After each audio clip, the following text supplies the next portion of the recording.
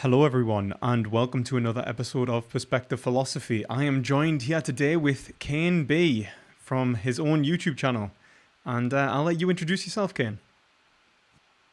I'm not really very good at introductions, so I'm a philosophy PhD student, coming towards the end of my PhD now, and yeah, I run a YouTube channel, mainly focusing on introductory lectures on philosophy, but there are other bits and pieces on there as well. Hello, Yeah, everyone. I don't know what to say. No, that's okay. I think you did a good So, job. So yeah, he's a PhD student coming to the end of his PhD, and he made a video on why he doesn't care about animals. And so at first, I watched the video. I thought you were a contractarian. Apparently, absolutely wrong. Um, not absolutely wrong. That would be unreasonable because I definitely gave that impression in that video. So that was a reasonable assumption to make. Well, it seemed that when you described it, you were saying like it is the reason that we care about others is essentially in order to govern and to govern our wants to lead us to essentially conclusions that we would most appreciate. So, an example would be I think you give the example of what everyone you wanted to walk on the grass, but knowing that the grass would be destroyed if everyone walked on it, you knew it was in your rational self interest to impede the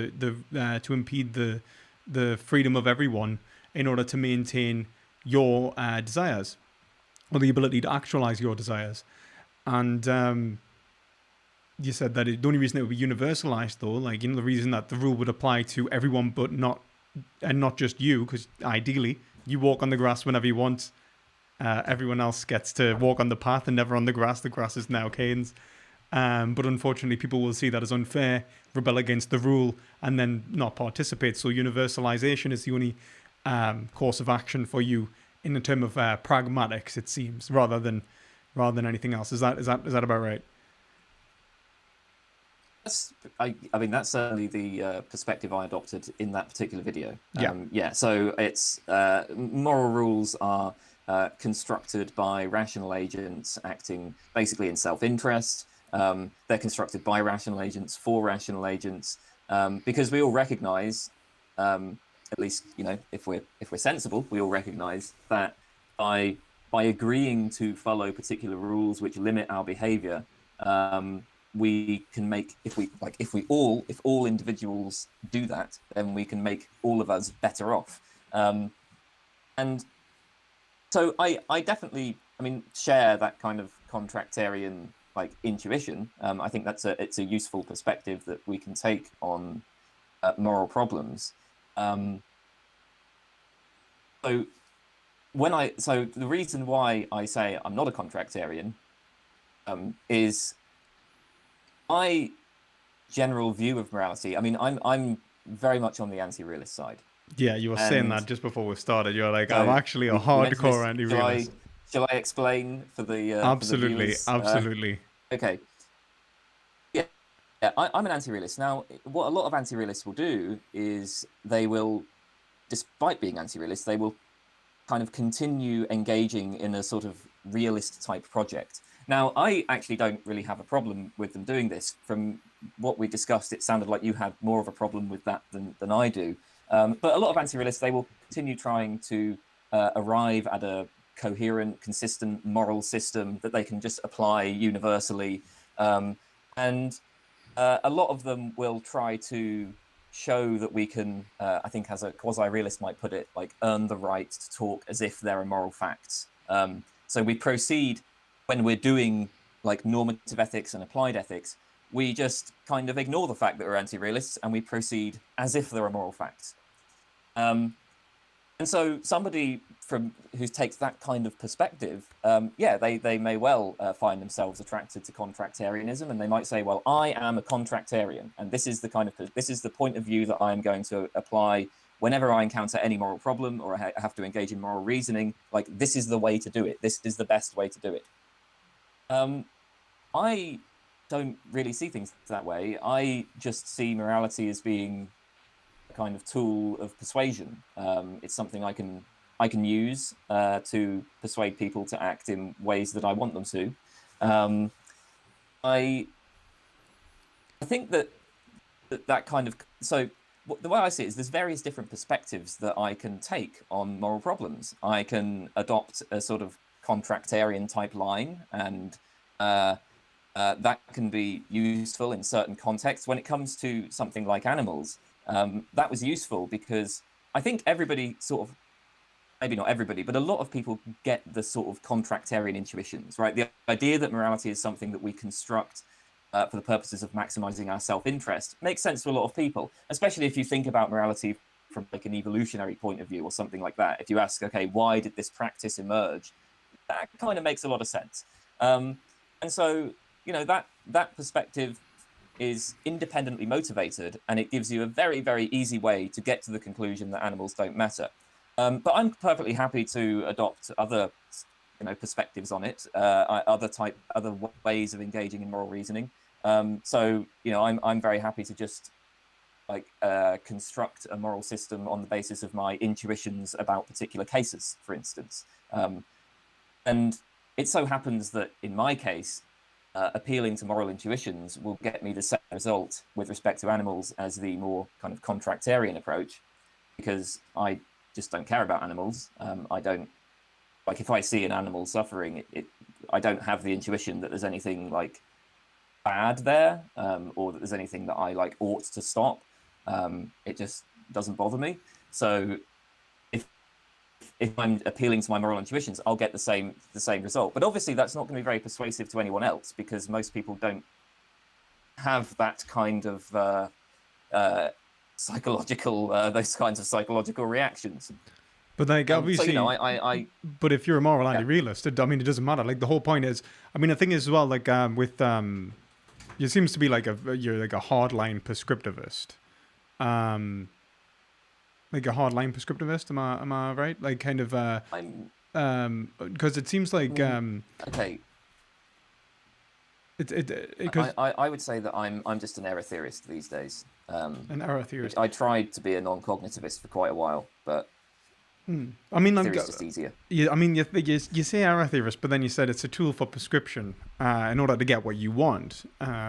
Tool for persuasion. Persuasion, right? Sorry, my bad. But similar, like obviously persuasion being a form of basically, I guess, rather than I would say that you're trying to place your desires upon another individual, like kind of like, and I think it fits the prescriptivist kind of framework.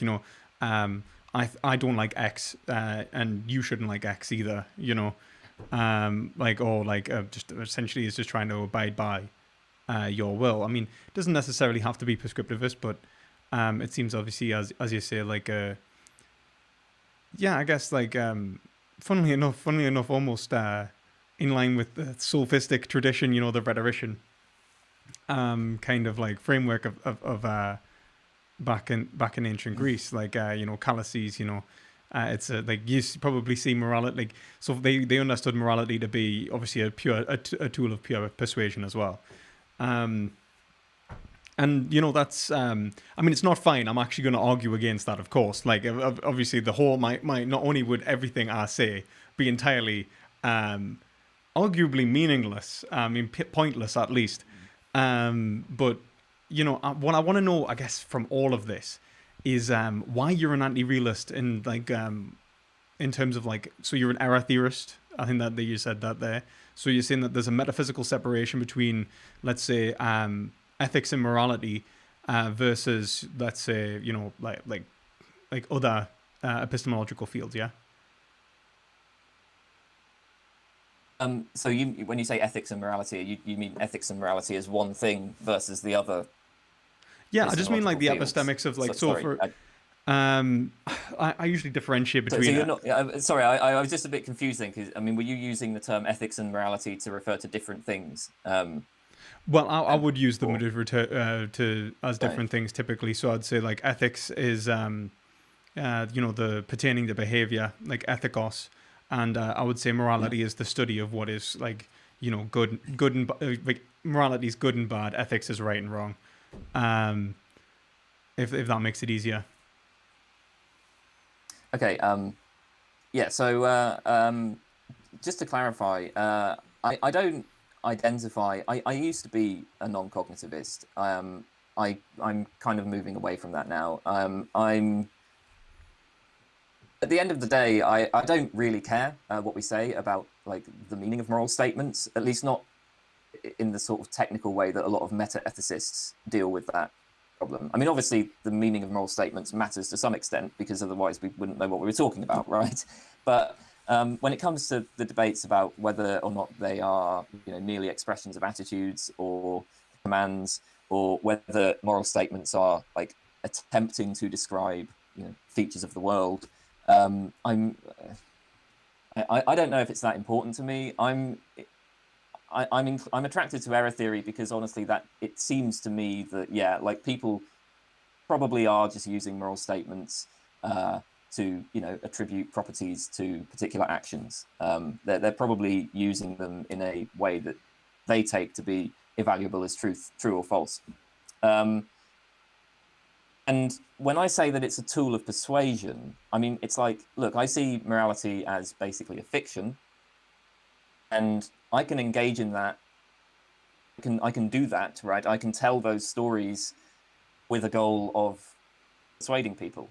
I mean, it's kind of like how I could, I suppose, let's say, be an atheist who decides to engage in religious discourse in order to persuade people to act in particular ways, right? Like, that's totally possible. So I guess it's a similar sort of thing here. So, just to clarify my position there, I'd be inclined to call myself an error theorist, but I don't really care. I mean, like, questions about the sort of ontology of moral value are the interesting questions. Questions about how exactly people are using moral statements that's maybe less interesting. Well, I think like in terms of like obviously the error theory is in relation to it's an epistemic and somewhat metaphysically bearing argument. Because obviously, like when we talk about like the argument, like in terms of Mackey, when he talks about like queerness, the queerness of moral like moral statements, it seems to me that he's pointing out one, like the multiplicity of goods that people refer to, like something is good, and it almost seems to be somewhat related to the open-ended argument in terms of Moore, but also to say that there is an epistemological problem as in terms of like there's no truth maker that can be attributed to whether something is good or not. So then you can't go, well, like this X is good or X is right against something that would allow you to verify or falsify that statement, and that's really like the kind of the bones of the argument. Would you agree?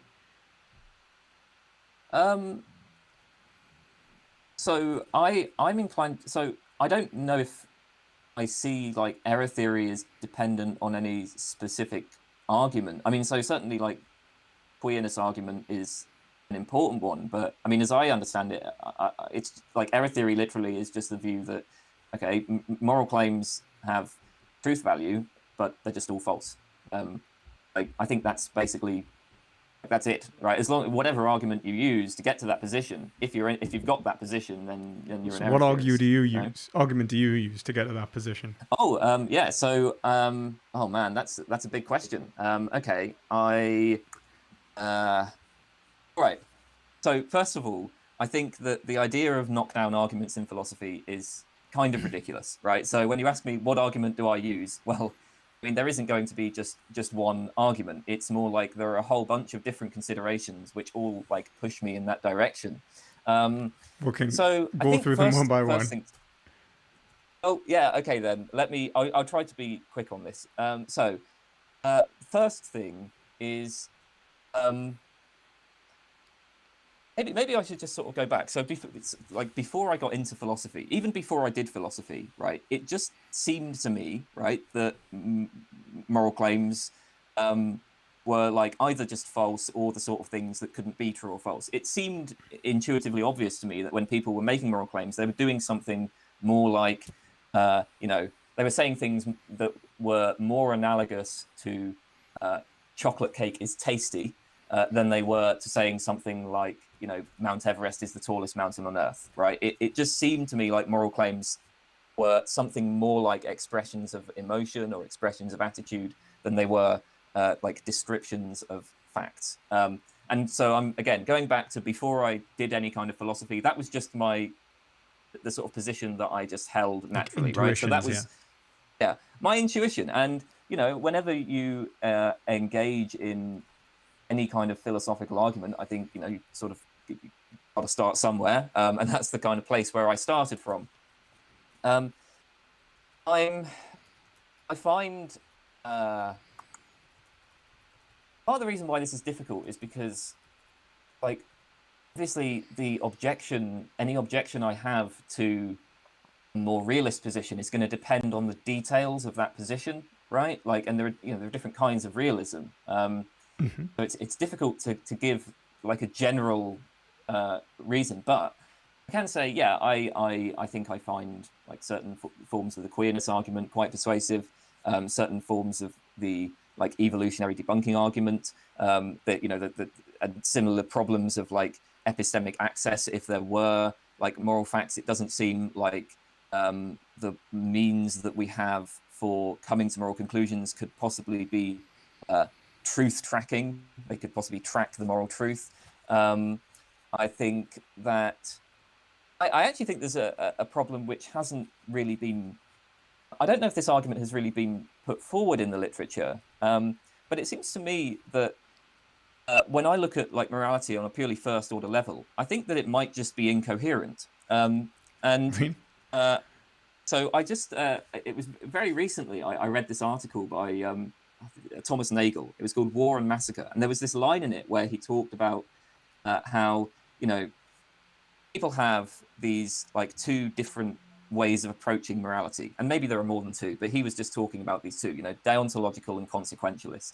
And he talked about how these generate kind of moral dilemmas, how they seem to be in tension. And there's this line in there where he says, I can't remember it exactly, but basically what he expressed in that line was that, yes, we hope that there's a way of making these like fit together, but we have to face the pessimistic conclusion that maybe the tension is just irresolvable, right? Maybe there is no coherent moral system we can construct out of these. And so and that just sort of struck me because I sort of thought, I guess I'm inclined to think that like maybe these two different ways of thinking about morality, these two different things that generate moral intuitions, like the deontological approach and the consequentialist approach, these seem to be like deep and fundamental features of our moral reasoning, and they seem to be in tension. And like maybe we should just accept the way things seem there, right? Maybe they are, and in which case it looks like morality as a kind of project is just incoherent. So if you accept that there are sort of two ways of approaching morality that are fundamental to it, that are sort of ineliminable, like we can't get, we can't kind of get rid of one of them, and they are genuinely in tension, they genuinely can't be made coherent, and you have a sort of first order incoherence. Also, moral beliefs just, I guess they seem to be unlike other beliefs insofar as it seems to be much more reasonable to be like intransigent in the face of moral disagreement, and just to like retain one's perspective even in the face of completely different points of view. It seems to be reasonable to like ignore moral experts in a way that wouldn't be reasonable in other fields. And so there's all of these things kind of push me towards an anti-realist position. But I do want to say, I don't think that there's anything irrational about being a moral realist or anything like that. And I mean, at least part of the reason why I accept moral anti-realism is because I have other commitments elsewhere in philosophy that, make that plausible. Certainly for anyone who's not as much of a hardcore empiricist as I am, I think that you should be a lot more open to the possibility that moral realism would be correct. So I don't know. Does that answer your question? I feel like that was a big ramble. And I'm not sure that made any real sense. No. I think so. So what I kind of got from that was intuitionally you kind of fell on the side of boo hurrah anyway, like emotivism, and then And then you said like you have issues with like truth tracking in terms of moral propositions, and then you obviously you mentioned you're an empiricist, which we'll probably have to get onto at some point actually, because like obviously my metaphysical commitments is really I think one of the reasons why I would argue for realism, because um, I'm certainly not an empiricist. I'm an idealist. So it's I mean literally the opposite side pretty much. It's pretty much the opposite side. I mean, I'm happy to grant idealists into the empiricist fold. I think Berkeley was empiricist, so You see, I would say that's that not necessarily. I would was it have you come across Sellars' argument against empiricism? Yeah. Yeah. I was convinced by that, if I'm honest, and then I would also say I'm an empiricist of a slightly, do I want to say more sophisticated? Maybe that would be a little bit presumptuous. I'm an empiricist of a slightly different kind. Okay. So okay. Yeah. Right. This is okay. We're just going to debate entirely Western philosophy. It's okay. I'm just trying to think where to start. Okay, I'm really sorry about this because I feel like that was a terrible answer.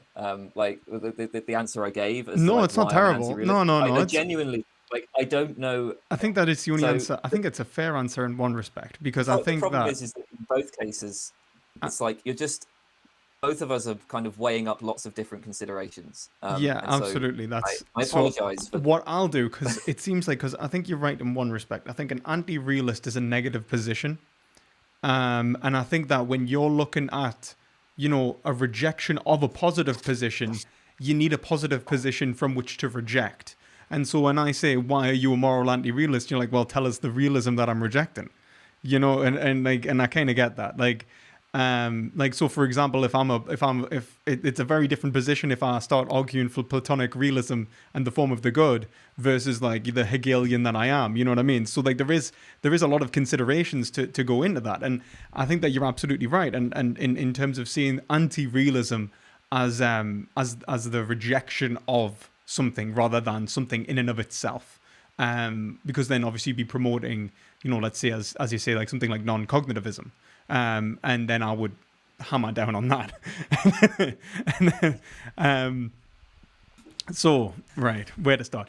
I could outline where I think what my moral theory is, like what my ethical theory is, and then you can tell me why you think it's wrong. If you think that's Well, you know what? It's hey, it's your discussion. That sounds like a good place to go. okay. Why don't we do that? Okay, so being a good continental boy, I start everything from the position of what I would say is that in terms of dialectic, what can be doubted. We'll start from maybe a Cartesian-esque position, and then say where must I end. And I think that there's two things that can be assumed or must be assumed. So. I think Descartes leads us to the point in which we can establish the idea of a thinking thing, and I would reject cogito ergo sum though. I think he assumes self-consciousness, particularly in forms of psychological continuity. But I do agree that there is some form of thinking. Not necessarily personal, so I think that would just end up with being, really. And then there is reason, the applicability of logic, the laws of logic. I think that I don't think that we're really getting through anything beyond that. Like you're not like you don't deny the laws of logic, do you? Because if you do, because that's where we're going to fight first. I mean, I think I probably do. Oh, yeah, I okay. So part of the I mean, it kind of depends on what you mean when you say the laws of logic, right? Because the issue is that there are a whole bunch of different logical systems, let's say, and it seems to me that these are so. Let's say the laws of logic are as much up for grabs as like empirical laws and so on. I mean, I guess I'm at least somewhat attracted to something like a kind of Quinean web of belief sort of take on this, where actually, no, even the laws of logic can be revised. I also think that I would agree to some degree. I one think of they can be. but just to also kind of, yeah, so one of the issues that I have with the idea of like the laws of logic is, so it looks like the point here is that there's going to be some sort of argument forms that or types of inferences that are truth preserving universally, right? Like, I mean, that's the idea. They're truth preserving in virtue of their form. So, you know, whatever you kind of plug in to the like non-logical parts of A the priori. propositions, you get it. You know that that's going to preserve truth from premises to conclusion. And I mean, I'm not sure that there really are laws of logic in that sense. I think that even, you know, in the case of something like modus ponens, there are exceptions to it. And those exceptions may well be generated by features of our language, let's say, where one perspective you could take on this is to say, well, okay, there's some sort of problem with our language. I mean, this is kind of the view that Russell and Frege took, actually, right? They recognized that because of the way our language works, right, because of problems like vagueness, it turns out that like these logical laws aren't really always applicable. And so their response to that is, oh, okay, right, language has a problem. We need to construct a kind of ideal language. Formal logic, yeah.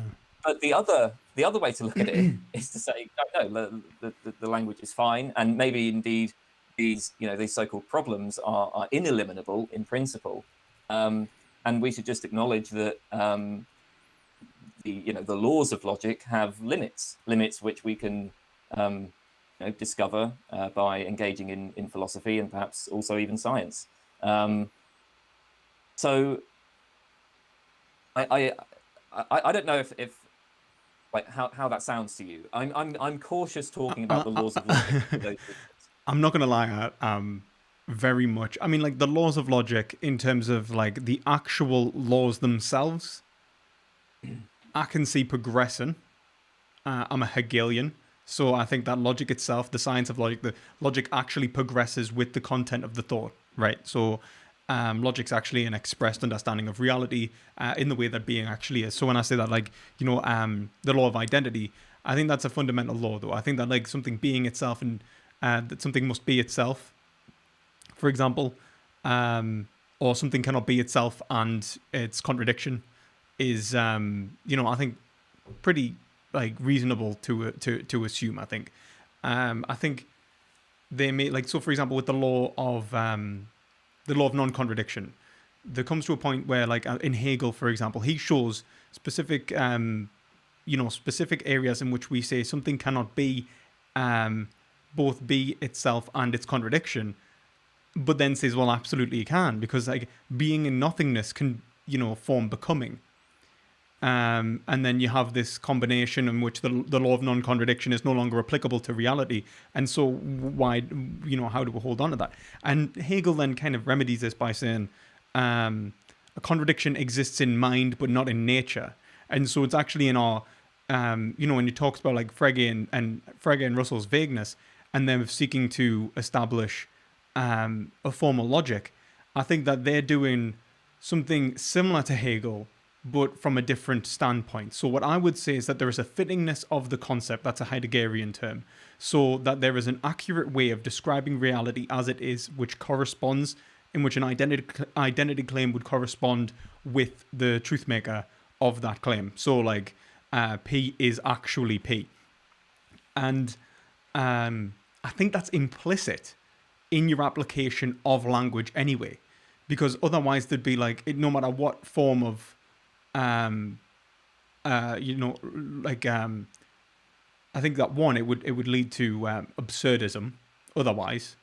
In which case, like, I mean, shit, like, like, like all of this is not only just pointless, but I think that it's also a claim that cannot be instantiated in itself. It's a form of skepticism, like Fourier skepticism, which usually becomes self-defeating. In which case, like you end up having to assume it's false in order to even assume that it was true.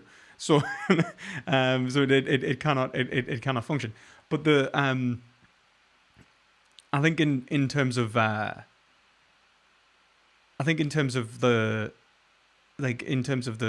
whether P actually obtains, I think that whether it's even ancient philosophy, like I think Parmenides, I think showed the undeniability of being to some degree, but in more like sophisticated terms. I think someone like Robert Brandam's inferentialism, I think, shows that the concept of language and the function of language as a form of not only communication but of understanding and engaging with reality implies the possibility of the word or the signifier actually obtaining reality.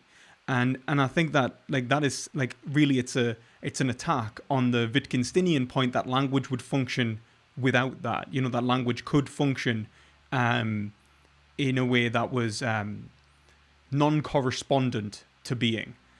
And I absolutely reject that. I think that language and signification must signify something, and that there is an implicit assertion that language signifies a thing or an object or some form of being, which it may be false even almost every time, but it must possibly be true. And so in some possible world there exists the truth of the actual signifier corresponding correctly with the object, as in the concept, and I use concept in the Geachian term.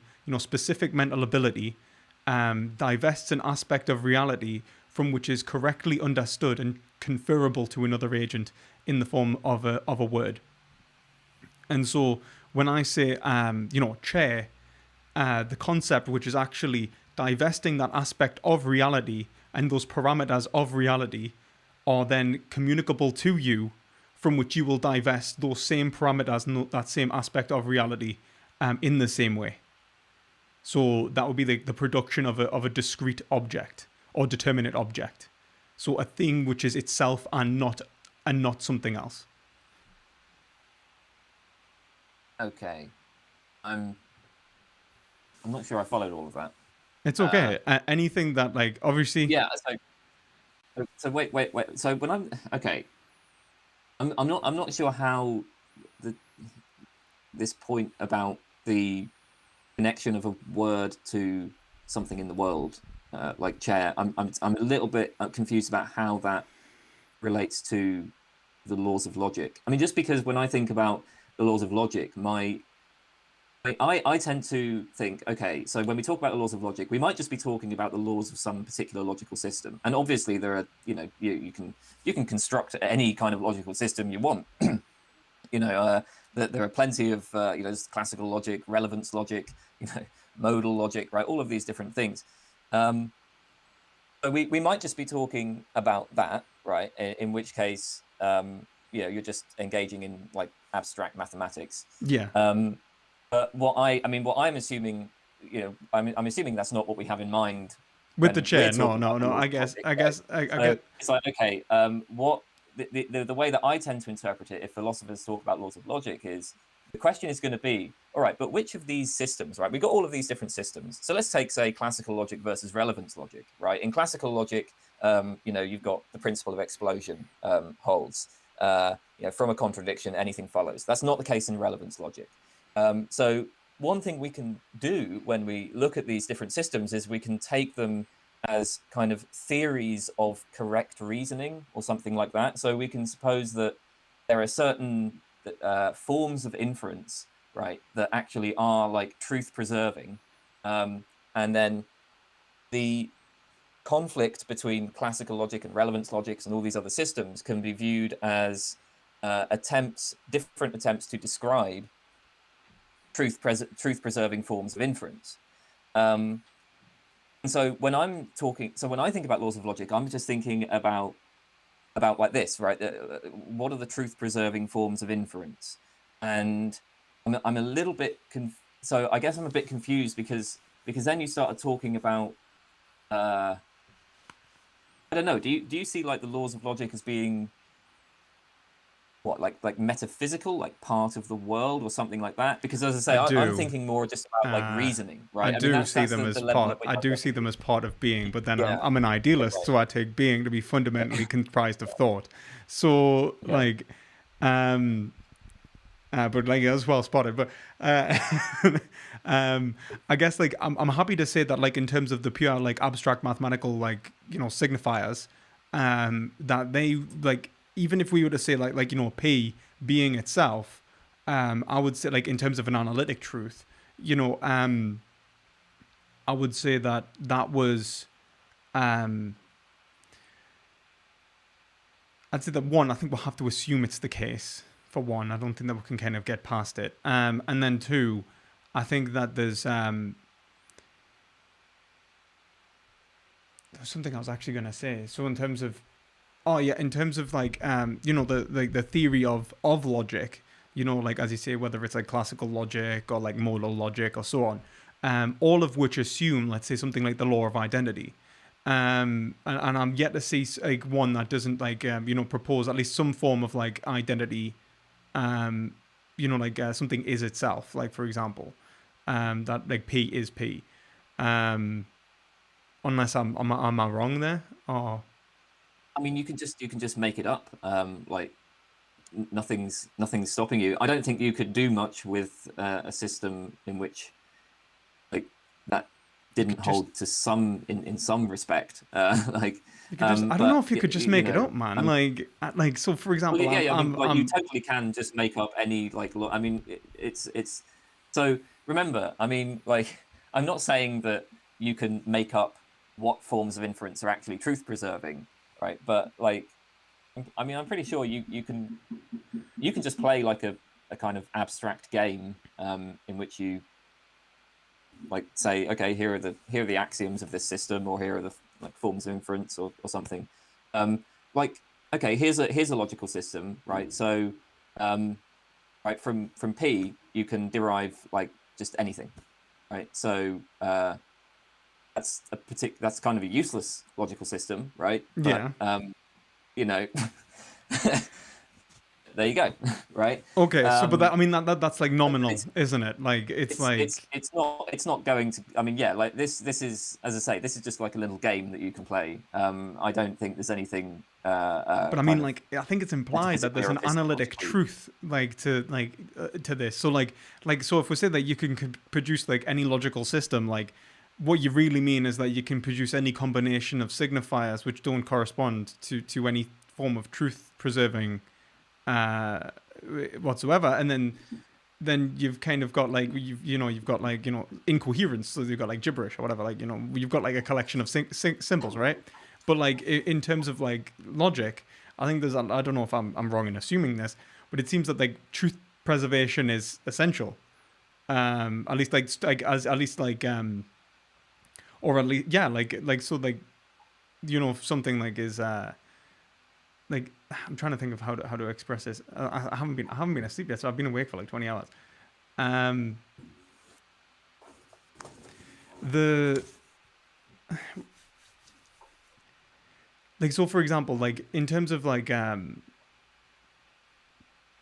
classical logic and modal logic, both in both sets of like inference, um, there is there is analytic truth. Now, I would have assumed until this conversation that all forms of logic required a level of at least analytic truth to them, analytic truth preservation. Okay, I mean, I guess I don't know if this even like matters. I mean, it seems like maybe this is just like maybe you just don't want to call it a logical system or something like that. I mean, in which case, like, okay, fine, but Semantic in any yeah it's like not right. It's like, okay, look, whatever. Um, you know, uh, so I mean, yeah. So like, I'm inclined to think that yeah, you can play little logical games and construct systems, and you can have like ridiculous rules of inference in there. You can say, well, from if A then B and B derive A, right?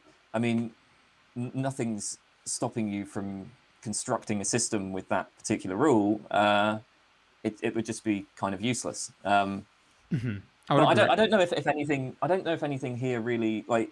I guess the hangs reason on this disagreement, to be honest. I mean, this doesn't seem like it's a particularly important point. So maybe I just kind of grant this and say, okay. Maybe. I mean, I guess I just wanted to hear you especially when you said like so for when you say like axiomatically, like in terms of like we could make a an assumption, and so on. But like I guess in terms of logic, like the way that I would ground logic in the first place would be that which cannot be denied.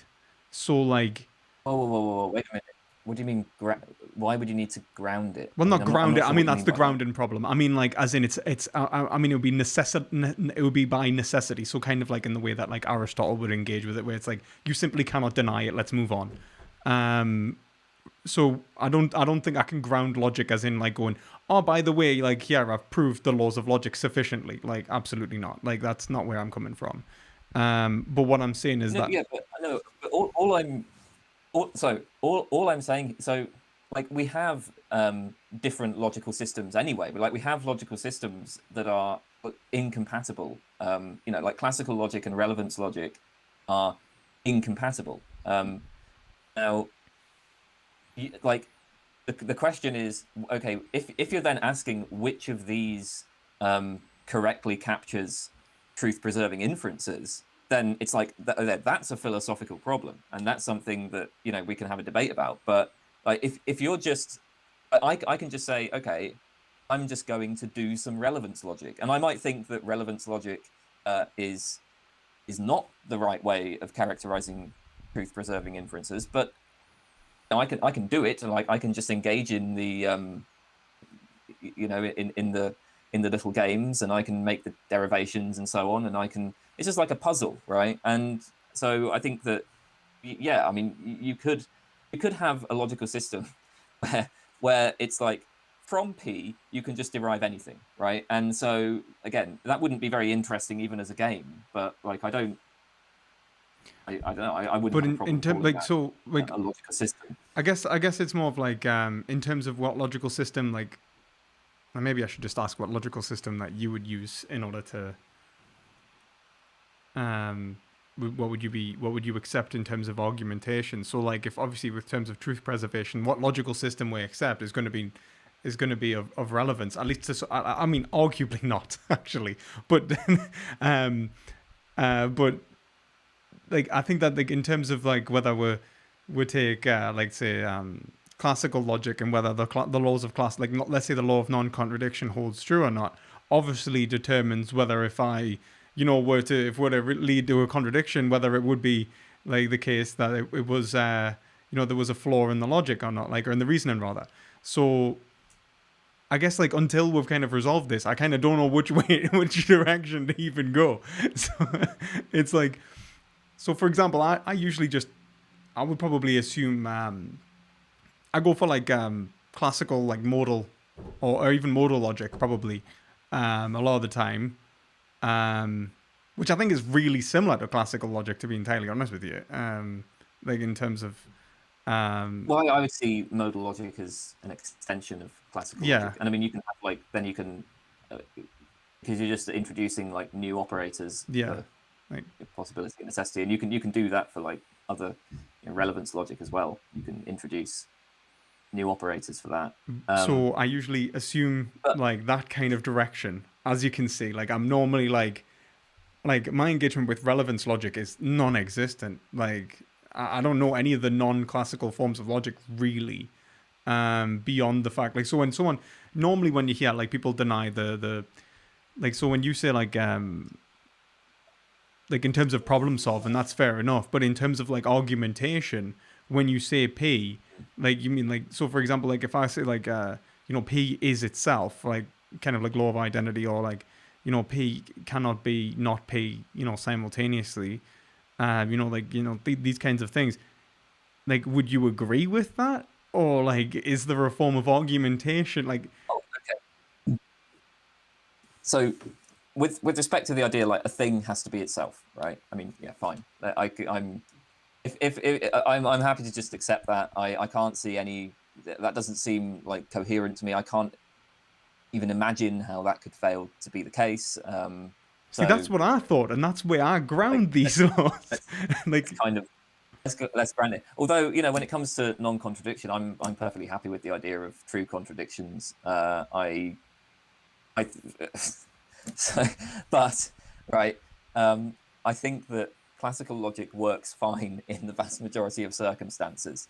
I think that true contradictions can arise from um, there's a nice way that I think it's J.C. Beale puts it. He calls them spandrels of truth. That our languages have enough expressive power. Once you get a language which has enough expressive power to create self-referential sentences and it has a truth predicate, then you're just going to unavoidably get things like the liar sentence. And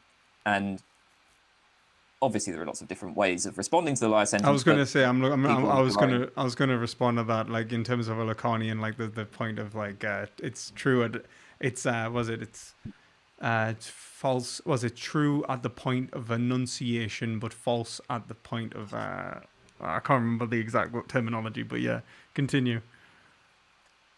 But yeah, I mean, so yeah, lots of responses, but those of us who are inclined towards dialetheism, the view that there are true contradictions, will say, okay, none of these really work, and we should just accept, yeah, there are some true contradictions, and then all we have to do is like adjust. It's like, okay, well, that means we have to adjust what we thought the laws of logic were, and we can carry on using classical logic in every other context. It's What just would there are you give as these. an example of a true contradiction, for example? Well, like the liar sentence is the classic one. So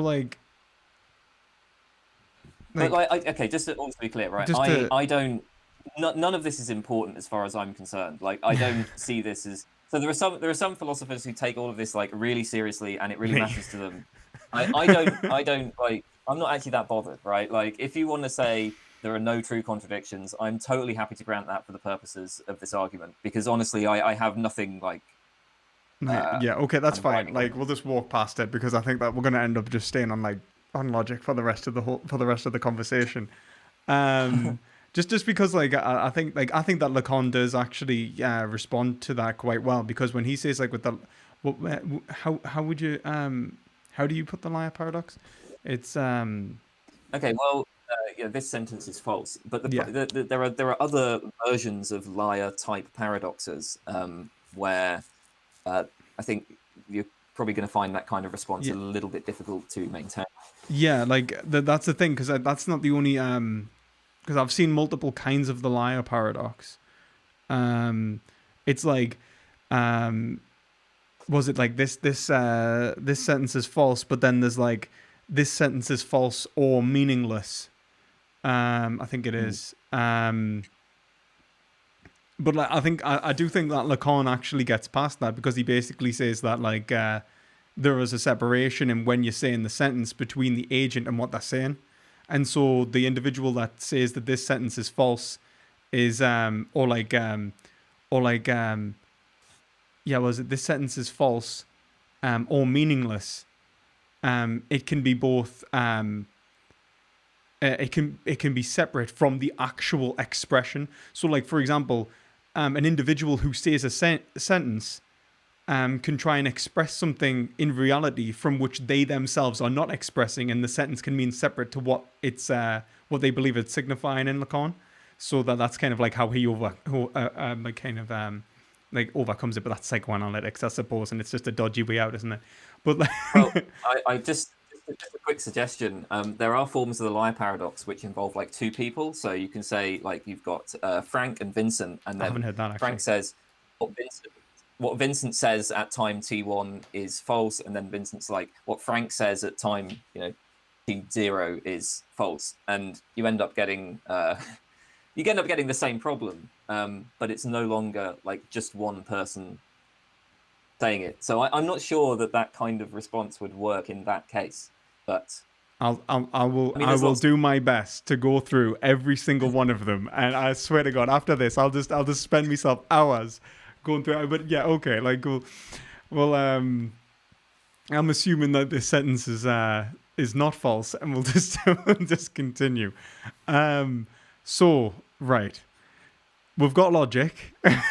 we're gonna just say we've got logic, right? And actually, so sorry. Before you continue, I mean, I think that I was sort of a while back, kind of in the process of just trying to clarify exactly what you mean here. Because, as I say, when I was thinking about like laws of logic, I was thinking laws of reasoning, whereas for you, it's what you had in mind was this kind of metaphysical, these sort of metaphysical fundamentals, or it's like an object must be itself. yeah, Right? kind of Or like, something yeah, like that. but even in terms of reasoning, like the ability to like so for example, I think in terms of a metaphysical, in terms of Aristotle, even like, it doesn't matter where you start, it matters, where you end. So as long as your reasoning is sound, then we can build inferences and come to better our signification, which is essentially what Hegel's saying when he even says that the laws of logic themselves progress, which is why he's saying that there can be contradictions, but then we can like go on and like express where these contradictions lie and why they lie in these situations, and and analyze the language from which we're using. And I think that this is where a lot of our issues lie. So I would say that, like, from this position, I would start that, like, you've got being, at least in some form. Hegel starts with being and nothingness, like essentially being and its negation, which I think is basically just logic, metaphysically instantiated. So I don't know Hegel at all. But again, when you say you've got being and nothingness, I'm sorry, I feel like I'm being really pedantic here. But don't worry, this is what philosophy truly is. I worry about this because it kind of sounds like we might be reifying nothingness and like treating it as a thing, which it isn't. So it would be the negation of the thing. So for example,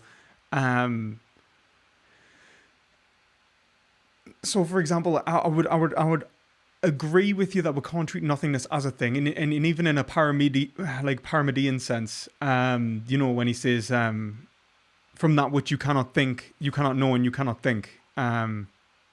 That's essentially what I would say nothingness is, absolutely. In Hegel, it would refer to an absence, which is an understood, like, it's understandable. It's something which can be understood as the absence of a thing. So if you think about it in terms of, like, do you know Sartre? Sort of vaguely. Do you know when he talks about? I don't know much continental philosophy. I know, like, right? That's fine. Like, yeah. Honestly, half of the stuff that you've said, I'm very sketchy on. So, like, this is the issue. Like, I spend all my time in continental philosophy, and you probably spend most of your time in analytic philosophy. And right. So we'll get through this somehow. Don't worry. We'll just cross borders. Anyway, so the idea is that you go into a cafe, and every day you go into the cafe. I can't remember the guy's name, so I think we'll just call him Jean. Jean is sat in the same place every day in the cafe, and one day you walk into the cafe, and Jean is not there.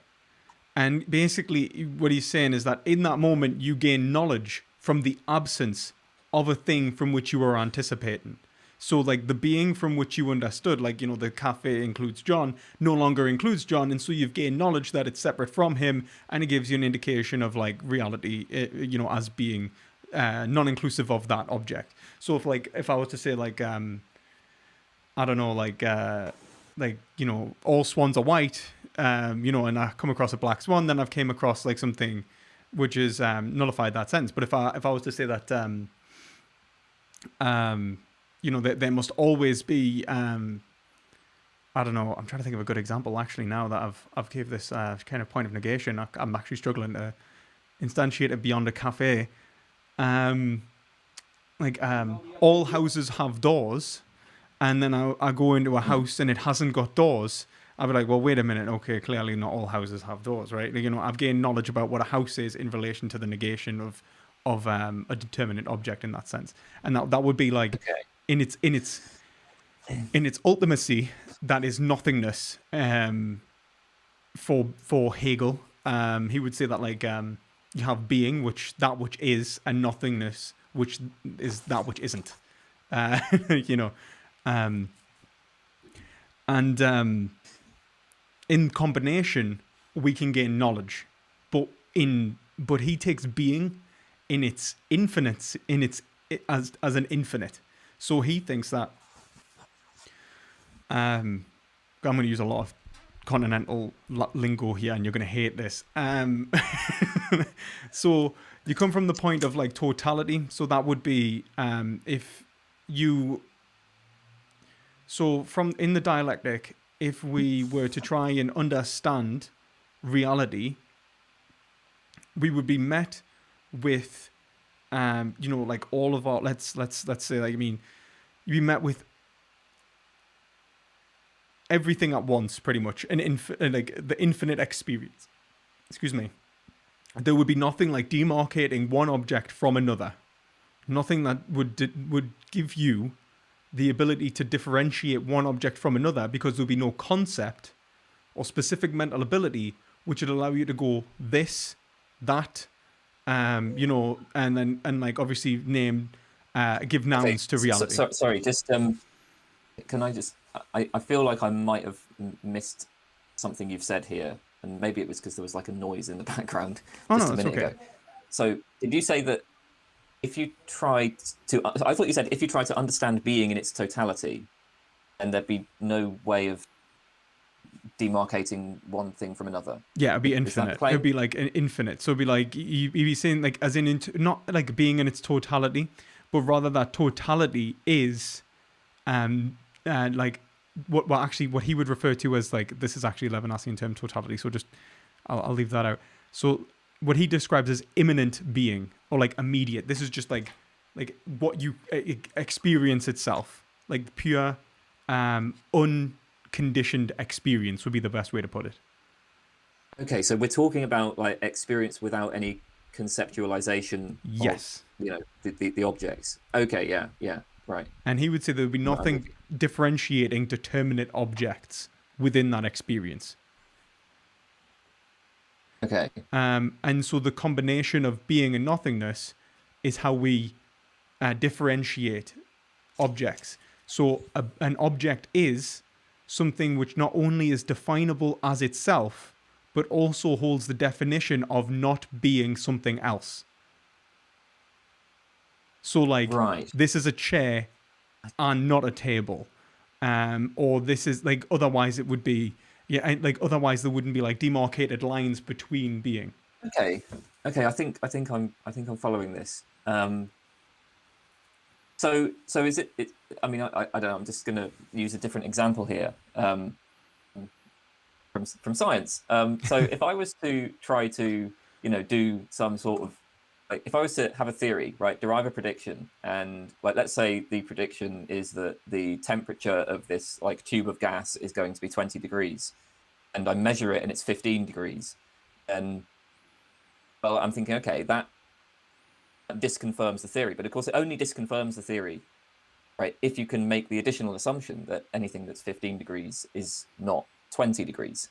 Yes. There has to be a kind of, there's a sort of ontological principle here where we're assuming that there's like a single value to certain things that we can measure, or that properties, or maybe objects or whatever, like that the existence of something excludes, I don't know how to put this. Excludes it. So like, for example, it must be itself and not something else. So he says it must hold the property of not being not being some. So it was like, So, Okay, so like but object A must hold the properties of being object A, but also hold the property of not being object B. okay, so here's I think where I'm getting a bit stuck, because like if I think about the cup in front of me, right? It's like, yeah, this cup kind of excludes certain properties in the sense that all right, it's got a particular shape, which means because it has this shape, it can't have any other shape. But then so how are we getting to the conclude? So how do we know then what it is, what properties it is that the cup excludes? Because the fact that the surface has a particular shape is entirely compatible with the surface, say, having a particular color. And in the case of color, like, okay, it's got a red color, which I guess maybe you'd say, well, that excludes it having a green color, but then that's not, I don't know, that's not actually obvious to me. Um, You mean where do the lines where are the lines drawn? well, What yeah, so type? like when I At think what about point does a when I think pile about become a shape, like hill? You know, that kind of. I can see that the shape of the cup in front of me, right? It's like that excludes it having some other type of shape, right? Um, Whereas the color, so it's, let's say, red all over, right? Could it be red all over and green all over? In that case, I'm not so sure. Like I've, I mean, intuitively, I guess it couldn't be, but then colors can be strange, and there are certain circumstances where it seems like maybe things, or at least perceptually, can do that. Um, I and so it's like, Like red and green all over? yeah, there are like Like so, like teal in terms of like blue and green. no, I mean both separate colors like obtaining at once in the same perceptual experience. Like Even in terms of I've like your eye, you could have the activation of so like. I've done this. So there is actually like some research where they put people in special. I don't know what it was. I don't know what methods they used, but they did like eye tracking things, and they created a situation where people reported seeing something that's red all over and green all over. But if you just like have red and green and then like cross your eyes, I mean, I'm not sure what my experience is. I'm not sure how to describe it when I do that. But like it seems like it might just be naturally described as red all over and green all over. Um, like I'm not sure, right? But this is what I mean when I say, you know, so this is why I'm not See, this isn't quite following necessarily how. against Hegel anyway, because like basically he says Right, that okay. so let's say you propose like a thesis of being, Yeah. and then obviously you met almost instantaneously with an antithesis of that position, where it's like yes, but it doesn't include X parameters from which indicates that this thesis is incorrect. Um, and then he says at that point, you end up in where it takes the dialectical process of thesis, antithesis, synthesis, new hypothesis of reality, establishing a progressive movement of analysis. Right. So like where you go like this Yeah. is like red and green all over, you then go like, Yeah. well, no, it appears green. So it'd be like, it appears red, it appears green. The synthesis may be it is both red and green. Yeah. And that Okay. wouldn't be a problem for Hegel, necessarily. I mean, no, I wasn't trying to present this even as an objection. It was just with, um, it seemed like the point is that when we perceive certain objects as having certain properties, we're kind of simultaneously perceiving the exclusion of certain other properties. And, I was just trying to get my head around that No, that's idea. fine. That's fine. Like, and I completely understand that. And I think like it has to some degree, but I think that the whole point of like, I think Hegel's very almost on line with the whole Aristotelian point where it doesn't matter where you start in the sense that like you will come from an intuitional understanding of reality and demarcate those lines in terms to the, well, I would say by language. So like this is like almost a form of linguistic relativity, which is like kind of built into the fact that we're subjects engaged in a language game. Hmm. When we try to like actually like divest reality itself, the signifier is actually always separate from reality, and so never truly fully corresponds to reality in a way that, P actually fully obtains P. And so, like, in terms of a thesis about reality, or even about a single being. And this is where it's like a point of constant analysis, in which we use reason. And I don't think that necessarily, but then I think the important thing, like, to remember in this is that there is a reality, for, like, in terms of Hegel, there is a reality which can be known, like a knowable reality which is being investigated through the use of reason. And so there is this is where Heidegger says there is a fittingness to the concept. So if the concept in a Gitschian term is a specific mental ability, and then an idea, and I think, is it an idea is a concept expressible through language. So if I have the idea of a chair, I can express that through language. That idea exists as a word, and a word is what I would say is an objectified concept, a concept which exists separate from my interpretation of its usage in a Wittgensteinian sense. Obviously, it's still intersubjective. Ultimately, it's not like objective in the sense that it exists between agents, but it's separate from a subject. And I would say that is fundamentally where our divestations of reality occur. Like metaphysics demands of us that knowledge is only possible in the sense that it's non-private. Our investigation of reality is purely non-private. And that's actually really important for what I'm going to say. So, do you agree with that?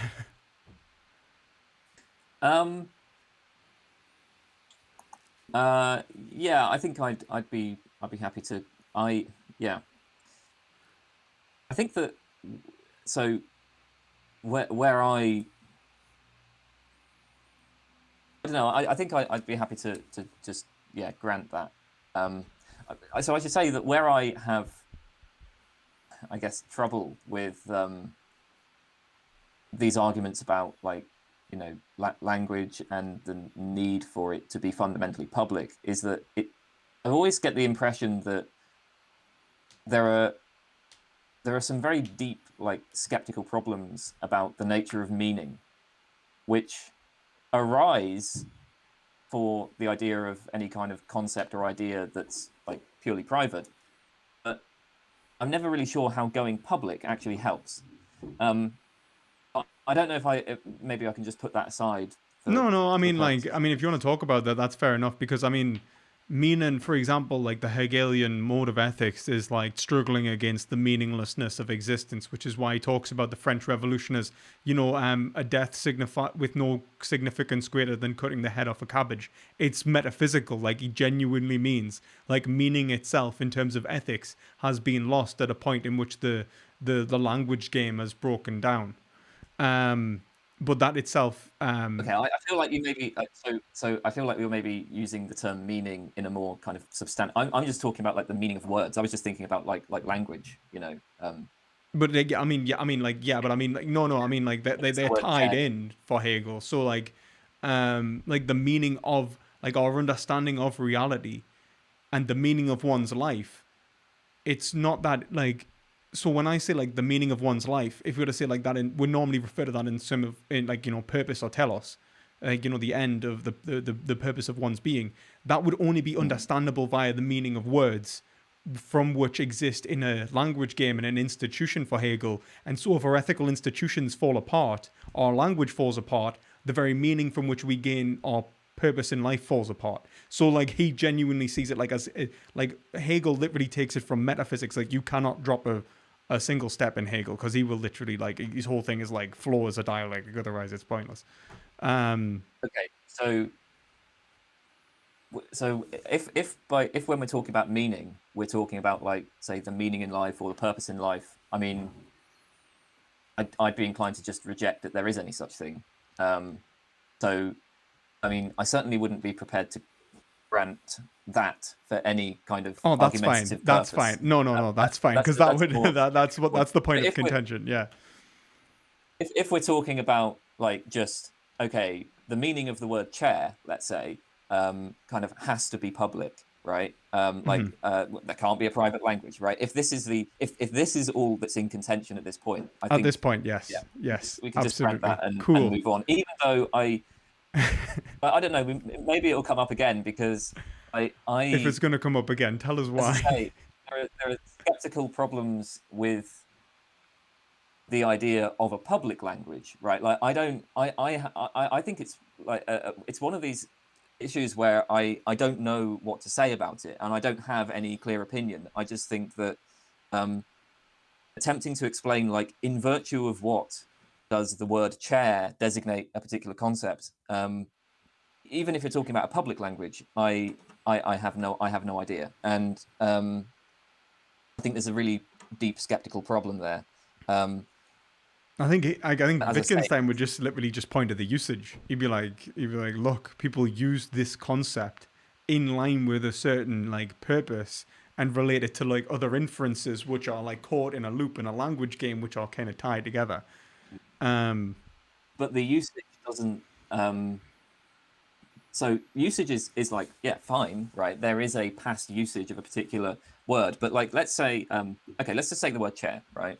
And we can say that so far, right, people have used the word chair to designate particular items in the world. Now, suppose that, I like come upon some new area where I've never been before, and I see something with like 4 legs, and it's like flat. Let's say this is I don't know, beside Mount Everest, right? So and I look at it, I say, oh, that's a chair, and then somebody says, no, it's not a chair, and in fact, the way that you've been using the word chair all along, indeed the way all of us have been using the word chair all along, is that a chair is anything that looks like this, except it's not within 500 meters of Mount Everest. I mean, obviously that's completely crazy, right? But what fact can we point to that makes that not the case, right? What fact can we point to show that actually when we were using the word chair, we meant like chair, right? Rather than chair unless it's within 500 meters of Mount Everest, right? How do we rule out these like deviant interpretations of our concepts? And I don't know how to do that. I have no. Well, this I don't is. know. I don't think. I I have no think. idea. I think Wittgenstein would literally just say, "You're at a point of contention where you're saying chair and they're saying not chair, and this is the language game from which we're playing. And there is like, they're either playing a separate game to you, in which the concept that they're using is something which is which exists in a separate game, played by other participants, from which they've always meant a specific set of criteria, which is non-applicable to this circumstance. So you wouldn't be wrong in saying chair for Wittgenstein. I mean, this like. So this problem kind of comes from Wittgenstein, or maybe not. It comes from maybe how people have interpreted Wittgenstein. But like, it's Wittgenstein has that point about when somebody you ask somebody to add by 2, right? And so you say, okay, 2, 4, 6, 8, blah blah blah blah, right? And then they get to 1,000, right? And somebody's doing the whole like, okay, 996, 998, 1,000, 1,004, 1,008. And you're like, whoa, wait a minute. I said add by 2, right? Yeah, that's like I've given you the rule, right? You got to add by 2, and the person says, no, I am following the rule, right? That is the rule. That is the add by 2 rule. Now, I think Wittgenstein does want to get around this by appealing to public language, but I'm just not sure how that does. I don't know how that helps. I mean, like, why would the fact that everybody happens to be using a term in a particular, like, so, because obviously even as a like public collection of people, right? You often encounter like new things. You have to extend the rule into new domains, right? Mm-hmm. So what fact about that collection of people makes it the case that the way to extend the rule is, is this rather than some weird deviant interpretation? Like, I totally agree that, that there are these problems with a private language. I'm just not sure how going public actually solves those problems. I I feel think like I think it exactly solves the I think same it solves kind of one of the problems. I think you're right in saying, like, so for example, if you were to, and I think that this is kind of included in Hegel, really, because it's like, um if you, like, so for example, in terms of, it seems like you've moved from one mind to mind itself, where it's like, right, yeah, but this is a problem within our language now. It's like we've all had this bias, we didn't know it, and then obviously then we kind of go on, and it so happens to function. But then if we hit a point where like 50% of society says one thing and 50% of society says another, or even two people or one person, in terms of the interpretation of the rule, um, like what was actually holding it constant between the multiple agents, because it's purely phenomenal. It's being held by something from which requires subjective application to see whether it was being used in the first place. As in, someone comes over, verifies, and go, "Oh yeah, you're absolutely using the rule right," and I think you're absolutely right in that. Like, but I think this is where, like, for example, I would point to the function of the rule. So I'd say, like, so for example, when we're ran by two, what was the purpose of the of that task? What was the Mm. purpose? That's where I would say the fittingness of the concept lies. So it's like analyzing whether it was fit to purpose. Okay, so then we'd have to specify what the purposes are for like all of the different terms and so on of our language. Mm-hmm. I'm inclined to think that there just aren't any purposes in that sense. I think that, like, obviously demarcating lines between determinate objects, for example, I think that the way in which we engage with life is purposeful, in the sense that that it's intentional. So for example, the next thing I was going to ask you is, do you agree that we have, like, desire? And by desire I mean like an action urging process, in which we attempt to obtain like a given Okay, yeah. end. So I think so. Just like with respect to this language point, maybe we should just move on, because, like, I mean, I do no. I mean, obviously I use language. I think words have meanings, right? But I'm troubled by this skeptical problem, and I mean, I don't know what the answer is, but I'm not sure it really matters, because I'm kind of happy just to grant, and I do grant, that words have meanings, right? So I don't know whether it might be worth just like taking that as a Yeah, I mean, shared I guess. for these I mean, purposes. like, Um, unless at the end of the day, thank you for the meaningless conversation. You know, no, I'm not going to do that. uh, Uh, um, okay. Yeah. So. Okay. Yeah. So what was the next thing? Uh, so I mean, like, like. just in terms of the private, like, obviously the private, like, kind of public thing, just to exemplify, 'cause someone in the chat just said you have to go frege geach. Obviously, the kind of frege geach embedding problem, the ability to, like, hold the like, the argumentation set that is like, essentially the argumentation, like, inferentially, it requires the existence of, like, of a application of a concept separate to the interpretation of that application, at least on a, like, subjective level. So you can go, like, there is, like, a set version of parameters from which I can investigate whether I'm actually talking about the thing from which I think I'm talking about, in order to gain some level of truth value. Otherwise it wouldn't, like, obviously inference wouldn't function. I'm a bit. I'm sorry. I'm a bit confused about what the Frege Geach problem has to do with this. Well, because, like in terms of the because, like, so for example, in the Frege Geach problem, it's like it's obviously the referencing subjectivism, right? Like, in terms of more subjectivism, we're actually referencing non-cognitivism, right? And he's saying, like, it's, Yeah. if you're trying to build up, something which is, and I think the whole point about the Fregagich problem is the fact of the private experience of an individual, being the as in the that maybe I'm wrong in this, but as in the experience of an individual is is one with the interpretation of that experience. So we could not know whether we're interpreting our experiences the same in each, or even like, or like the proposed metaphysical like truth maker the same in each case. So whether the, like when I say bad in two separate premises, whether I'm actually saying the same thing. That's not how I would interpret the Frege-Geach problem. Okay.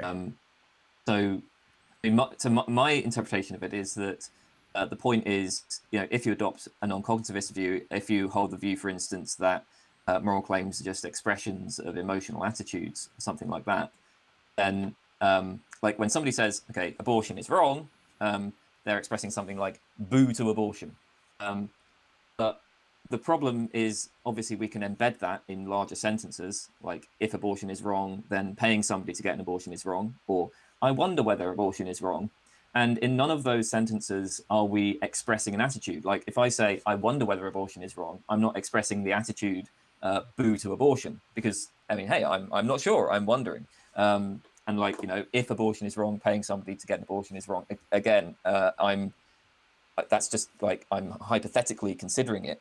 And then that leads to like problems with kind of constructing arguments, showing that they can preserve truth, because the original sentence is not going to be truth valuable at all.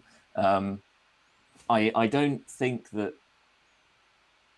it's about like the fact that what was it, like the word good or the word bad or wrong is somehow connected to private experiences.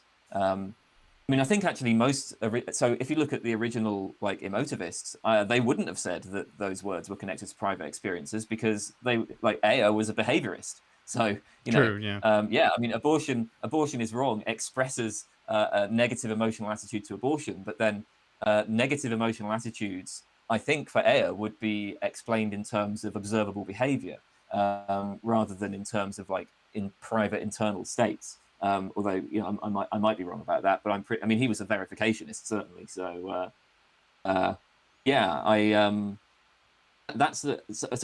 don't know if I necessarily see the connection. Well, I guess because normally when I'm oh sorry God, so like the one that I usually think about when in terms of the embedding problem is like as you say, like if tormenting the cat is bad, getting your little brother to do it is bad. Tormenting the cat is bad, ergo letting your little brother torment the cat is bad. And in each one of those cases, it's whether the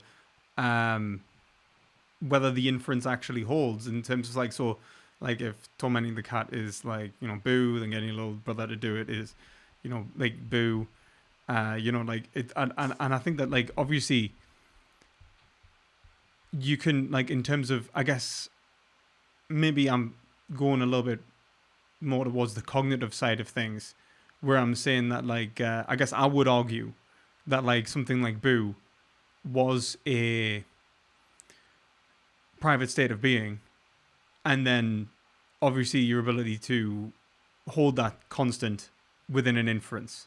But maybe I've misinterpreted the Frege-Geach problem there, and I'll go back and I'll reread it, and maybe I've like, applied something to it. I mean, so, but why would you be assuming that like boo is a private state of being when, if we take it to be an expression of like attitude, then I mean surely we have a kind of public language for describing individual attitudes, right? Like.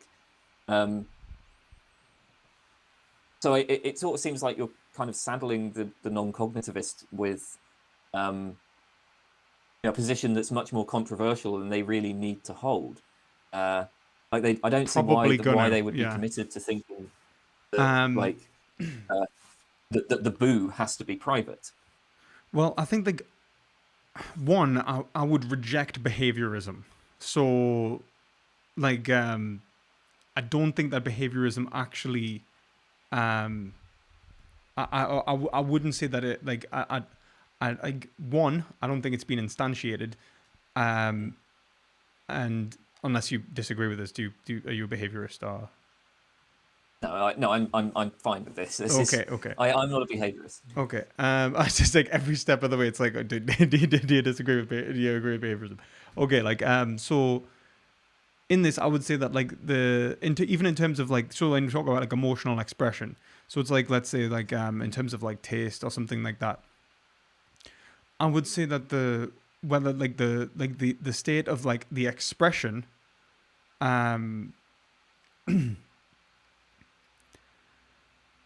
like the expression, I don't think I have a necessary like issue with if it's like purely like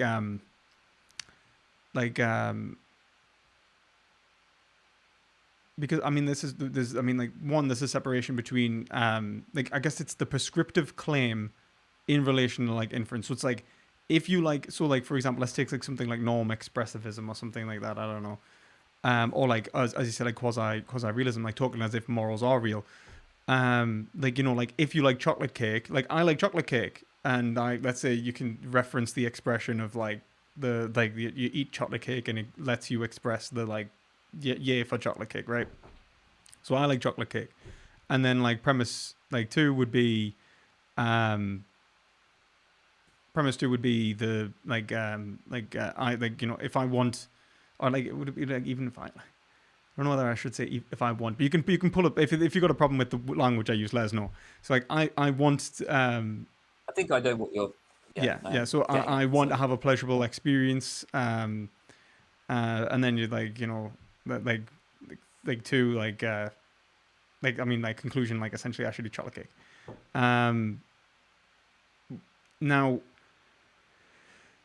I guess what I would say in that scenario, well, one, actually, like the pleasurable experience. One second, I probably worded it in a way that I'll reject it outright. So 1 second. 1 second. So I'll just write it out a little bit. Struggling to think. I haven't been asleep yet. Premise one.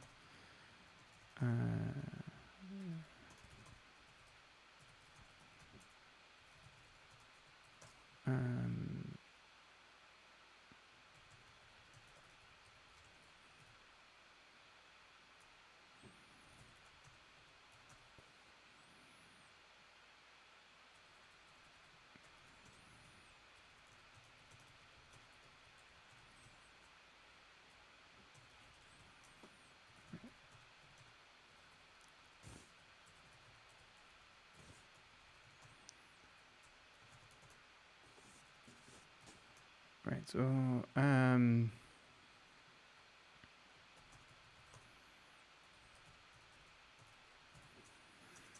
then the next one would be like premise.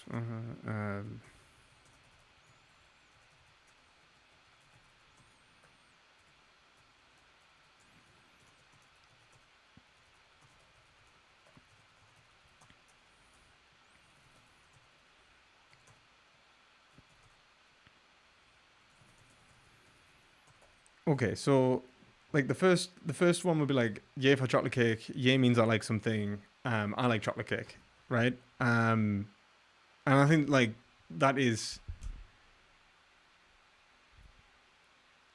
that like, so for example, I would have a point of contention in the sense that like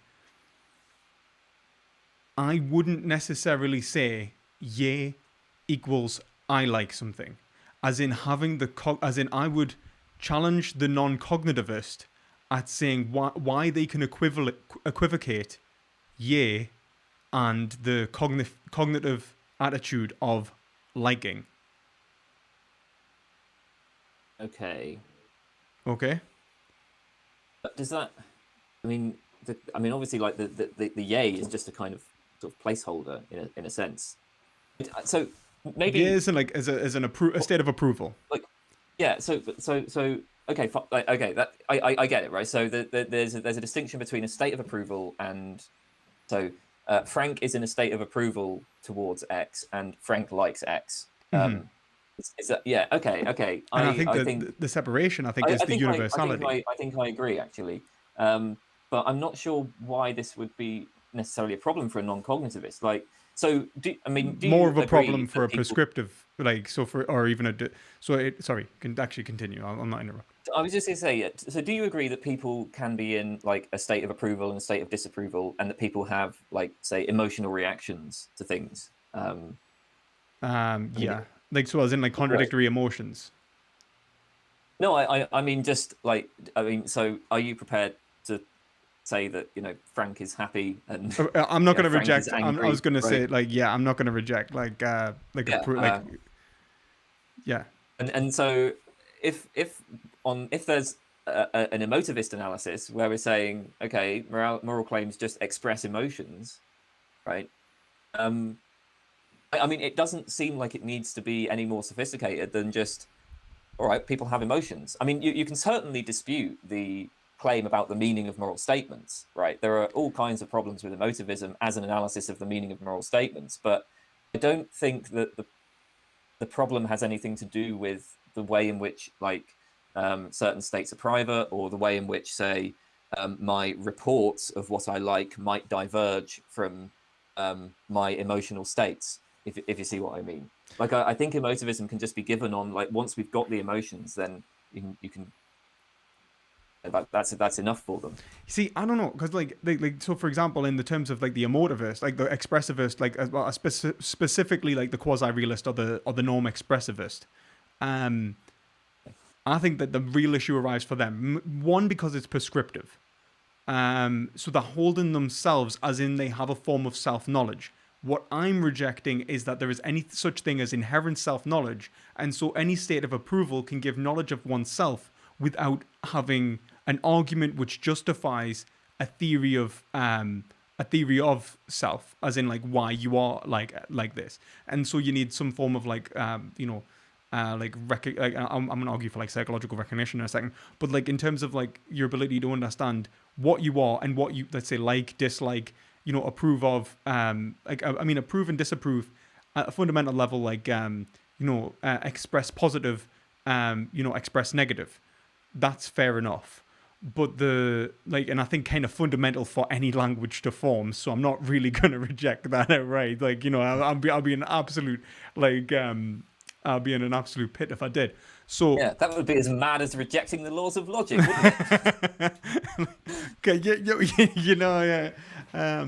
You said it. I didn't say it. No, but I think it would be, like I swear to God, normal people must like look at these discussions and just think, what the fuck are they talking about?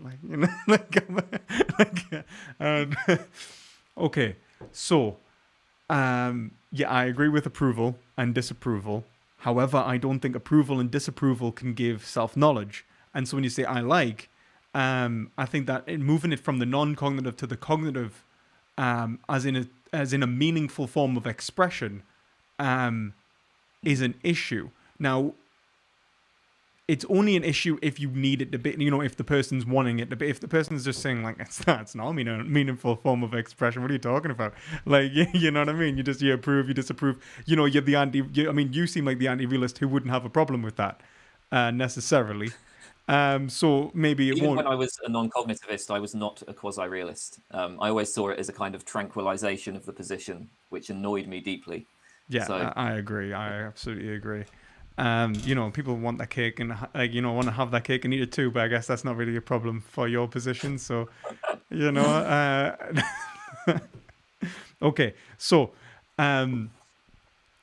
yeah, I don't think that's kind of where I would take where I would have normally related the embedding problem to, in the sense that I would have said that the reason that it doesn't fit in those scenarios is primarily because the inference is not like the concept is able to change. Like a non-cognitive statement cannot fit a cognitive, cannot fit into a cognitive framework. At least not without like a theory of like self-knowledge. So like to say like you actually like something is to say actually, there because of these reasons, even if it references those states of approval as truth makers, it's making a universal claim about oneself. So like saying like every time you eat chocolate cake, you have given approval. By approval, we see that it's a positive experience. positive experience like denotes the concept of liking, which is a cognitive a cognitive state, and then we kind of build it up from there. Do you see what I mean? But it's a form of self knowledge in which you have to investigate oneself and like Yeah. rather than like actually just oh yeah I like it.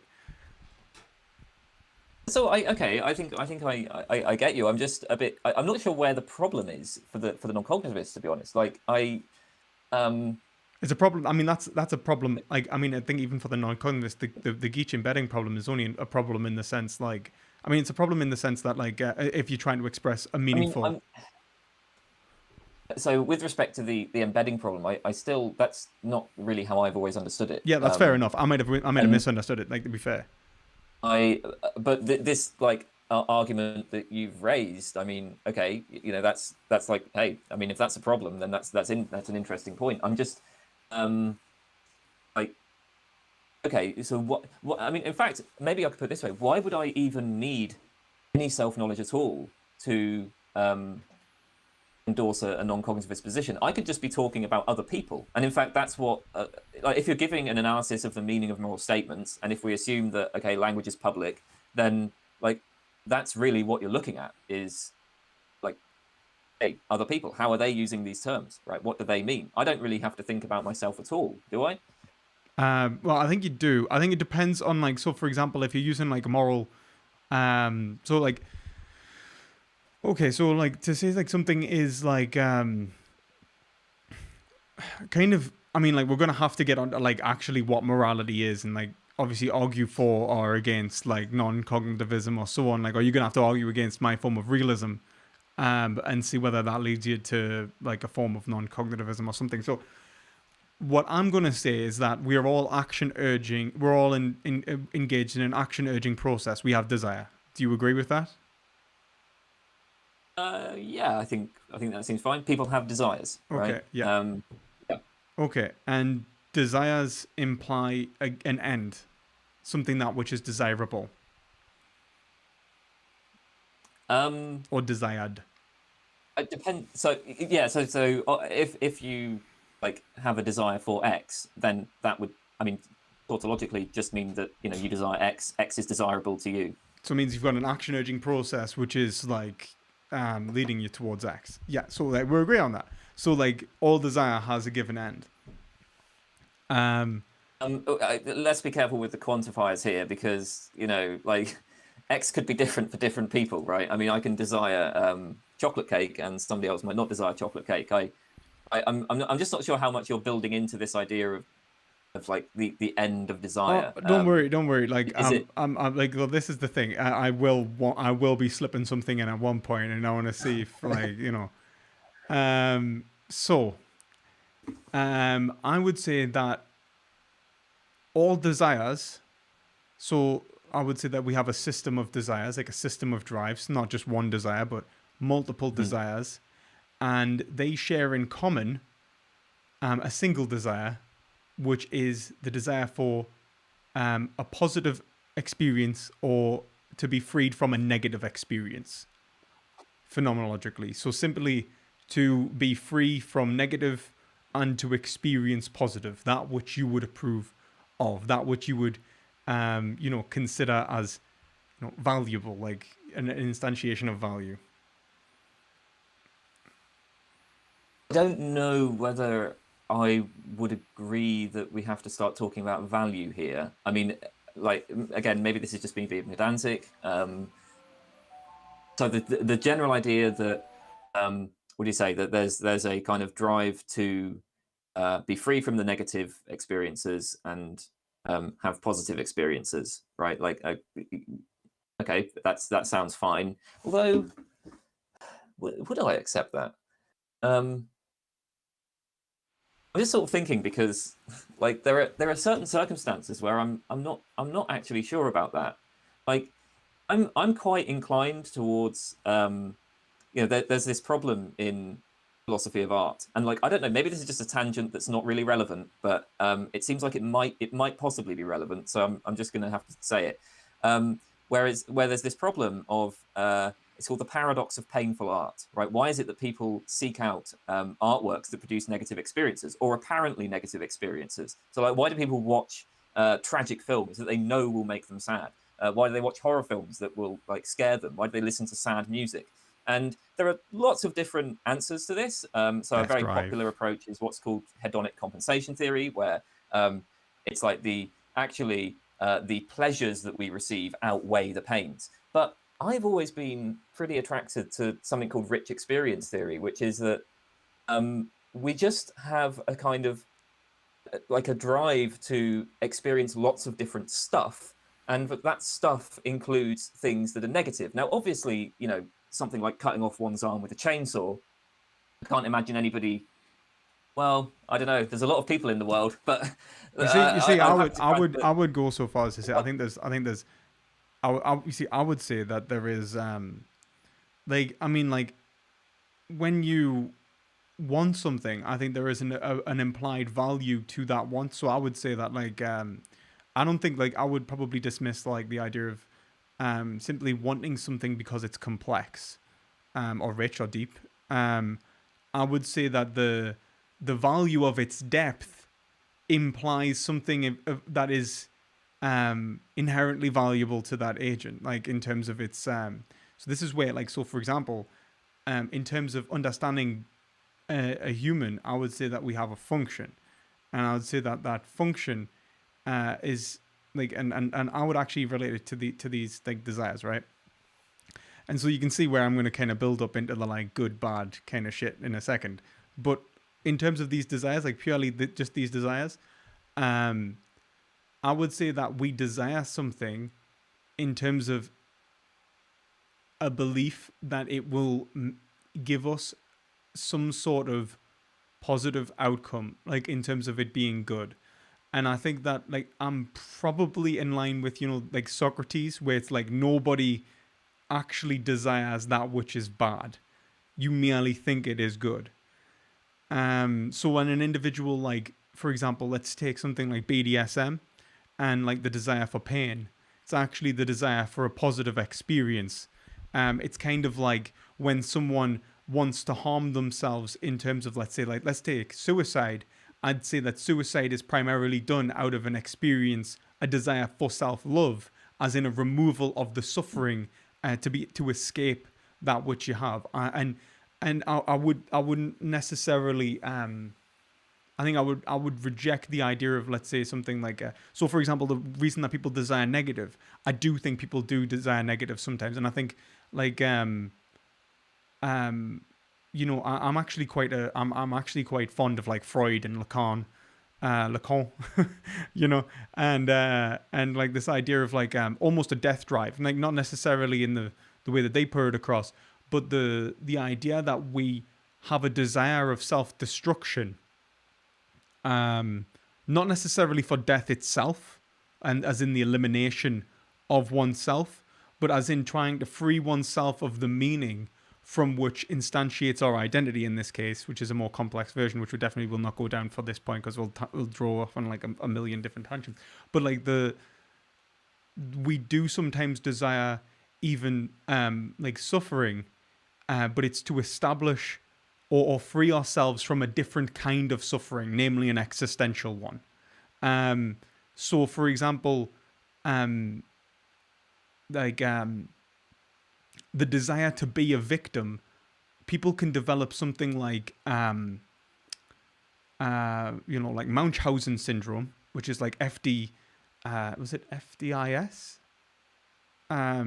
Which is the desire to be sick, which seems to which actually is to any sane person, but which seems to any sane person to be absolutely incredible. Why the hell would someone desire to make themselves sick? You have people that cut their own limbs off, as you say. You know what I mean? They do things which are acts of self-harm.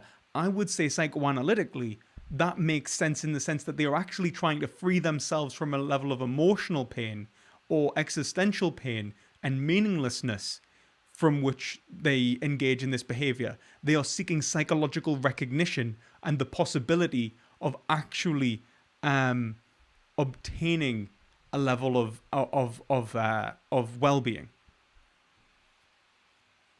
Okay, I think that I don't know how much this so okay, with this idea that like always desiring what we think is good.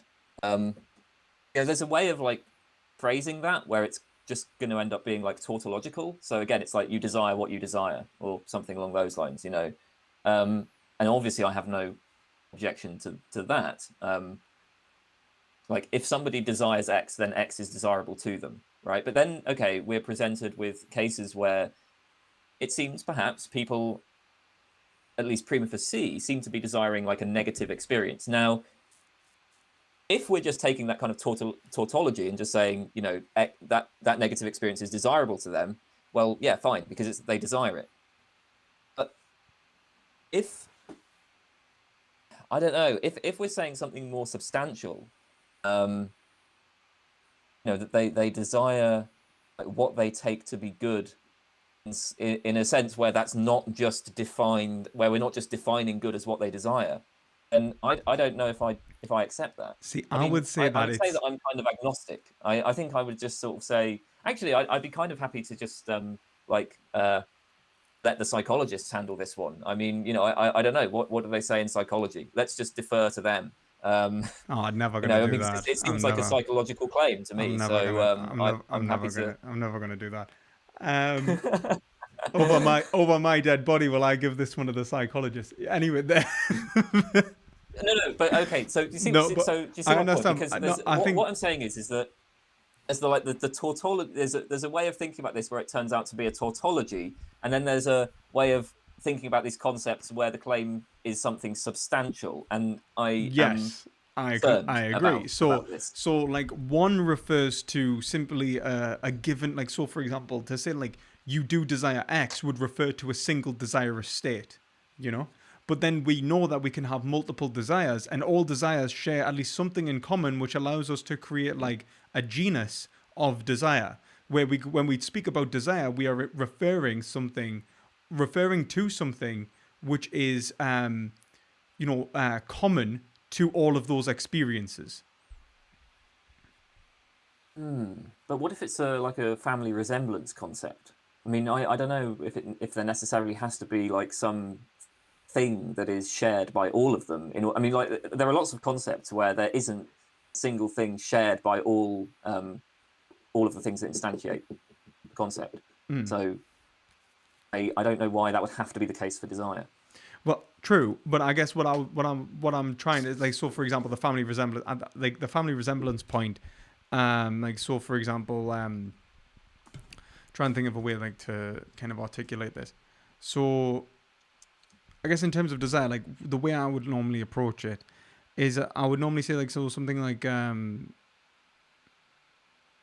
so in terms of like in terms of like what desire is, like understanding like the applicability of the concept of desire, and how we are defining it, whether or not each of one of those events within the mind of an individual would be properly categorized as desire, is essential for whether the definition of desire holds.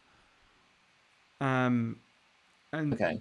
and so if I say that a desire is a desire for something, and that it is done, and so I don't know whether you'd agree with me or not, but I would say that a desire is done for a satisfactory process. So so for example, like if you desire X, then you wish to obtain X, or free yourself from X, like you desire to be away from X, and so like there is this level of it being a satisfactory process. I would say that in common, all of those processes imply positive and negative values to whether you so if you wanted to be away from something, it's a negative, and if you wanted to be too close to something, like obtain something, it's a positive.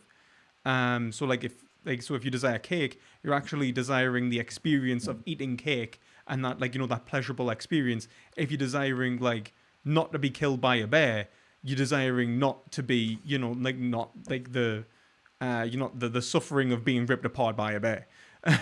And also, like, maybe it's like, obviously, the whole death thing, which is metaphysically, and we're not going to get into that just yet, but like the actual, like, experiential value of those desires. And that's what I would say that they hold in common. Desire is an the content of our desires is actually not given to us by nature, but chosen to us by the application of concepts, which allows us to understand reality, and so seek those experiences of positive. Like, I would not say that we are given desires. I don't think there is a natural desire, for example. Okay. I think I just don't know. I don't know where I stand on this. I mean, I feel like maybe part of it is that,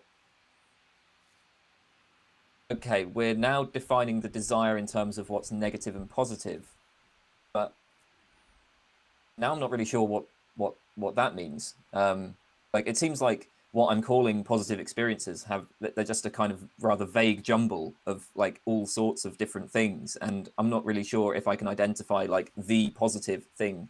Like, what is it that's positive that they all have in common? So, we had this problem where I wasn't sure what desire has in common, and now I've got to identify what positive things have in common. That actually seems like an even harder problem to deal with. Yeah, I it don't even know probably where I is. start with that. That's why I say one. positive and I don't say pleasure, because, like, Um, I think if you say pleasure, then it's like, it's implied that it's simply a... Right. So if you say pleasure, I get it, right? I get what you mean, but then I'm going to say that I don't know. Well, I don't think you do always just desire pleasure. Which is, So, and I, yeah. so I don't know. I don't know where do you want to go from here? I don't know. I don't know what to say. Yeah, I mean, like, so I think, like, when I say, like, your desire, I think that's it's almost implicit, like, there is an evaluative process in order to, like, I think that is necessarily implied by desire in the first place, like, as in, like, there are experiences from which we approve or dismiss of, and I think we agree on that in terms of, like, raw, as in, like, as in literally, like, as in boo hurrah, and Yeah. those non-cognitive experience. And I would be forced to bite a bullet there and say, like, it would be, what word should what should I say? Like, it would be, self-evident.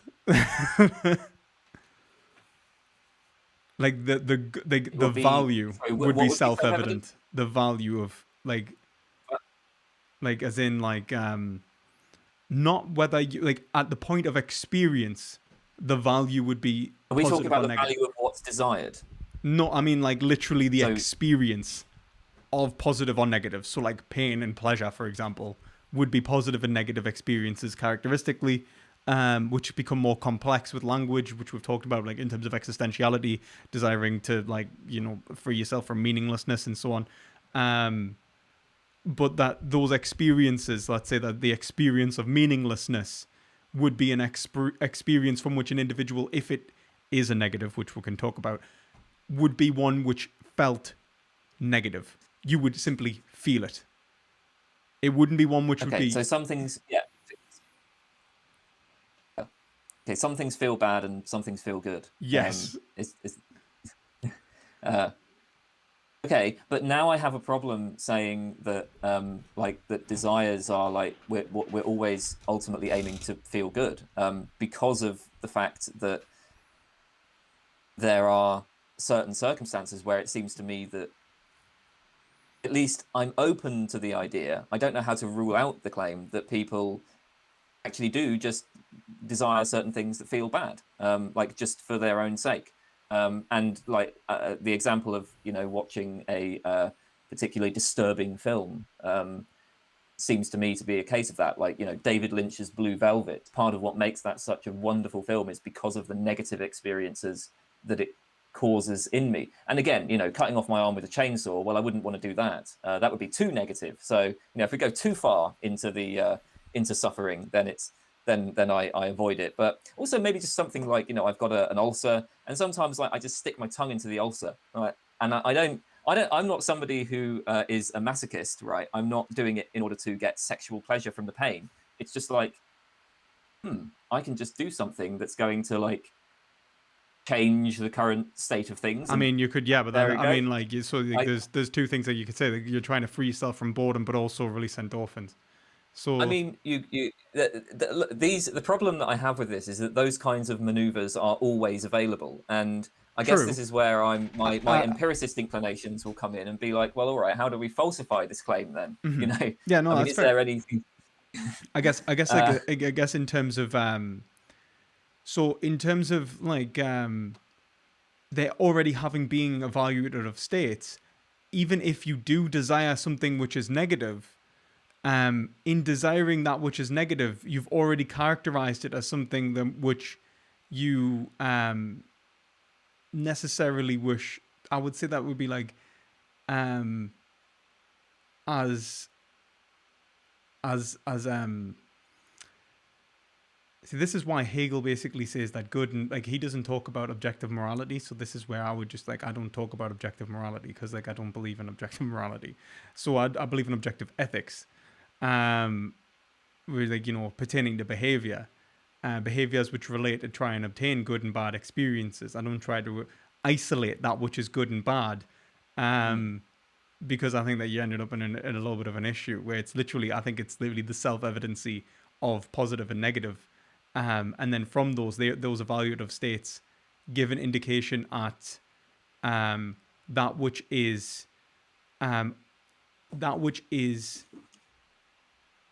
I want to use the word desirable in the sense of do I want to use the word desirable? I think probably, but I think also in the sense that like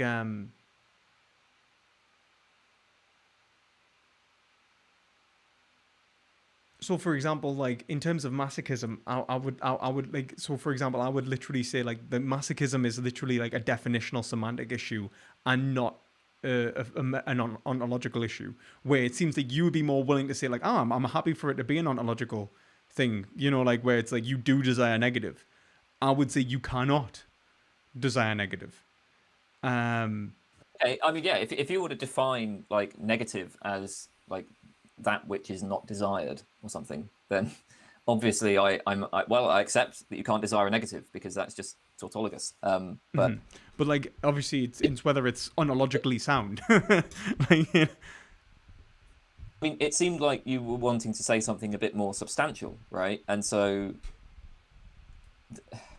it's because like essentially when when we talk about desires and the like, when we talk about if we say that which is like desires hold in common something which is positive and negative, and that those evaluative states actually reflect states of being, so you're actually trying to obtain a positive value and free yourself from a negative value, which I would argue, then you could create second order desires which attempt to create those which differentiate the value or the correctness of your first order desires. So you could have a desire for a negative, recognize that it is a desire for a negative, and therefore say that desire is unjustified. You do not want to fulfill that desire because fulfilling that desire will bring you that which is undesirable, and so it's a contradictory desire. Okay, we don't need to talk about like this whole negative and positive thing to do that, though, to have the second order desires. So, I mean, I wonder if, so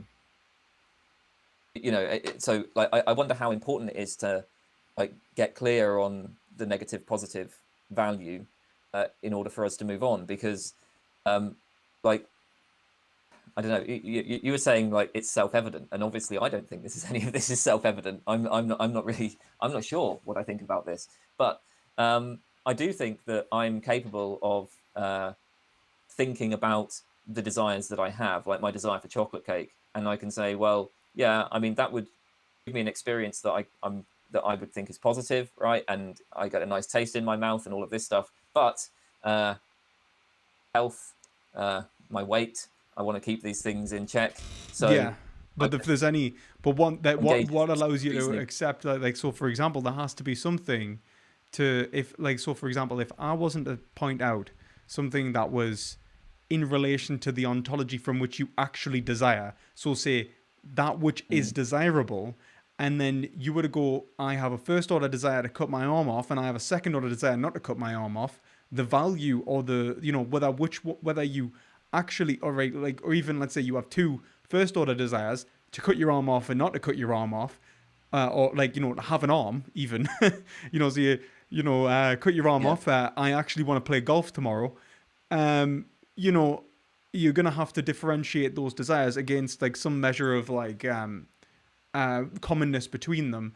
And I would say that is in relation to the experiences that they're trying to bring around, which at the bedrock have a positive connection between of value, which you like in terms of your experience within the world. So it's like, in cutting my arm off, I'm maybe trying to alleviate my existential crisis and the meaninglessness of my life. I have, arguably, I have like FDIS, right?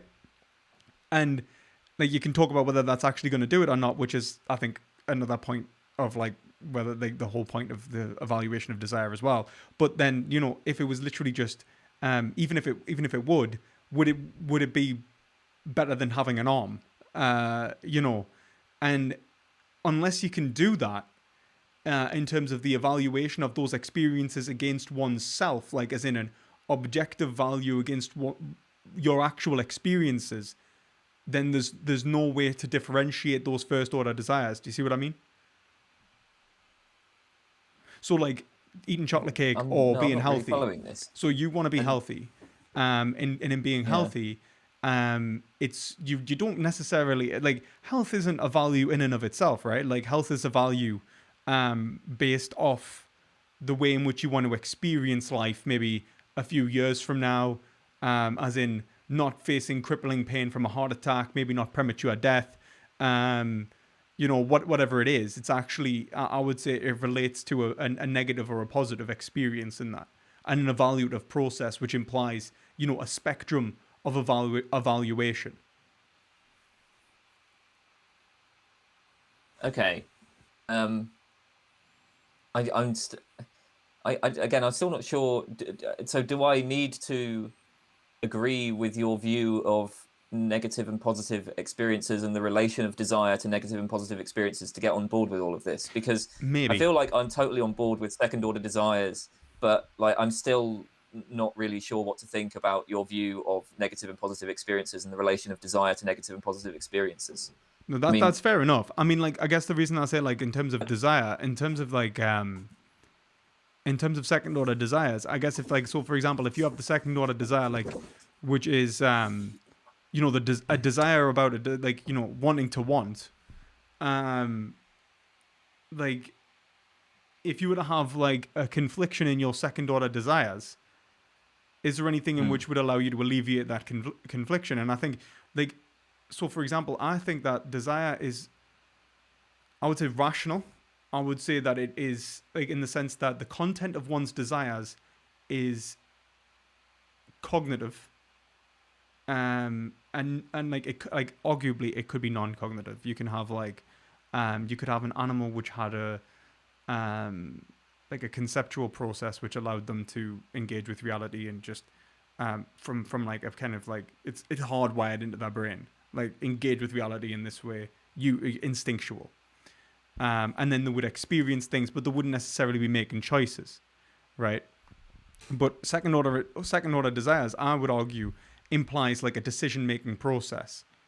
Actually being able to separate one desire from another. I want that desire. I would approve of that desire and not approve of that desire. right, okay, Okay. And in which case, okay, I would say that the approval and disapproval of any given desire relates to whether it will actually bring around either the experience in which you believe it would in the first place, like, like whether you actually would achieve the chocolate cake or not, but also the actual reasons from which you wanted that, which was, I would say, the desire for positive, and the desire for something positive, and the freedom from something negative, like simply the. Oh man, because I was with you a lot of the way. Sorry. So close. I was with you a lot of the way there, and then this whole positive and negative thing came up again, and it's just because if the way I say it is like. Okay, can I just like sort of go through what Absolutely. it's like in my head, right? Go for it. And then maybe so let's take this chocolate cake example, right? So I have a chocolate cake in front of me, and I desire the chocolate cake, and okay, why? Maybe I'm hungry, or maybe I just want a nice taste in my mouth, right? I don't really. I've not really thought about like the structure of my desire in much more detail than that, I mean, so it's just a matter of this is something I want because it brings a nice taste in my mouth. Then I stop myself and I say, well, wait a minute. I want to remain healthy. And the reason why I want to remain healthy is because I enjoy existing, for one thing. And I like to be able to walk around and, run up and down stairs and so on. And so in order to maintain my health, I'm going to need to restrict how much chocolate cake I eat, so I won't eat this chocolate cake, right? Now, like when I'm kind of going through that process in my head, I'm perfectly happy to talk about like negative and positive experiences. If negative just means it's something I don't desire, then like fine, it's a tautology. Obviously, you can't desire what you consider to be negative. But the problem is like... It's whether those things that you don't desire share something in common. I still... I don't know if they do share anything in common. And... I mean, they do at least share that you don't desire them, which is at least tautologically true. But so for example, I'm trying to sort of see more here than a mere tautology. Oh right? yeah. So like in terms of like sufficiently grounded in like your desire for chocolate cake, and you say like I want the nice taste in my mouth, I think it boils down to like the positive experience of actually consuming the cake and experiencing the world in a positive way, and then let's take the example of watching a movie that... So I would say that when I watch Blue Velvet, it produces negative experiences, and that's part of why I want to watch it. Or at least, maybe I wouldn't say that, but that seems like a perfectly plausible description of what's going on, right? So, so where's the problem there? I completely agree. Like, yeah, we can account for it in different ways. We can kind of engage in this. Maybe actually you're just desiring the positive experiences, and the positive experiences outweigh the negative ones. That doesn't really feel phenomenologically true for me. I mean, I can't speak for other people. And like, just because it feels phenomenologically true for me doesn't mean it actually is. I don't feel like I have much access to my own experience. I guess maybe we need to define positive and negative in this respect. I mean, it's going to be like hard to define, except for the fact of going like, I would say positive is just literally, I think it's akin to saying like it would be,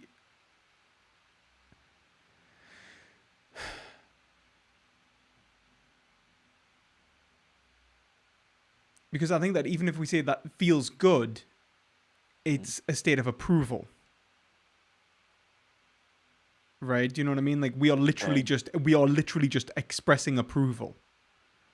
And if I describe something like pain, like searing my hand on a hot stove, it's like negative, right? And it's disapproval. Yeah. And so I think that like at the end of that, like it is literally like when we talk about positive and negative in terms of like pure phenomenological experience, like in a thin sense, not in a thick sense, because I think when we start talking about rich experiences, we get to thick concepts, and thick concepts imply levels of psychological complexity which are built from the thin, but are compounded or composites of both positive and negative. Like, so for example, take like jumping out of a plane to get an adrenaline rush. The fear of falling to the floor and experiencing like what is somewhat of an existential issue is giving the experience the possibility of that, like, the positivity of the blood rushing, like adrenaline pumping, like gasping, like approval. Okay. But that's a thick experience, I would say. It's a combination of positive and negative, but you approve of it simply because the positive outweighs the negative. So then when we talk about which to endorse, we endorse that which is more positive upon analysis. Yeah, that doesn't sort of feel like it fits with. So like when you watch Blue Velvet, like, so what do you watch Blue Velvet for? So when you watch it, like, I've never actually watched Blue Velvet, so I have no idea what goes on in that film. I don't really know why. What do I watch it for? Probably depends on. I mean, I've seen it like maybe 4 times, and I think I had different reasons each time. So I'm not actually sure how to answer that. But this is the thing. I mean, like, the actual reasons are probably what I would say. I can tell you, like, more about my reaction to it than why I watched it, because I mean, I know that one of the things that struck me about Blue Velvet was it made me very, very deeply uncomfortable, and that was like part of what made it appealing to me. And I agree that we can certainly reanalyze that experience, and we can say, well, okay, it's not really the discomfort that was appealing, right? It's these other things that were associated with the discomfort, or maybe it was more like you had a discomfort emotionally, but then like intellectually, you saw this piece of art that was really well constructed or something like that. Yeah, that's probably this. I mean, and I mean, like, look, I don't know. You might be right, but I'm not sure that you're right. And I don't really know how to go about deciding one way or another. I mean, it just seems to me that. See, I mean, it's kind of tautologically the case for me, where I would say, like, literally, it's a point in which, like, so for example, when you say the words discomfort, I would say, like, the meaning of that word is to imply something from which you would rather be free of. Like, so if you could have had the experience of Blue Velvet, which would have allowed for the positivity in whatever way it was, without that negativity, that would have enhanced the experience. Oh, no way. I think it would have lost so much.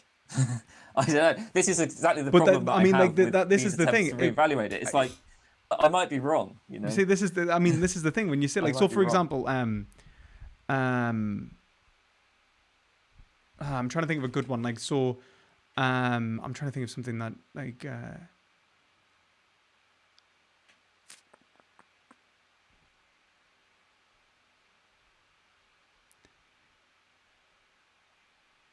like, you see, I guess in terms of, like, in a way that, like, of this, I kind of think of, like, the existential films, like, something like No Exit, or something like that, where it would make us feel like, it encourages almost like a level of, like, despair. In some respects, a feeling of, like, hopelessness or something like that even. But in that, like, there is like an intellectual component, which is the satisfaction of knowledge of what reality actually, like, in terms of meaning, right? Again, meaning about reality. And so in feeling this, like, I mean, I actually don't agree with the conclusions of No Exit, but, like, in watching something like that at the time, or like, or even in Waiting for Godot, right? That, oh God, I fucking hate that film in so many ways. But at the same time, like, or like Play, whatever. At the same time, like all I feel throughout that experience is impatience. Like, please get to the fucking point. You know what I mean? But that's the point. Do you know what I mean? Like, and it's like, you all right, we're Wow. just and then but it's in the realization of that's the point, that I gain the value of it being, like, of it causing the impatience, as in that impatience it gave me knowledge about reality, and then I gained the value. If it was just the impatience, like, imagine the, like, in a thin sense, it's like that blue velvet. If it was just the negativity without that intellectual component, could you value it? I don't know. I mean, it would be a very different film. I don't think so. But then, would it be able to produce the negativity without that intellectual component? Um, I'm not sure. I mean, like, look, I completely agree that there are, in general, yeah, like experiences that are kind of phenomenologically negative, or that I would describe that way, I want to avoid. Like, I want to avoid boredom. I want to avoid, sadness and anger and pain and so on. In general, that, and certainly there are some degrees of negativity that I just wouldn't want to explore for any reason, like cutting off my arm. Like that bloke that got stuck in. This was years and years ago, but he got stuck somewhere and he had to saw off his arm with a rusty knife because he was stuck in the rocks. Oh yeah, I yeah. wouldn't want to Like, what experience was that that under film any actually? under Yeah, any circumstances. yeah. That's Um, awful. Like, yeah, but like, I mean, this is kind of the point. Like, I'd say that those experiences are. It's like that there is a positivity and a negativity, a negative experience, definitionally within us, and I would say that the investigation of ethics is to work out where the like in morals is to work out, obviously, what experiences are which, and then in terms of ethics, it's to work out which behaviors will bring around those experiences. okay. Okay. Now, if you agree that they exist, then the analysis of morality would like, for me, would literally be the evaluative process in which we try to understand the positive and negative experiences of being. They literally, like, descriptively. All right. Yeah. Okay. Okay. Now, So yeah. I mean, again, maybe this. So this is why I was sort of saying earlier, like, maybe I don't know if it really matters if I have to accept what you're saying about the relation of desire to positive and negative experiences, because I mean, it seems like I can accept this point, right? Even if I think that there are certain special circumstances where we actually do desire negative experiences. Um, I mean, supposedly, I so suppose, if here's this problem, right? If I have to accept what you're saying about desire and positive and negative experiences, like, I don't think we're going to get any further, because I mean, yeah, like, I don't think you're going to convince me. I mean, part of this is just, look, like, when it comes to any questions about, what do humans desire, as I mentioned, I'm kind of happy just to ignore that and, like, let the psychologists deal with it. I'm not really sure that desire is even, like, a natural kind. I think maybe desire, when we talk about, like, beliefs and desires, it's a useful way. It's a kind of useful abstraction for thinking about something which, kind of really is extremely complex. And so and when you talk about, like, desires having one thing in common, I don't know if I can go in for that. I mean, I just, this is why I kind of drifted away from philosophy of mind, actually, because I just found myself feeling like this about everything to do with philosophy of mind. I And kind of get what you mean. Like, I so, do understand that. I mean, like, honestly, like, this is where I live. In general, really. Um, but I guess, like, this is the thing. Like, so, like, for example, me saying that mind is a fundamental component of reality, and being an idealist, can't really get around it so much. But I guess this is the thing. So, like, you're saying that you wouldn't get much further if you're saying that they have something in common. It's not like they even have the same kind of experience in common, but really the evaluation, but from the agent, as being, like, as in literally, as in, like, positive or negative, and it's literally us that we are describing in that sense. which is kind of like the point I'm getting at. And so when I say that we enter into ethics, what we're doing in this scenario is, when I say when I talk about what I want, what I'm actually doing is, what I have to do first is analyze what I actually want. So I need to understand what I am and, fulfill the content of my desires with a level of meaning from which allows me to obtain an experience and an understanding that I will obtain that experience and have a referential, understanding of reality which allow me to obtain that experience. So I would argue that we cannot gain self-knowledge without communication and recognition. So, do you agree with psychology? Do you know anything about like recognition and like Hegelian recognition, or? Okay. No, I know like nothing about Hegel. Okay. Other than the a few jokes that Bertrand Russell put into his I fucking some hate of his Russell. articles. I know, I fucking hate Russell. Absolutely. Every time he's like the one thing he's like, I think there's a thing, and he says in the history of philosophy where he says like the only thing I can really work about Hegel is that we disagree on almost everything. You know what I mean? And it's just like everything, and I genuinely do almost disagree with almost everything Russell says. Like it doesn't even matter. Like I just read anything Russell writes, and I'm just like, oh my god, like you've missed the point entirely. I guess I don't know, and like I like that story. And I mean his theory of judgment that makes us feel sick. But the maybe because I'm a constructivist in the sense like I'll take the Geachian position where I'm like nah. We produce a concept which allows us to and I disagree with the direct relation. And I mean you're an empiricist, so you're gonna probably feel sick at everything I'm gonna say,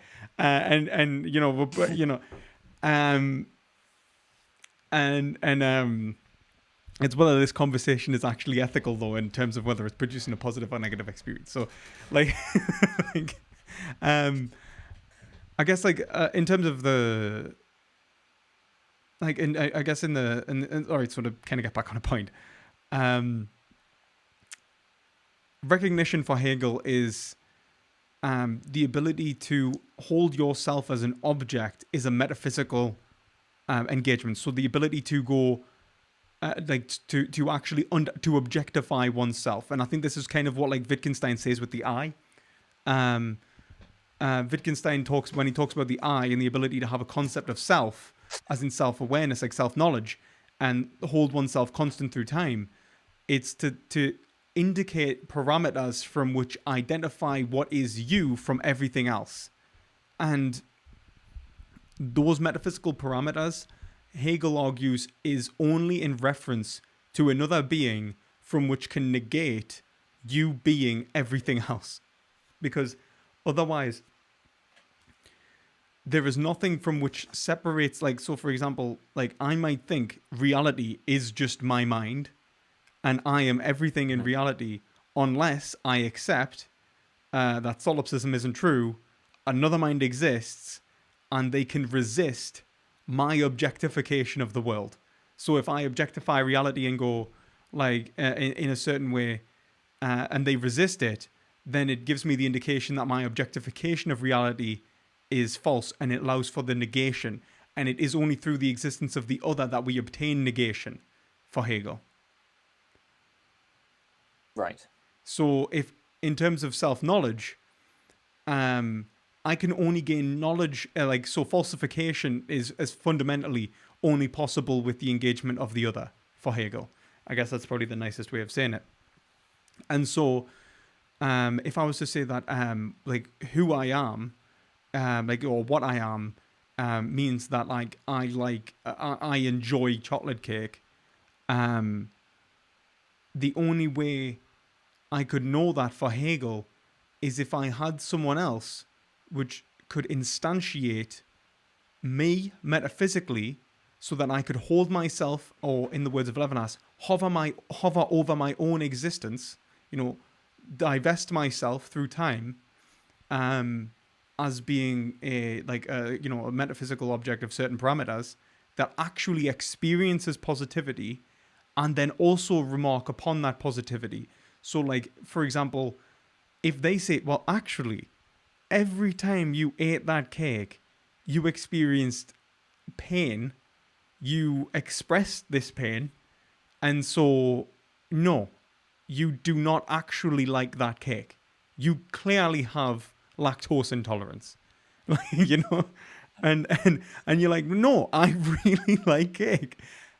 Like, for Hegel, there would be the point, like, you could say whether someone actually did or did not like cake based on whether they were actually having that positive or negative experience.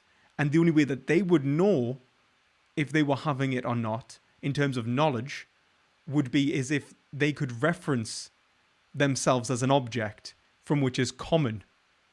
You know, it's a universal, it exists between agents and not privately. Okay. I think I don't have a problem with this. I'm not sure I understand everything there. The one point where I got a bit lost actually was, why exactly would there need to be this other person commenting, oh, you know, you've clearly got lactose intolerance, in order for me to figure out that I don't like chocolate cake?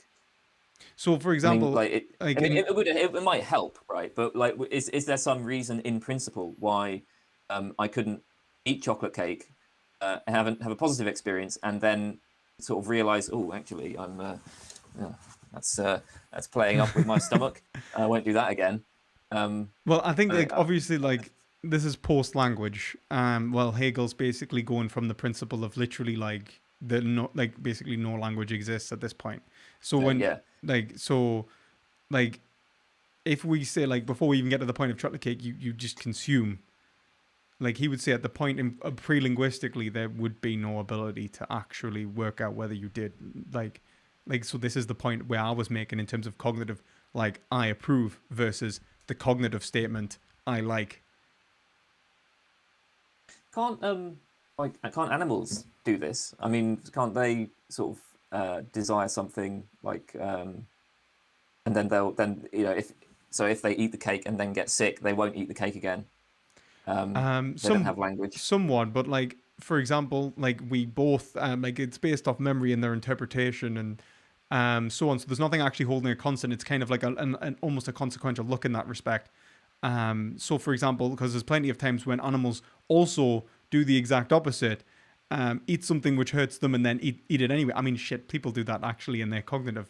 So like, you know, like the point is whether we could know that it was hurting you or not. So like, okay, I agree that requires a like a language, and you know we're accepting certainly for the sake of this that's got to be public. So yeah, I'm on board with that. If we're talking about knowledge, definitely. Okay, great. Because like I'm gonna say that like in terms of ethics, the expression of I'd say that we constantly try to express our desires against the world, and that in doing so, we are trying to achieve that which is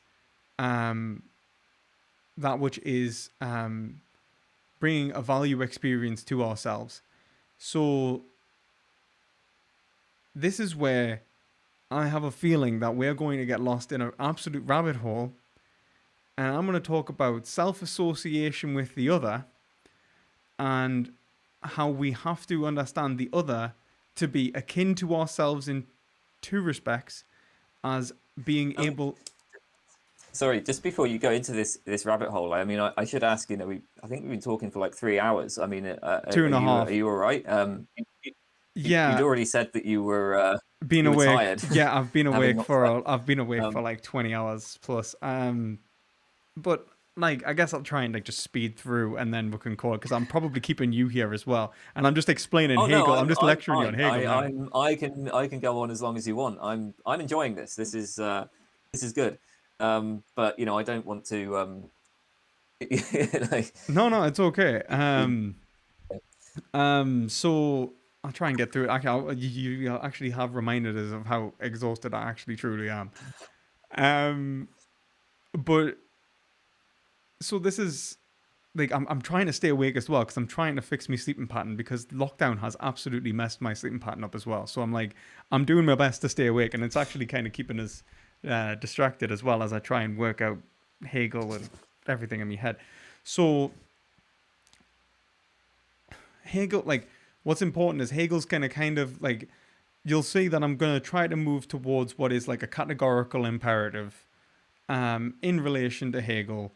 Hegel basically is an extension of Kant, except he grounds everything in subjectivity of. I've just been doing it step by step in terms of the dialectic in the way that Hegel does it. So that's like 600 pages of like absolute hell. But the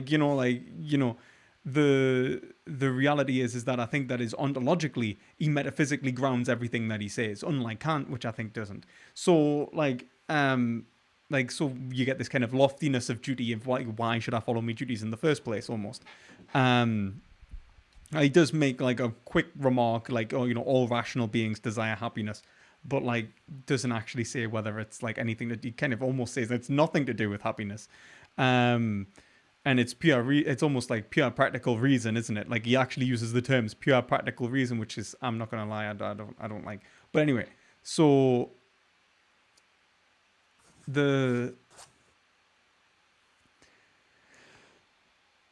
what I'm really saying here is that in terms of like when I'm trying to work out what is desirable for me, I engage in a way in which I try to divest reality as to obtain that which is desirable.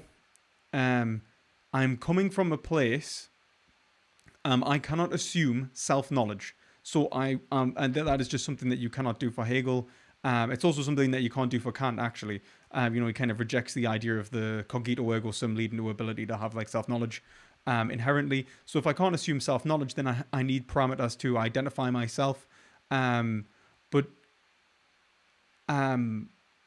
we are all coming from a place where we are trying to identify self. Since we are relying upon a common domain and something that's ontologically common, then we need something that, in terms of selfhood becomes a universal which is applicable to any given individual.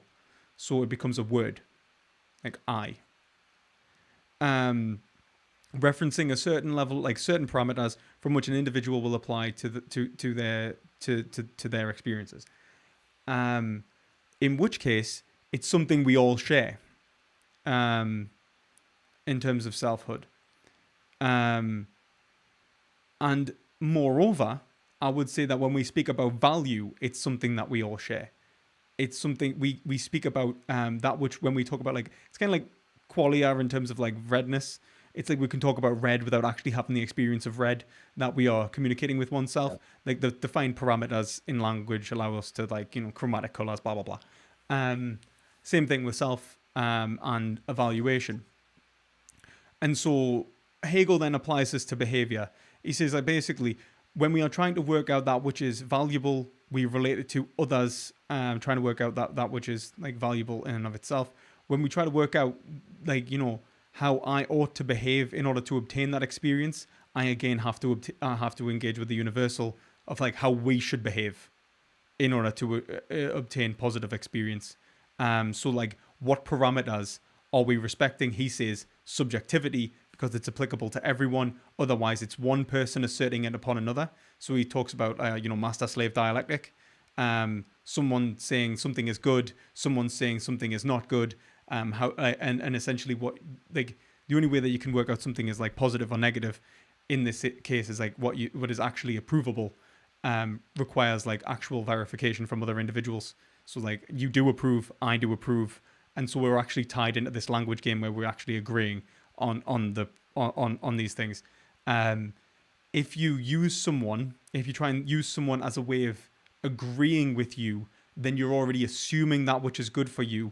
You're assuming self-knowledge, and so you're assuming the content of your desires. So if you go like, look, I want chocolate cake, don't I? And I hold a gun to your head, and you go, yeah, you want chocolate cake, man. You fucking love chocolate cake. Like he's basically saying that's not knowledge, because it's basically you're not giving it the possibility of being falsified or like negated by the experience of the other. And so what Hegel argues is essentially reality is fundamentally the combination between three distinct universals, distinct infinites: the self, the individual, The other, the freedom from which is external from our experiences, like the mind, which is external to ours, and matter, like material, which is the common domain in which we experience. And he says these are the fundamental building blocks from which we engage from like almost hylomorphically in relation to reality. And knowledge of reality is only possible between multiple agents engaged in a dialectic, producing signifiers which represent that common domain in a universal way. And so when we talk about ethics, if I say like if I was to say like we should not kill, like it is wrong to murder, what that means in Hegel really is that murder is undesirable, as in murder will reject the greatest expression of subjectivity or reject subjectivity. Like I'm trying to express subjectivity, and by expressing subjectivity, I have rejected your subjectivity. But since subjectivity is a universal, it's actually in expressing subjectivity, I've rejected your subjectivity. And so it forms, it's not universifiable, and we're in a categorical imperative. Can you see how we've got there? Okay. Yeah. Well, I'm not sure. So okay. Maybe we should. So the first step is this idea of like the self as something that is like a kind of socially constructed in interaction with other people, Yeah. right? And then a knowledge of one's own desires requires the kind of collaboration with other people rather than like coercive interaction or something like that. Mm-hmm. Okay, I'm with you so far. But then it seems like we're now moving to these more substantive claims about like you ought not to murder, and I'm not sure how we're getting there. Yeah, that's fair enough. So, like in terms of like what we're actually applying, so like Hegel sees us when we are applying a notion of self, like self is objective applied to a subject. So it Okay. is so it's not like, so when we talk about like or like subjectivity, it's objective applied to the experience of a subject. It's a concept from which, so if I'm engaged in ethics, I'm saying when I want something, I'm like I want X, and in let's say like in let's say wanting positive experience, let's say it was pure like something like that. So like I want chocolate cake. Actually, like so let's say I want chocolate cake and you want chocolate cake. So we both want the chocolate cake. Right. Yeah. We've hit a point in which we both desire the same object, and for Hegel, he sees that desire and the evaluation process as universal. And since we both can't achieve that Wait a end, second. What do we mean by universal here? so he would say it as literally like the so Hegel, a lot of the time you'll hear him refer to like absolute spirit or mind, separate as in like he would argue that there is almost a single unified being enacting itself against the world through a language. In the sense that the concepts themselves that we use, because they're universals, because the universals that exist between agents are the same in both inferences. So it's like if I'm using this concept and you're like, so if I say like he would say like if I want to kill you, and it's like I do not want to be killed. If you were to say like which one, like if you were to say like in terms of the expression of what Hegel sees as a universal value, which is like subjectivity, like from which we've gained this knowledge of ourselves in order to go, actually I do want this, is to say that like what he would say is that we have, like, if it's collaborative, I am rejecting your usage of that word. Whoa, wait a minute. Why? Okay. Why? So I'm imagining two people, right? One of them wants to kill the other. Okay. And so the desire of this person is I want to kill. This one is I do not want to be killed. Hmm. I'm not sure. Because Like what? so So like why is he rejecting? So if this person kills this person, he's rejecting the usage of the word. yeah, so I like don't. he I don't so get that, like or so why it like matter. the like so for example because if I was to say like I want to kill, then he would say Yeah. that there is an evaluative process underneath that which links desires, like drives, which is why I said positive, right? And I'm like trying to understand this positivity. So I'm like by trying to understand the positivity, I'm creating like I'm creating first order desires. So like knowing that I want the value, and knowing what like and trying to understand value, um I come to the conclusion that I want to kill this person. In like Hegel's basically saying that when you use like terms like value, good, bad, right, and wrong, that they exist in between agents already, and that they are applicable to both parties. So when we talk about desire, he says that we aren't talking about an individual's desire. We are like my talking about desire applies to my desire and to your desire. Wait, but different individuals do have different desires. I They mean, do, but surely. he would say that what they surely have in common is the is subjectivity. In order to even Okay, speak, so okay, fine, right? I'm cool with the idea that like let's accept that different people have different things in common, right? But it can still be the case that this person desires to kill, like Frank desires to kill Vincent, and Vincent desires not to be killed. mhm, And what's more, like this doesn't even, I mean, the way that you've been framing this so far is like from Frank's point of view, like Frank is trying to work out what his desires are, but we don't even need to look at it from that point of view. We could look at it just from like a third person point of view. I mean, I could say, oh, Frank desires to kill Vincent. mhm. Vincent desires not to be killed. Uh, Well, I guess like so this is you see the point of Hegel would be basically to be saying like Frank desires positive. Um, in killing Vincent, he produces negative.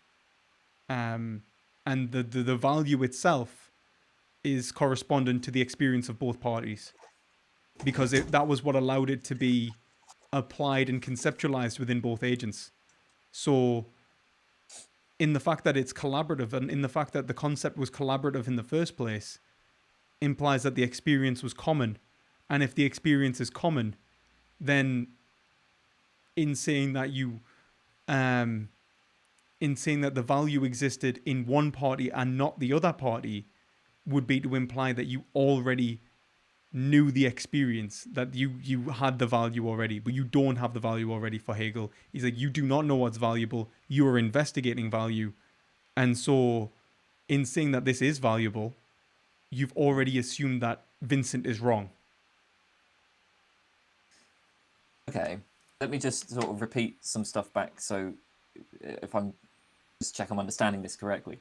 Um, so right, Frank desires positive experience, right? And then the thought is, well, in order for Frank to like even know what like positive experience is, right, that he has to be uh, engaged in a kind of collaborative process. What was it? And then sorry, what was the next step here? So So he has to so be so engaged. then Vincent's okay. So I guess what I'm okay. Where I'm getting stuck is like why can't Frank just desire what's positive for him? It seems like there's a move from what's positive for Frank to positive in general. And although I'm completely on like I'm completely on board with the idea that like language is public, and so concepts that refer to our own minds are public concepts, like we can still refer just to our own minds and just to stuff that we want.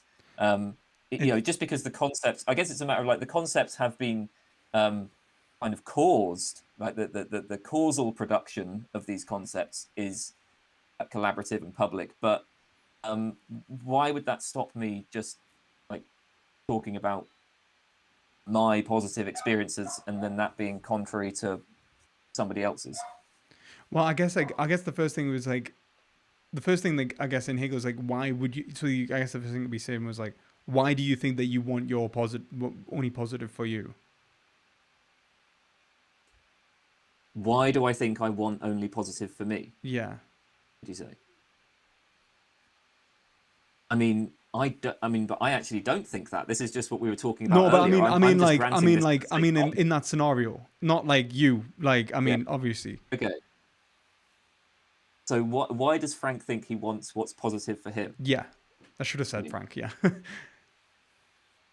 I don't know. Does it matter? Wait a second. Someone in my chat just said something that I'm definitely going to kick them for. So one second.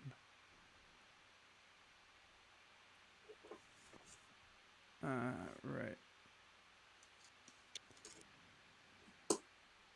Okay. Sorry. Actually gonna, yeah, I can't actually delete it from the screen, but whatever. Just timed them out. Okay. Sorry. It does matter because it's like the reason that Frank is acting in the first place, as in like producing the inference, like, you know, the proposition, like, or in the desire, is in an attempt to obtain something, and that's what's being investigated. So if he's already assumed that what he wants is, you know, is something, then he's made an unjustified jump for Hegel. Do you see what I mean? Like if he's already assumed the thing that he wants. So it's like, how do we understand that which we want? And Hegel basically says the only way that we can do that is in reference to like what we all want. Why does it matter what Frank thinks about this? I mean, so I'm just talking about Frank from a third person point of view here, and I'm like, okay, I can see that you know, I'm looking at Frank's behavior. I can see that Frank is short of money. Vincent's got a load of money. Frank is running at Vincent like with a knife or something. You know, and maybe I've also got like knowledge about Frank's behavior in the past, and I can see that Frank in the past has, you know, killed people in order to obtain their money. And so now I'm making the claim that Frank wants to kill Vincent. So we don't even have to worry about the question of like, okay, you know, like this language is like a public language and all of this stuff. I'm like, yeah, okay, let's just look at it from a third person point of view. Frank wants to kill Vincent. Why But can't I make that judgment and that judgment be correct? you wouldn't be wrong in saying that Frank wants to kill. Like it would be like whether Frank was right to want it, like second order.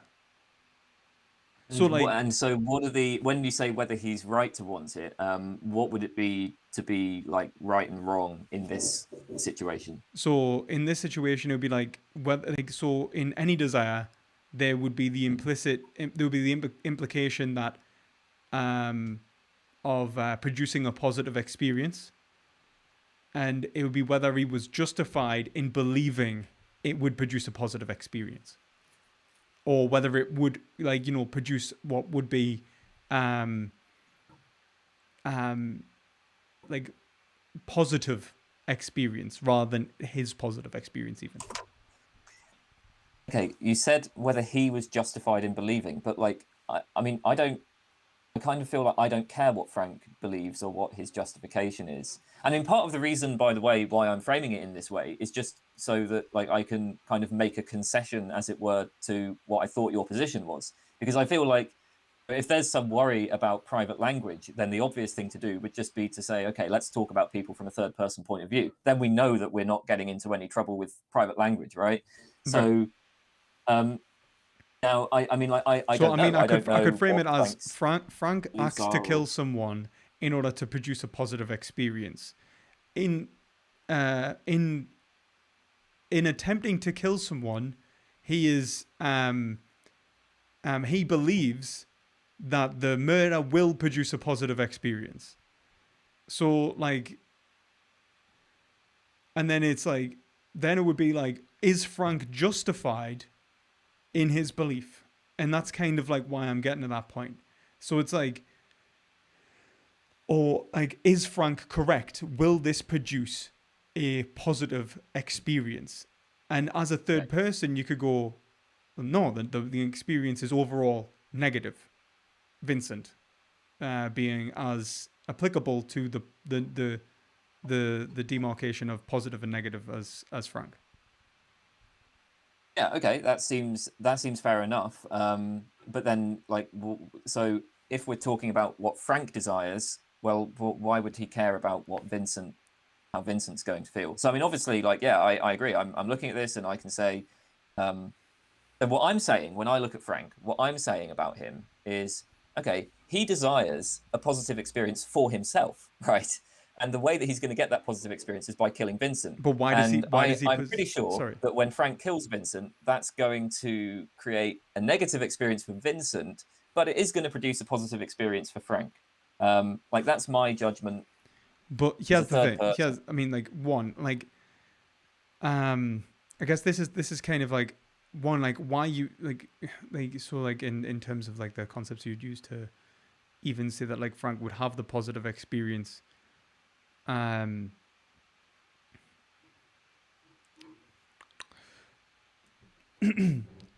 We can't, like, this is the why I said, like, you can't assume something good for yourself, like, as in, like, I want what is positive for me. So like Hegel would just be like, well, why does Frank think that he wants something positive? You know, like Frank, for example, there's many times that we do the exact opposite. So, for example, parents sorry, I'm now. Sorry, you're not assuming that you want what's positive for you. I thought earlier you were saying that desires always aim for what's positive, or have I just missed I would agree. I would agree. Desire always does aim for what's positive, but then I don't think that these words exist. I think that the word desire, for example, exists common, not individual. So, in its individual application, it's actually common, something metaphysically common applied to an individual case, kind of like a species. Like think of it like you could kind of like look at it like two ways. You could say that like you could probably say that like humans all have desires for individual pleasure, and desire is that thing from which we have individual pleasure, like we seek individual pleasure or something like that, you know. Or you could do it the other way around and say humans all have desire, and it's like I guess the point I would say, in like one either has to like generate from, let's say, like what I would say is like a particular, or one from a universal. So if it's from a particular case, that would be like that would be like Frank and his particular position of desire. So like that would be like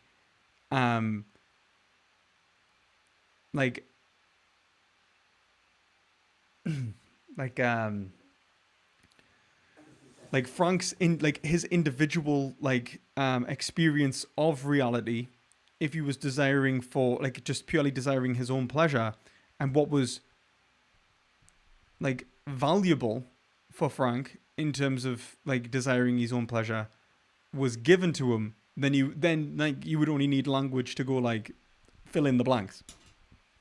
Well, what I'm saying is that for Frank to even know that he wants his own pleasure and doesn't want his own suffering, or what he actually wants from reality, is to demarcate lines, essentially like discrete objects in relation to reality from which he is only part of.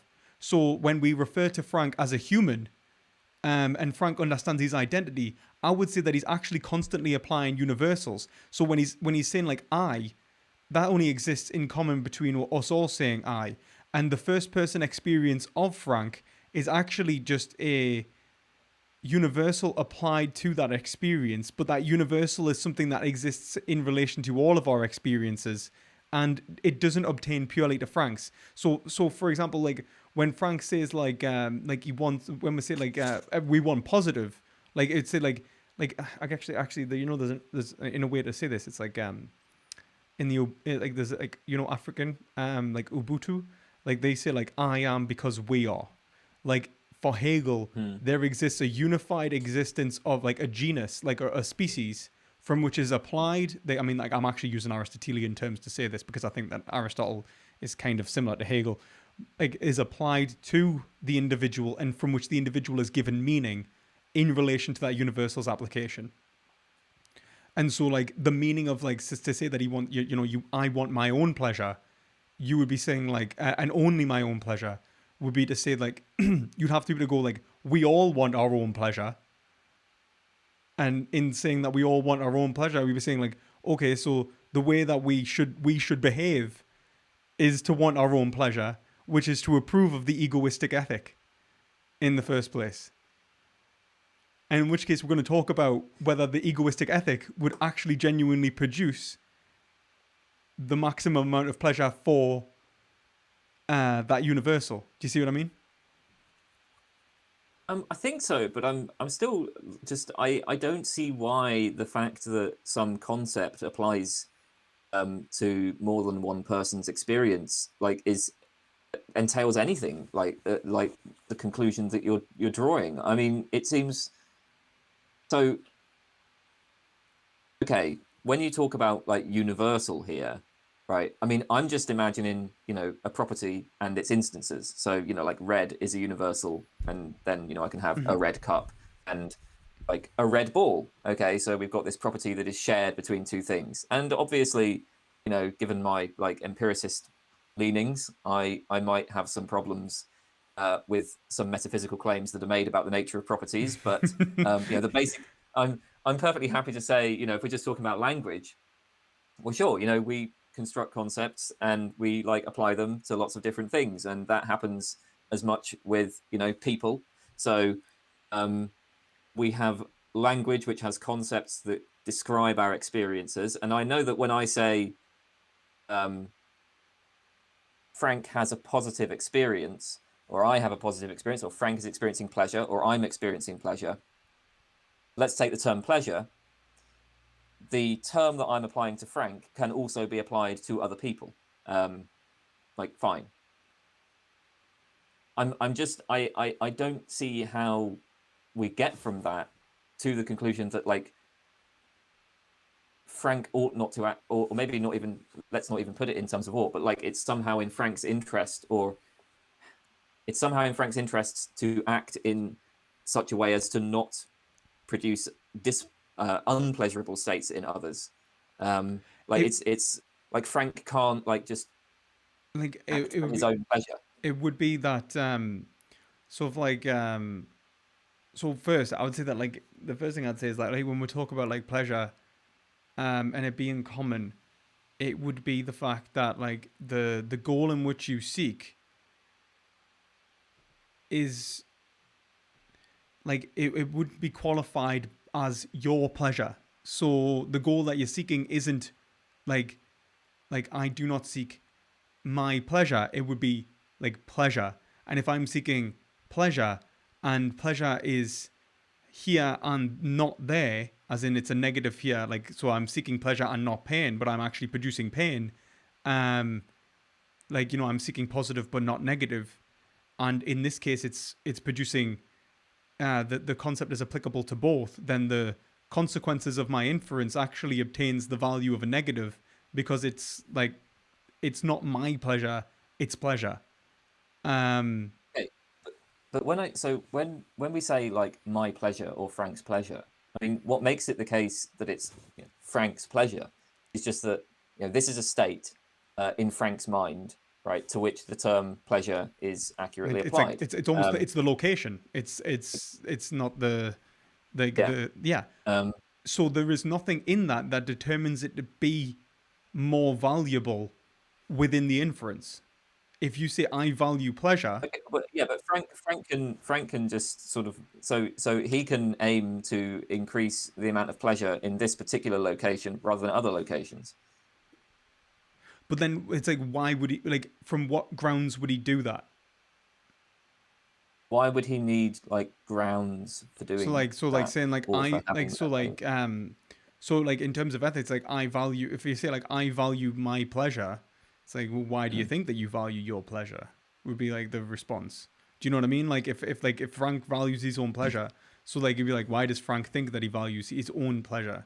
Frank values like on what grounds do you think that? And you'd be like, all right, well, I apply the concept of pleasure to my experiences, and it's like, right, but it's like, from why do you think that you only value like that, like if it is if it like, so for example, in like somewhat of a sort of metaphysical sense, you'd be applying the concept of value which exists to one's own experiences, which indicates the value in your experiences, but it doesn't determine what value is. The concept has indicated what value is within your experiences, not what is valuable. So if you talk about like you know, if you're trying to actualize what is valuable, and then you will actually have to obtain other people's experiences. Right. So first of all, I'm trying to sort of avoid the term value here, just because you know, we were talking about like desires and then negative and positive experiences, and I mean, I already had some problems with that, Yeah, and yeah. now like, yeah. So Frank's, I think so. You asked why. What was the question you asked? Why does Frank think that he's pursuing his pleasure, or pursuing pleasure in this Or particular why he location? ought to pursue his pleasure.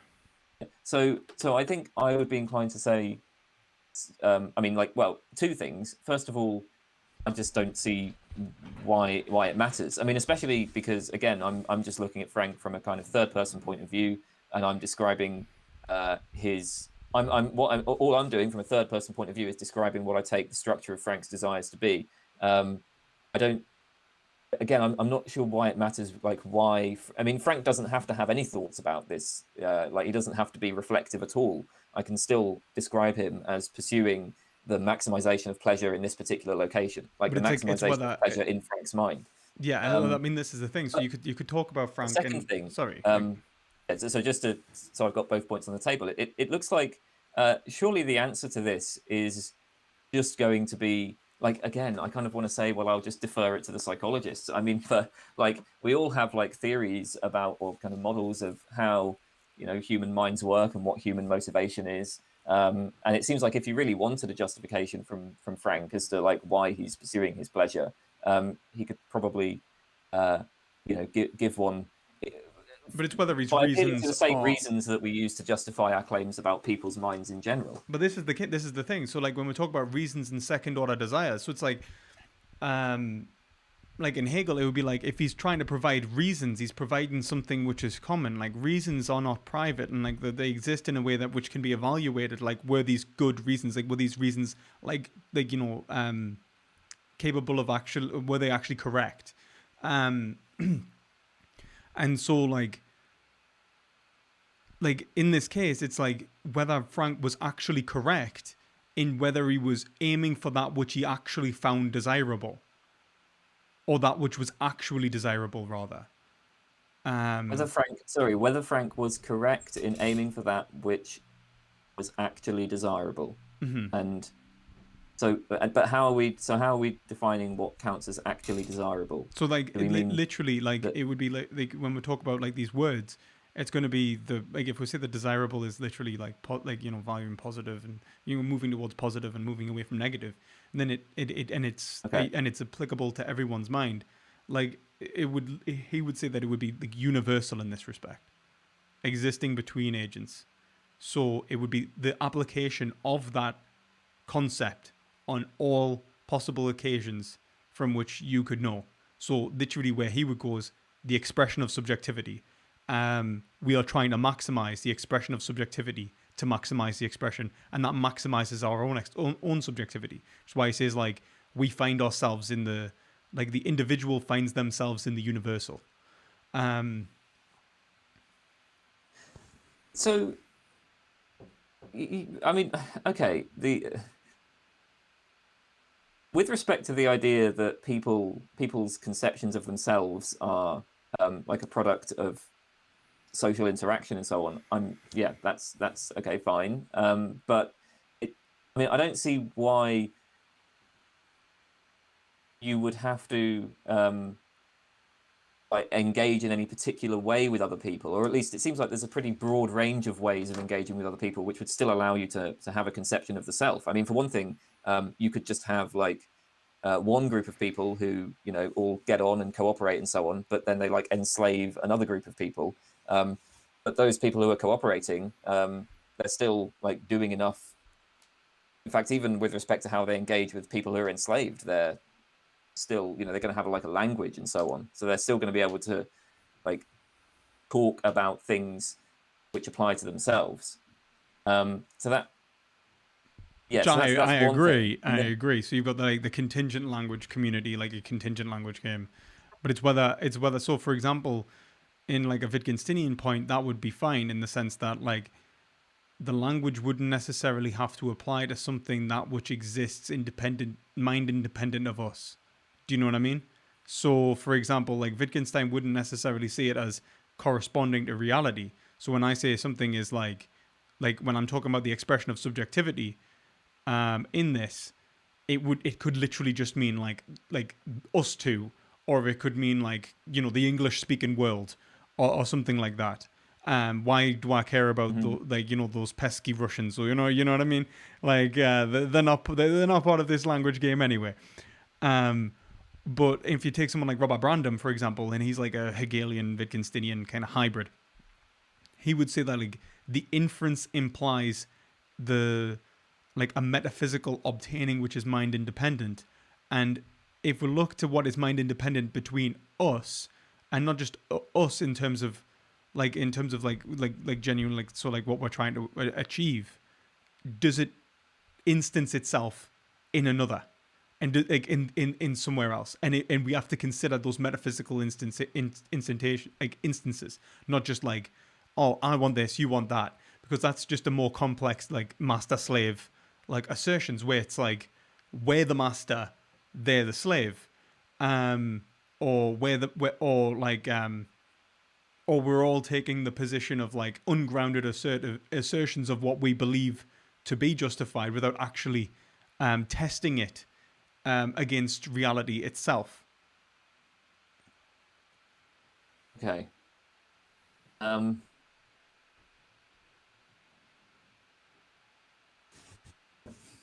so I'm just sort of thinking about how to proceed, because like I feel like the objection that I have is the same thing that I've already said, and Well, I guess like in terms so, of the I mean this was just to respond to yeah, no, I mean this is like I don't know, man. I feel like there's like just low. I don't I don't want to like kind of, I don't want this to come across as rude, right? But it's like there's just, we've gotten like into so much detail about stuff that like doesn't like resonate with me, maybe is the way I should put this. It just doesn't like connect it. I like just don't see this as being something that I care about one way or the other at all.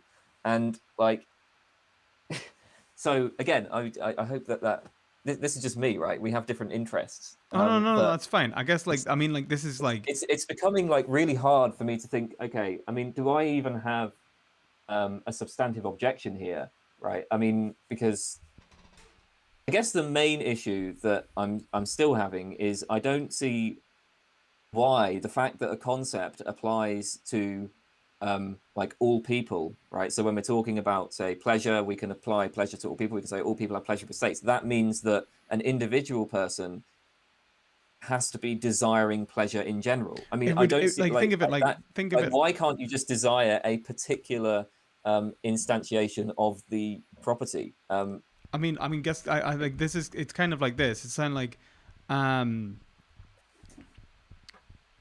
like what makes the concept what it is the like foundationally it's the um individual um essentially demarcating aspects of their experience, right, and then seeking to express it like to the other. So like in the Wittgensteinian sense, like slab, we point towards something, and that actually is like us going from here to here means something that's separate from everywhere else. Um, when I'm signifying it, I'm actually expressing meaning within the world, and that meaning relates to my experiences And then when we engage in terms of usage and we actually start, approving of each other's usage, what we're actually doing is saying that we are essentially carving reality into the same, framework as each other. So that's so that's a chair, yeah, we agree. That's a table, yeah, we agree. And we'll talk about whether we're using these concepts correctly, in terms of the way in which we are cutting the world. Now, in terms of the value experience, if I'm like, all right, yeah, that this is positive, and that's also positive, in you, then what, like, the value that they share, what we know about them is not in the individual experience alone, but in the value that they share. It's in both experiences. And so when you say, like, why can't they just value, like, a particular instance of that experience? Wait, sorry, what we know about them is in both experiences, right? Yeah. But Well, that doesn't in mean the common value experience. both. But it's more of like, to say that we value anything in the first place implies like knowledge of, like, it's like, do we know that we value it? And to say that, then I would say that that's common. Like, to say that you value something. So to say that I value pleasure requires me to have an understanding of what pleasure is, and then that also is going to require me, presumably, to understand that this is a property that can be applied to other types of experiences, other people's experiences. But I don't see how, like, why that means I have to value those things. I mean, this is just it almost feels like you're giving me a story about how we come to have this concept, right? And like, okay, fine, I feel like I can just accept that story, but then yeah, it's like, I don't feel like I'm expressing myself like in a way that's kind of conveying the meaning I want anyway. Right, so one second. Let's see if I can, like, I'll write this down a little bit and let's see if that helps.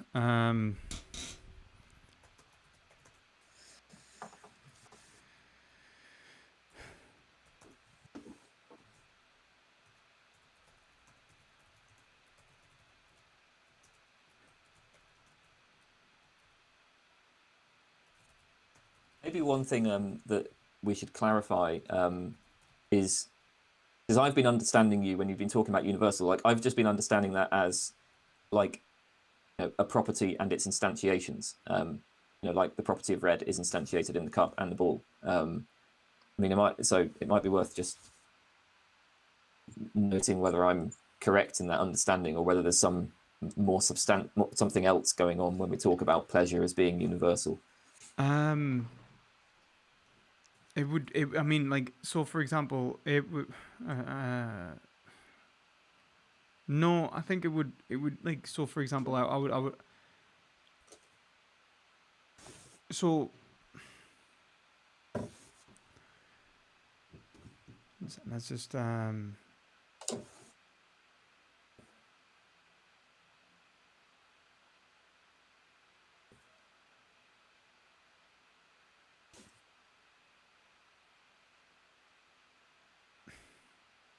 see, like, so for example, I don't believe that we gain, like, you approach things from a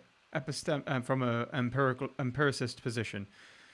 So when you're looking at, let's say, the cup and the ball, the redness is in the cup and the ball, and would you say that we gain knowledge of redness in the cup and the ball through direct awareness of the cup and the ball? Like, we see the cup and the ball and we abstract that they are both red. See, like, I would say that, like the experience of, like, the knowledge of the cup and the ball being red would not be possible until the conceptual, like, application of a universal which, like, gave meaning to that. Like, they simply would not be red in what we mean. Yeah, no, like, I'm fine with all of this. Okay, I that's think great. that, Okay, like, I tend to take a pretty, like, hard constructivist line on great. like Okay, properties that's great. I'm and glad. distinctions in the world and so on. Okay, that's cool. And then when see, like, so for example, one second. One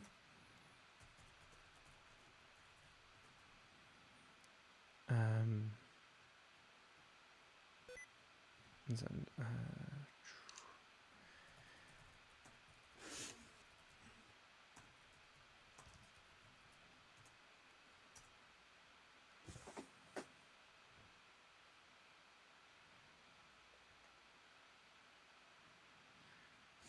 So, like, I take like I value positive, right? Let's just like let's make it as basic as that. Like, just like I don't know if like I mean, I say basic. It's probably one of the most contentious statements I could probably say in many ways. But like, I value positive. I take like I to be a first, like just think the first person pronoun. The basically that which like essentially gives you like an object in yourself. So first person experience, value. I just say drive towards. Okay. And then positive, agreed, instanced, positive, like the concept of positivity. So I don't see when an individual says like I value like whenever they say something, I see them as going basically I value positive.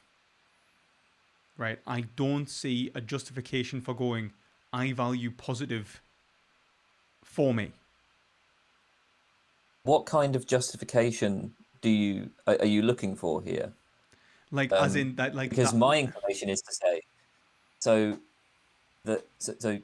I just say like where I'm having a bit of a problem, and then so my inclination is to say, right, that so if I'm talking about say Frank and I say Frank values positive for him, right, I'm just kind of describing like I don't know, a basic desire. I mean, it doesn't rest on anything. It doesn't need a justification. Now I can kind of see somebody saying, well, like what's the moral justification or something like that.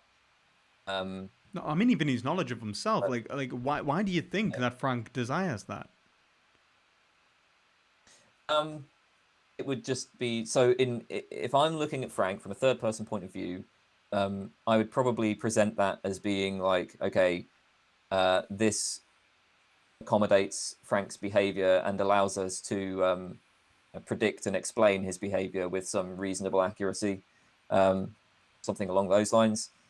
But I'd actually be quite happy to accept that the statement. So I'd be happy to accept that the statement is like not true. I'd say it's at the very least something of a simplification. But that's because I don't think that like I see like all claims about beliefs and desires and so on as being like abstractions to some degree. So yeah. Well, you see, like when I see someone like, let's say, like Frank, like going like I value, like like whatever, I see him as engaged in an action-urging process from which he is rationally attempting to deduce that which, like, so I would agree that there is desire in Frank, and the action-urging process, and the action-urging process, I would argue, implies, a desirable state of being, like an end. And I'd say that end is definitionally in relation to something from which Frank would approve of if he experiences it, or is like it's not just like Frank would approve of. Actually, it would be like that which is approvable, and then that which is like disapprovable. Because I think that even those statements like I approve, like to go like to put it in an inference, so that we don't hit like, because that's why I used to say the embedding problem. So we don't hit like the problem of an inference going like boo hurrah, like I like that kind of issue. To hit a cognitive level of self-understanding and self-awareness from which we can describe an identity, which allows us to go like I like something, or to hold oneself constant through time. To be able to not only say that it may produce something that I am happy with now, but that I will be happy with in general, or is approvable. I will find like will produce a positive experience throughout my life, not only my life but in general. Like because I think that this is kind of what it boils down to. The metaphysical foundation might be the instance of approvability. but the the universal applies to not to all the experiences of an individual's life, plus the the other individuals. And this is why you can go and say something like you know like I like you could go like like I don't know like I like beer, but beer's not, but I don't want to drink it, because it's like you approve of it. You know that you approve of it in a certain scenario. You know that there is instantations of that like positive experience, but that ultimately doesn't correlate to a greater evaluation of oneself. Like you know that like the consequences in the long run even outweigh the positive experience. So you actually deny it across time, which means that you are holding a level of like self consciousness throughout time. And I'd say that the only thing that connects you in that respect is those concepts you're applying to experience. But those same concepts that you're applying to experience don't just connect you to the next experience of yours, but they also connect you to everyone else's. Like all of those approved states are not only in you, but they're in everyone else. I mean, there are different kinds of connection, though. So, I mean, yes, when you talk about, uh, when I'm thinking about like my pleasure in the future, and then I can think about pleasure in another person. So, there's a connection insofar as the concept of pleasure is like a property, and it applies to experiences I'm having right now. It can apply to experiences I'll have in the future. It can apply to experiences held by other people. But obviously, there's another kind of connection that I'm going to have to myself in, say, 5 years, like a connection of personal identity. Now, I don't really, I don't actually, I'm not actually sure what to say about the problem of personal identity, but like, and I mean, so I guess I could.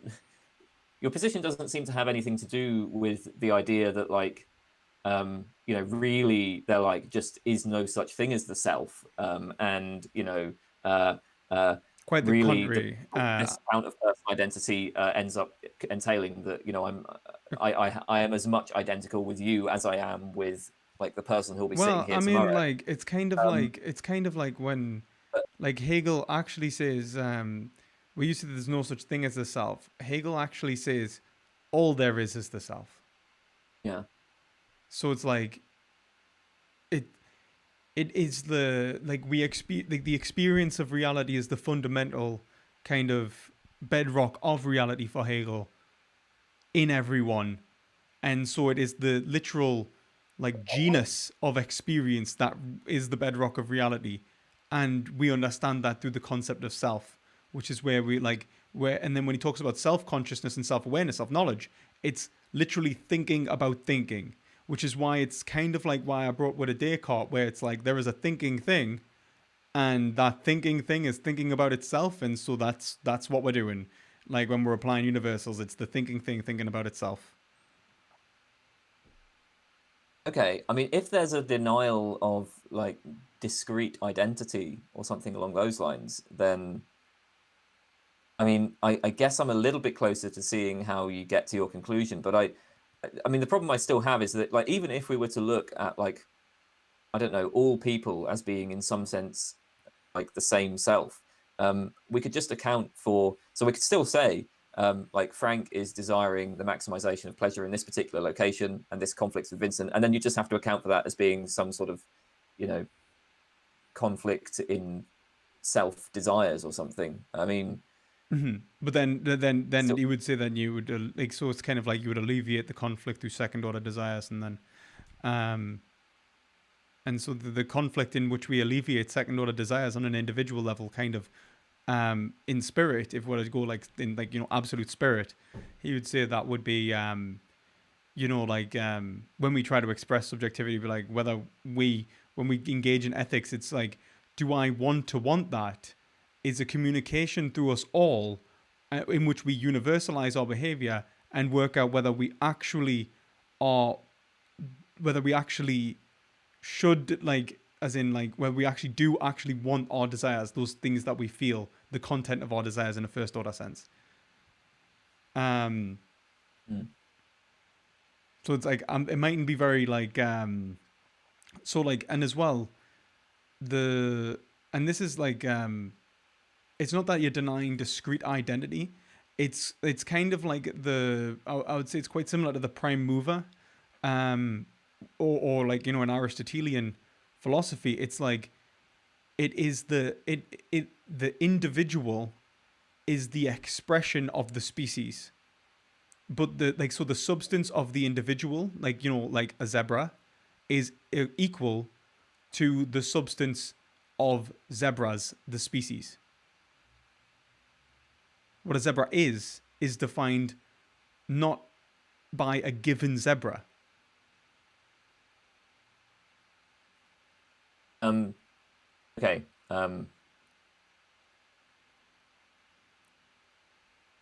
Sorry, I think I just sort of like lost the thread of the conversation there.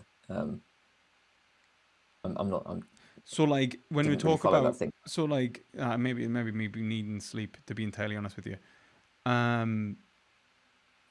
So when we talk about like mind and its application, like I, like self, like all those sorts of things, like it isn't the like what defines the parameters of that being, like that substance rather, so that like that which makes like it, that like, you know, the thisness, if you will, of the zebra isn't defined in its in its like particularity.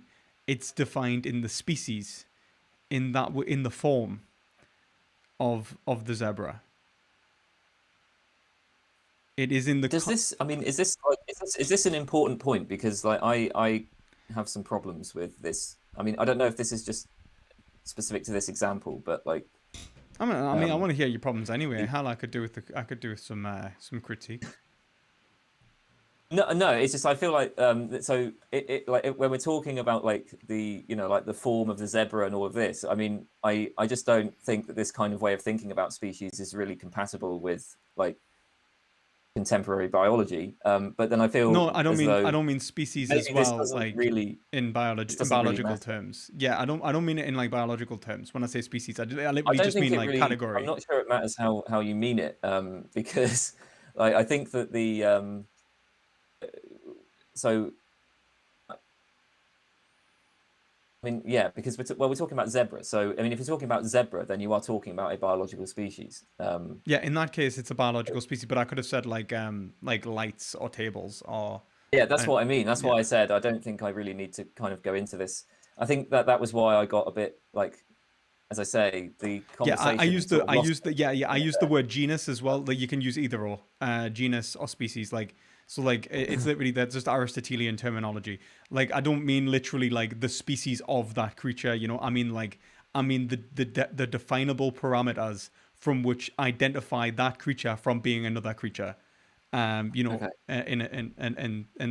like I would argue that exists independent of any given member of that you know, that thing, whatever it is, that ontology. Wait, sorry, what exists independent of The the any given member. So like what makes a light exists, like the definition of a light exists independent of any given light. So it's like it's not that like that makes it a light. It's not that makes it a light. And I don't reference those particular experiences of lights. I instead reference the concept of lights. It's like, so for example, I mean, like concepts exist independently from the things that they're yes, that's all. applying to, Like, and right? I think that's like, and literally, I genuinely, I would actually say that I think that that's kind of what Aristotle means. I mean, maybe there's some, like, in terms of like, but that's why I say like in terms of substance, like the substance of man, or the substance of mind, or whatever it is, like in terms of our understanding of self and subjectivity, excuse me, is not defined. And like in terms of like how we are behaving, it doesn't exist in a I would say like a, it's instantiated, like it's like So, for example, the reason I said, like, I'm not going to say zebra again, for the love of God. I think I've, like, I know, like, I just think the philosophy of science almost just took over there. Like, like that is not biology. Like, yeah. But so for example, like the existence of like this camera in front of me or whatever, um, like the parameters that define that camera, we agree exists universally, independent of a given camera. It's a concept that exists independent of the object, which is like, it's not abstraction. It's, it's construction. Constructivism. Well, I would say that the abstraction is part of the construction. I mean, I don't know if that matters. I don't know. I don't know if it matters. I don't know if we should if we should get into it. But it's more of like I would say that what matters is not the abstraction, but the application. So Yeah. I'd be like whether it tests to be like actually. But anyway, I mean, I'm actually losing where I'm probably losing the plot at this point. So yeah, like so in terms of the like,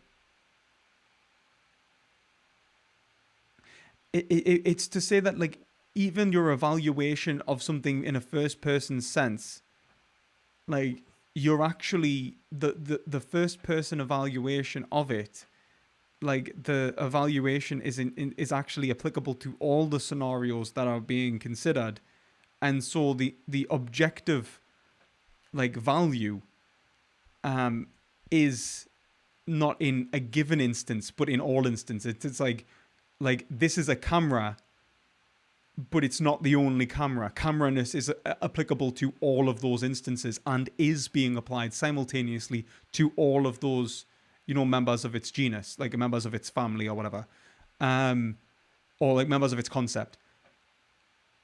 Now, I would say it's exactly the same thing with with what we're talking about with value and subjectivity, positive and negative, like. Again, I don't know how much this matters, but surely if you're a kind of constructivist about this kind of stuff, and actually maybe even if you're not, I've been inclined to think that a concept like the concept of camera doesn't really have a like exactly determinate extension. So this is where I worry when you say that in order to talk about cameras, we have to be, we're also kind of simultaneously applying. When I say like this is a camera, I'm simultaneously applying it to cameras in all other possible circumstances. It seems to me that concepts are kind of vague, and part of what's involved in kind of constructing a language is sort of negotiating on the boundaries of our concepts, and so I'm inclined to think that concepts sort of work more like more like kind of prototypes. So at least everyday concepts. I mean, when you get like technical concepts defined in, say, science or philosophy, it's a bit different. But if you just think about like the everyday concept of, I don't know, a fruit, there are certain things that we have which we can name as like paradigmatic fruits, like an apple, for instance, a banana, right? These kind of these are the exemplar fruits. And then when we encounter new objects, we judge them to be fruits on the basis of like similarities and dissimilarities. Tomatoes are and fruit, this is but something that all of us have to sort of work out together. But so yeah, I mean, tomato, like is that a fruit? Well, that's a little bit unclear, perhaps. Certainly, again, if we're just using the like everyday colloquial concept. Yeah. Do you put it in a fruit salad, like kind of like yeah. So I think that like I'm perfectly happy with the idea that when we're talking about an item like a camera, we're applying a concept, and this is something that we only understand this in relation to other things. I would resist saying that like we have to understand how that concept would apply in all possible scenarios, because I don't think there's a fact of the matter there. Like the boundaries of concepts are indeterminate. Again, I don't know if that's particularly important to your argument. I mean, I don't see why it would be, because actually when we're talking about, say, the case of pleasure, and okay, Frank experiences pleasure, Vincent experiences pleasure, and we've got this concept which applies to two people, We can just be talking about like exemplary applications I mean, of yeah. concept. I mean, yeah. But I mean, like, I guess, like, I'm happy to say, like, these like demarcations of like reality, like, or like these like discrete, like, under like the vagueness that exists between concepts is absolutely fine. Like, you know, at what point does a mound become a hill? Like, you know, that kind of, you know, sort of thing. And I'm fine with that. And I think like Hegel is too, in the sense that that's what is. It's like everyone trying to achieve that which is good, you know, that which is approved of, in the sense, like, you know, that which we genuinely are, like that which is right, actually, for Hegel, like to do the right thing. We are all trying to do the right thing, that which is like actually correct, and in trying to do that which is actually correct, we are constantly finding that we are doing that which is not actually correct. And so the conceptual application is actually educating us in terms of its like unfittingness to reality. We are constantly being educated that, upon like evaluation, that actually this is, you know, there's an antithesis to this situation, which allows us to reevaluate, reconceptualize, apply again, and then go through the process continuously. And that's literally the dialectic, like you know, thesis, antithesis, synthesis. And it's just that two-step process throughout, like three-step if you count synthesis, I suppose, but synthesis is just like thesis again. So it's like thesis, antithesis, since the Hegel two-step, all the way through history. And he sees that as the progression of ethics. Like the progression of ethics is literally like a progressive process of conceptual complexity growing in terms of its ability to explain what is like basically positive and negative phenomena. I mean, I'm using my own terminology as well here, so if you go away and start saying positive and negative about Hegel, it wouldn't work necessarily, I think. But the words that he uses, I don't think would substantiate the. I mean, one, because I'll be talking in ways that just the way that he writes is awful. But not only that, it's maybe the 18th century German. But he says that basically we're trying to seek the ethical life. You know, it's like we're trying to seek that life which is actually going to be, you know, the right thing. Like we'll obtain like value in which we actually, it's almost like a form of flourishing. I would attribute to Hegel.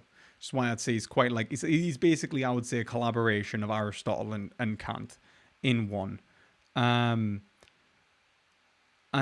so when you talk about like expressing subjectivity in this sense, he literally takes what was he takes like the reasons like that we are engaged in the categorical imperative are like to express a level of value which is experiential, from which we apply and then hermeneutically analyze to work out whether it's actually like it's like the correct application. So like this is kind of like where philosophical hermeneutics came from, really, because Gadamer was heavily inspired, like, you know, like a lot of philosophical hermeneutics anyway was because like, I mean, it really actually came from like theology, but at least from my understanding anyway. So, but then like it was kind of the Gadamer took that and applied it with Hegelian kind of sentiment, and then you know, now then we've got the evaluation of reality, I guess. I'm trying to like I don't know if I've said anything that like maybe he's like even got anywhere closer to. I don't know if you've necessarily. I don't know if you. I think you understand where I'm coming from. I'm not sure. Would you say like? I don't know. I think I've followed the sort of broad strokes of the argument. But I mean, honestly, I'm still stuck on the idea of how we move from The universal to the individual, pretty much. Yeah, I just, I don't know. I just don't get it. And I think I also, I mean, with everything that you're saying, there's also like a really big part of me, which is like just thinking, you know, even if I agreed with this, I just sort of don't care. And like, I feel like I'm just going to kind of carry on doing, you know, what I want. And of course, you're going to say, well, you know, it's not really what you want to do. But Yeah. I don't care. I'm just going to carry on following my let's just call it like impulses, and I'm going to carry on reflecting on those impulses. I'm going to carry on sort of doing the thing with the chocolate cake, where I sort of say, well, See, I don't want to get fat and I want to stay healthy, so I'm going to avoid the chocolate cake. And again, maybe I shouldn't put it in terms of what I want, but no, you see, I like, just sort of feel like hey, even if I was to accept all of this, like, and even if Frank was to accept all of this, I don't know what I would be able to say to him that would persuade him to stop, well, refrain from killing Vincent. I think, like, so for example, like, it's one, like, Hegel sees this as a movement of history rather than individual. So like he sees us as almost mimetic in this process. So like the concepts are bettering themselves, and our ways of thinking about these things are bettering themselves. So like future generations will be better at this form of thinking without having intended to better this form of thinking, like simply us trying. And like, so if I teach my kids, like look, this is ethics, blah blah blah, like when I'm teaching them like right and wrong, I've taught them my experience, my lived experience in this application of right and wrong. And that's like what's actually happening for Hegel. He's not saying, like, he's not really going like esoteric philosophy is going to give us the answer to these things. He's like, this is happening this is happening like on an individual, on like a societal level. In fact, like philosophers themselves aren't going to give you the answers. The concepts that exist in society today will give you the answers. Um, and he points towards lawfulness as pretty much the foundation, like of this, and like in the justice system. And I agree. I think that there is and like I would say like and duty, really, like societal duty, what we expect of each other, and like why we expect of each other in that way, like the reasons from which we will give to like evaluate this process. I think right now, I think that we live, unfortunately, in something that I think Nietzsche predicted pretty well. Like almost a nihilistic. I think like postmodernism is kind of rife. I think that the average individual, um, like dependent. I mean, like I think we actually live in a very multi faceted society. So like not everyone lives in the same sort of like value kind of sphere and like conceptual sphere, but I think that the rejection of like what were moral institutions in terms of ethics, without any sort of ethical language game to take its place, have led to like a stall in the application of those concepts. And Hegel basically says this is what we do every single time, where we move between abstract notions of right, which do not include the individual. So this would be like religion, seeking meaning to our desires as a way to genuinely try to achieve that which is valuable, and hedonism, just acting on impulse. And he sees that we kind of move between these two a lot, and he sees that as and constantly evaluating each one. So hedonism in capitalism today is very different to like hedonism like a while ago, and precisely because self-knowledge is different. But he sees like these two synthesizing an ethical life, where like the value of an individual's life, like the expression of like the content of your desires will be actually your own, and you'll be expressing your own freedom. um and I think that is like a he sees that, like, I think in terms of philosophy, that happens like a lot sooner. Like if we're like to engage in ethics, he sees that like it's happening kind of sooner. Like if we were to all engage in ethics, then the philosophy would elevate us to that level faster. But I think he sees that happening anyway. And I think in today's society, like the kind of rejection of meta narratives has led people to believe that there exists no meta narrative from which to evaluate like right and wrong. Um, and then, so yeah, I think, I don't know. You can tell us if you think I'm wrong on that, like, or When it comes to what's going to happen in the future, I'm not really willing to make any predictions about like what society's going to look like. I mean, even what you think's I think happening actually, now. what will more likely happen is, in like, I don't know, a couple of decades, modern civilization as we know it will probably decline significantly as a result of the destruction of the environmental conditions that allow it to thrive. So who knows what things will look like then.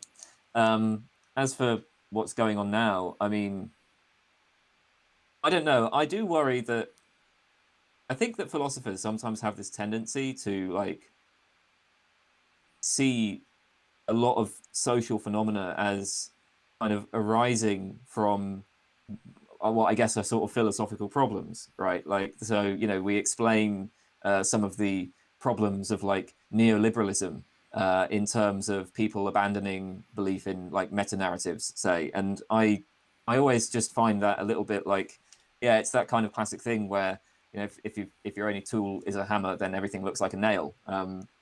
Yeah, true. I I like think I can't help but think that even I kind of imagine like an alternative history where I don't know, say religious institutions continue to exert a significant hold um, even during, like, I mean, you can kind of imagine like America, say, going much harder towards the like evangelical Christian influence. Would the I think in terms of, I don't know, the way that it's like structured and the way that people live would probably look very, very, very similar. Um, but I don't really know. I mean, see. I think that like I this is think outside. I guess what I would say is like it's more of like I think Hegel takes it in the sense that like the reason like he sees people acting in a way that the institutions themselves contain reasons, and so like for example when the Catholic Church fell, there was or like the church in general fell, um there was a rejection of like a whole way of life which contained in it reasons from which people engaged in certain behaviors, and so people stopped engaging in those behaviors.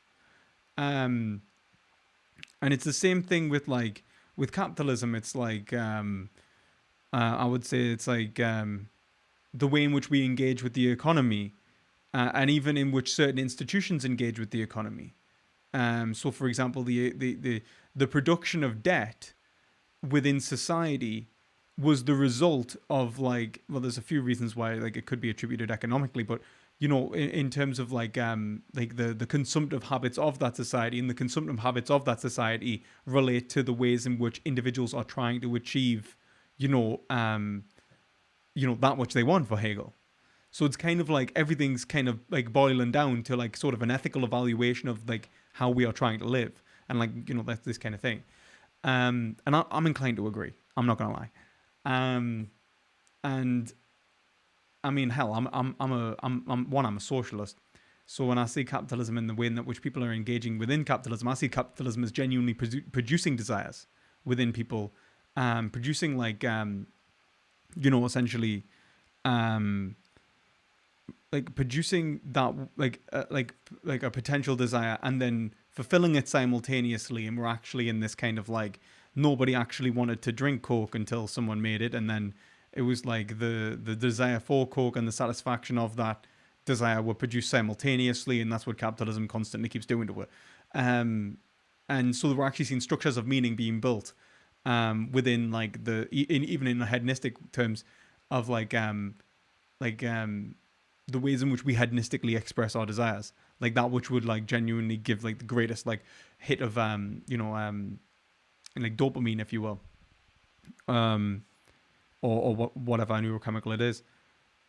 And capitalism is kind of working its way out of like trying to, it's kind of like with the social did you watch the social dilemma, for example, the documentary? No. Actually pretty interesting, right? So like I actually like that kind of thing.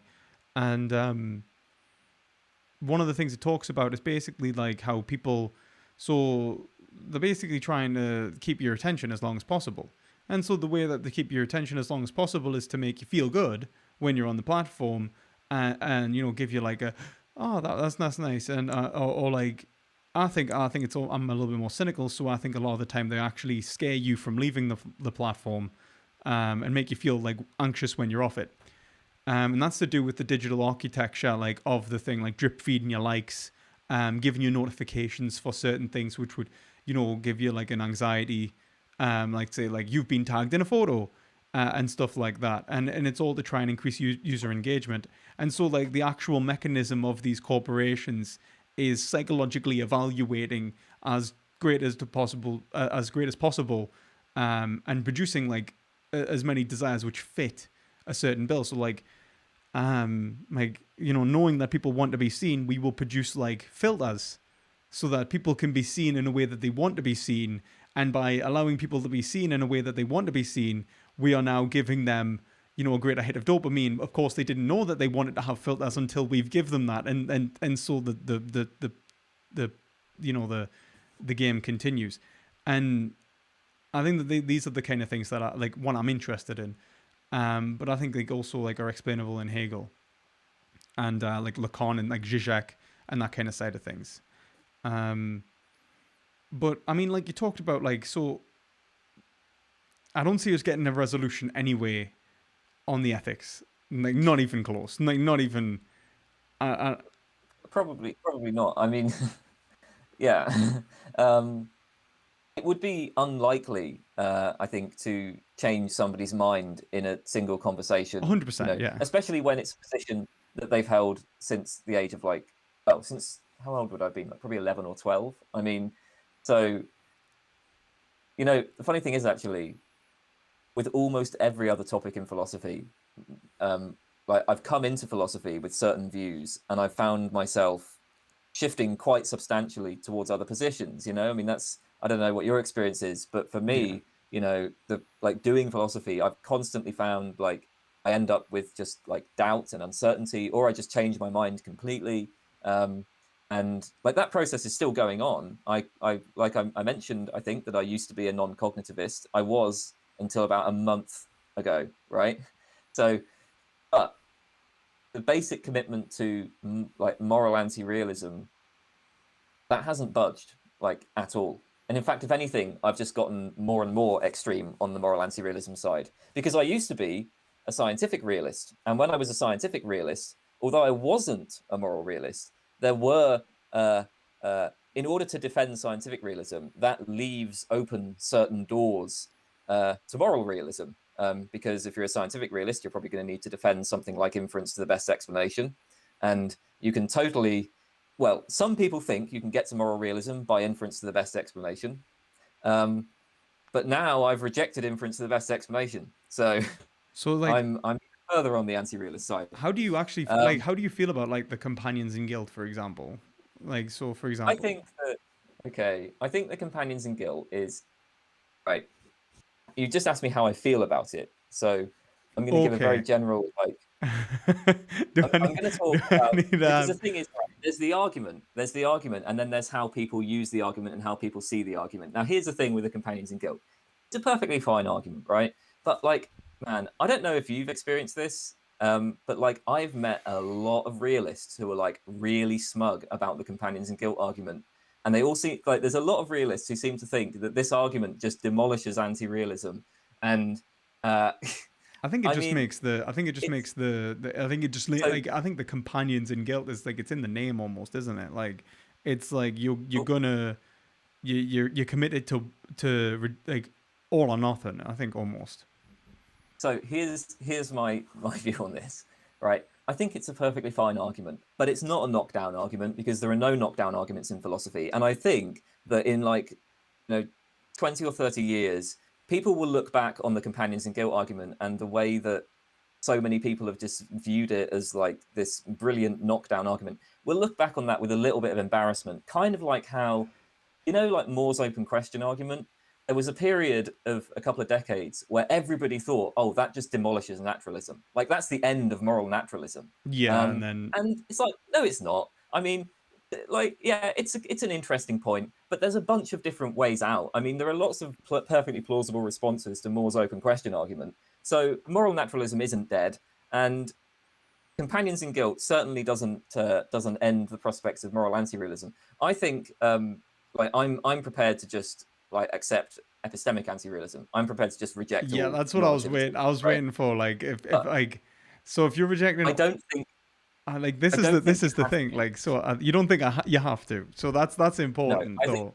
I think you can. So here's the thing: you can totally be a a moral anti-realist and a realist about epistemic norms. But as it happens, when I first encountered the companions in guilt argument, my reaction was literally like, yeah, that's right. That seems like a You're a perfectly scientific anti-realist, reasonable aren't you? So it's solution. like nothing's real anyway. What are you talking about? Like, unless would you argue like there is something? What would you? Is there a form of realism that you do actually accept? Is there something that you'd be like, yeah, that's real?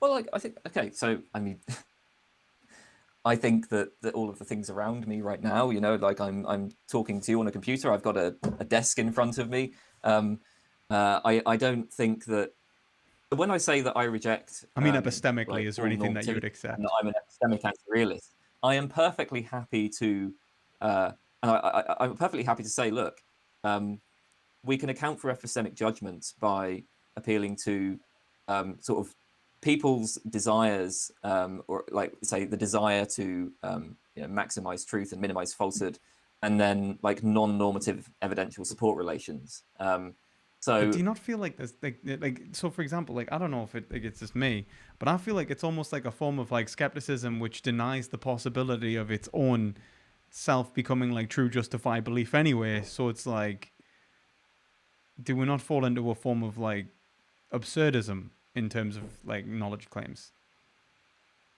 why would you? I mean, so let's say I don't know. There is a cup in front of me. Hmm. Um, so why can't I say that that's true? And that so when I say like that I have a justified belief that there is a cup in front of me, what that amounts to is that I think there are certain processes that kind of reliably produce true beliefs, and I want to have true beliefs, something along those lines. It's like, well, I guess like the issues I would have is like, so you'd say like, so I think you're grounding this in like, I want to have true beliefs. That's kind of like where it's grounded. So like you're saying like true belief is defined as whatever, whether it's real or not is a separate question, but I want to have them so it doesn't matter. You kind of sidestepping whether it's real by saying like, I mean, no, I mean, like I can have, I might have plenty of false beliefs. I might aim to have true beliefs, but end up having false beliefs. I mhm. mean, I might believe that, you know, my car is parked outside, but actually it's been stolen. Um, But it's like even like, so like, for example, in the acceptance of true belief, I mean, like yeah, so like that's epistemic, isn't it? Like like true justified belief, like the justification of that position. Like I don't know if I'm wrong in this, but like I've always thought that like epistemic anti-realist. So for example, you'd like if I was to try and make a knowledge claim as an and you were an epistemic anti-realist, let's say you're, I think you said you basically would be happy to accept that. Would you say that that knowledge claim actually obtains reality? I'm not sure what you mean by obtains reality. Like so I guess like when I think of like correspondence theory of truth, for example, like does it correspond? Like Yeah, does the claim correspond to reality? well, sure. I mean, so if I say there is a cup on the table, then that's true, just in case there's a cup on the table. I don't know if I'm just like misunderstood epistemic anti-realism this whole time, or so like Well, I mean, epistemic, like, so the point is to deny, like, say, categorical normativity in general. So the claim about what people might want to say is something like this. Let's say that Frank just doesn't care about having true beliefs, and he just wants to. Let's say Frank just decides that he wants to like sleep with some woman who's a flat earther, and he decides that the best means to do this is to just believe in the flat Earth, right? I mean, of course, we can't just choose beliefs like that, but I was you gonna know, say I this is was about to have like a heart attack there. yeah. Um, So anyway, the thought is, well, there's still some sense in which, like, no, Frank ought not to believe that. Like in the same way as with, you know, moral claims, the fact that Frank desires Vincent's money and doesn't care about Vincent, it's still the case that Frank ought not to kill Vincent. I mean, I understand the epistemic anti-realist position as trying to like account for our epistemic judgments without involving a belief in kind of categorical normativity of epistemic judgment. But how would it do that? Like, this is the thing. Like, this is what's kind of confusing for us, because like the categorical normative, like the normativity that exists, like unless you wanted to say that the normativity itself is like, so for example, it's like, I guess like what I want to say is like with the whole like true justified belief thing in terms of like epistemics, the idea is that the maybe like and hopefully I say this right. The idea is like when we're trying to produce knowledge claims in terms of like if you were to reject the normativity of like what would instantiate a true justified belief free of relevant falsehood or whatever, like including the Gettier kind of, you know, get out of jail free card. You know, the whole idea of like reject, like if you were to reject, like it's not just a rejection of like if you were to say like it's whether there is a grounding for normativity or not as a whole, right? So like well,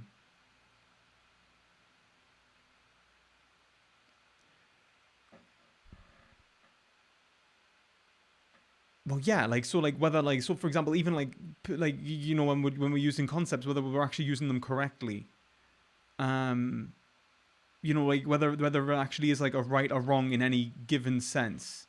Like, in what way would you be able to obtain, like continue this with like how would you be able to continue this if you were to reject like categorical like if normativity? I'm not sure I see the problem. I mean, so with respect to concepts, like as I mentioned earlier, I don't know how to overcome the skeptical problems of meaning, but I also don't think that you can overcome them by introducing normativity. So I'm not really too worried about that. I don't see what the issue is with just saying, look, I can give you, I can present an argument or evidence, let's say, I can present an argument to the effect that some proposition is true. And if we're both engaged in inquiry, then we're both going to want to hold true beliefs. I mean, there are going to be sort of differences insofar as we have to make different judgments about, obviously, anything that we do to maximize our true beliefs is also going to let in some false beliefs, and we need to minimize false beliefs as well. So we've got to weigh up these different things, like, you know, we put more emphasis on maximizing true beliefs or minimizing false beliefs, that kind of thing. But ultimately, if we're engaged in inquiry, you know, we're both going to be concerned at getting at the truth. And so, you know, I can give you an argument and say, you know, here's an argument. Like, here's an argument, right? But all men are mortal. But do you not think that like so that then you should accept that Socrates is mortal? So is this any given argument that you're forced to accept this? Would you say? Because it's like if that like so for example, like what's the reason to believe like you know epistemic anti-realism is untrue unless we've reached a form of argumentation which has allowed us which is grounded in normativity, which has allowed us to actually you know make a true justified belief about that claim, which is already you know that we are actually justified in believing that claim. Do you see what I mean? I'm not. So like it isn't in itself like trying to promote a knowledge claim about epistemic norms. It's an epistemic. It seems like epistemic normativity is required to even discuss the correctness of epistemic normativity. I think that you can just present an argument to the effect that there is no epistemic normativity. But if you were to present that argument, like what would differentiate its correctness? You can present an argument to the effect that epistemic anti-realism is true. What you can't do is present an argument to the effect that you ought to believe epistemic anti-realism, like where that claim that you ought to believe it is kind of categorical. But it's even so it's even like that, how would you be able to say it was true? That's kind of like me like confusion. So like for example, if epistemic anti-realism is true, then like I'm kind of confused on what you mean by the word true, because I see that as like like built upon epistemic normativity. Am I wrong Okay, in well, that? I'm just using the term in the colloquial sense. I don't. I haven't thought about the like different analyses of truth enough to like say, okay, this is what I think about. This is how I'm going to analyze truth. I'm pretty much like inclined to think that something along the lines of the correspondence theory has to be like there has to be some sort of element of correspondence theory in the right account of truth. Just because it seems to me that like when I say that something is true, what I'm doing is I'm like comparing, say, like a model to the world, or at least what I conceive of the world as being. So when I say the cup is on the table, like I'm comparing this little kind of picture, this little model that I've got, and I'm comparing the world out there, and I'm saying that this kind of matches in some sense the world out there. I mean, there are like I know that there are lots of Surely difficulties with that that analysis, includes but that's pretty normativity, though. Like you can't be an that's pretty. I just don't see how you can maintain the like I don't see how you could maintain that in saying that there is like a level of correspondence in the right theory of truth, and then saying that you would be able to reject like epistemics, like epistemic normativity. The categorical normativity in saying that the proposition that the cup is on the table corresponds to some state of affairs in the world. But then, is that not implying? Am I wrong in saying that that implies a level of no? So wait a minute. So say that again, because I think you half cut out. So I don't know if I've just like heard like half of what you said and then I've jumped. So I said, where is the categorical normativity in saying, in the claim that the proposition that the cup is on the table corresponds to some state of affairs in the world? That seemed to be what your issue was, that like correspondence truth somehow kind of embodies like. it's underpinned, I would say, by epistemic normativity. So why? Like so, for example, for us to say that like for me to make the claim that this is true requires a standard from which I can judge truth and falsity, and that standard is what you would be rejecting, from what I'm aware, in epistemic anti-realism. You can totally have like, again, there are like methods of arriving at beliefs that can be reliable at generating true beliefs. What's being rejected is a claim about like what you ought to believe. So it's so wait a minute. So what you ought to believe, right? So you're saying like, so for example, but like so you're not rejecting the standard of truth and true belief. You're rejecting on the standard of whether you should believe true belief. Yeah, I think so. I think that would be That's not epistemic anti. Is that epistemic anti-realism? Because that's like saying I mean, even if the world was round, I wouldn't believe it. Like that's not to say that like the world's not round. That's to say like that there's no way to make a knowledge claim about that. It's that I would not accept the knowledge claims even if they're made. That's almost an ethical claim. so my understanding is that that is epistemic anti-realism. Yeah, that's the position that like. So okay, the people that I've read on this, Terence Cuneo in his book The Normative Web, like that's that's what he's talking about. It's the idea that so for him, like epistemic error theory is the claim that all claims about what people ought to believe are just false, and then there's like epistemic expressivism where claims about what people ought or ought not to believe kind of express attitudes of approval and disapproval towards certain belief forming methods, say. But I mean, I guess the issue is, do you not feel like all of these arguments are being underpinned by something which allow us to accept or not accept the scenario? Like, I think the argumentation is actually like inferentially, like correct. I mean, just to be clear, like I could be wrong about this, but I mean, because it has been a while since I've read this stuff. Um, I think that like I don't know of like an epistemic anti-realist who would say that we're just like not. So I mean, because I think what's his name, Jonas Olson, I think endorses epistemic error theory, and he's definitely cool with the idea that like, yeah, we have true beliefs and we can give arguments to the effect that a belief is true or false. Um, it specifically claims about what people ought to believe, right? That's the issue, at least as I've always understood it. I might be wrong. I have a friend on here that wants to ask you about this if you're all right, and then I'll let you escape, from this dreaded scenario. But I mean, if that's okay, just because he's interested in this, and I don't know if I've kept you for too long. I don't know if you, if you're wanting to get away as well, don't be polite. I know we're British here, but like, come on, 4 hours, man. Like, what kind of like you're I'm masochist? fine. No, I'm all right. It has been a while, but I'm okay. I wasn't doing anything else today anyway. Oh, that's cool. And I just want to say as well, like you talked about the environment. Sounds like you cared about the environment. Veganism for the environment is like unbelievably beneficial. Actually, the United, like, well, it's like I say veganism, but plant-based diet. Oxford University argue that it's the number one thing that an individual consumer can do to to make a difference. So does the UN. So yeah, if you want to make an Yeah, environmental. no, I agree. That's why I said like it's a good idea to go vegan.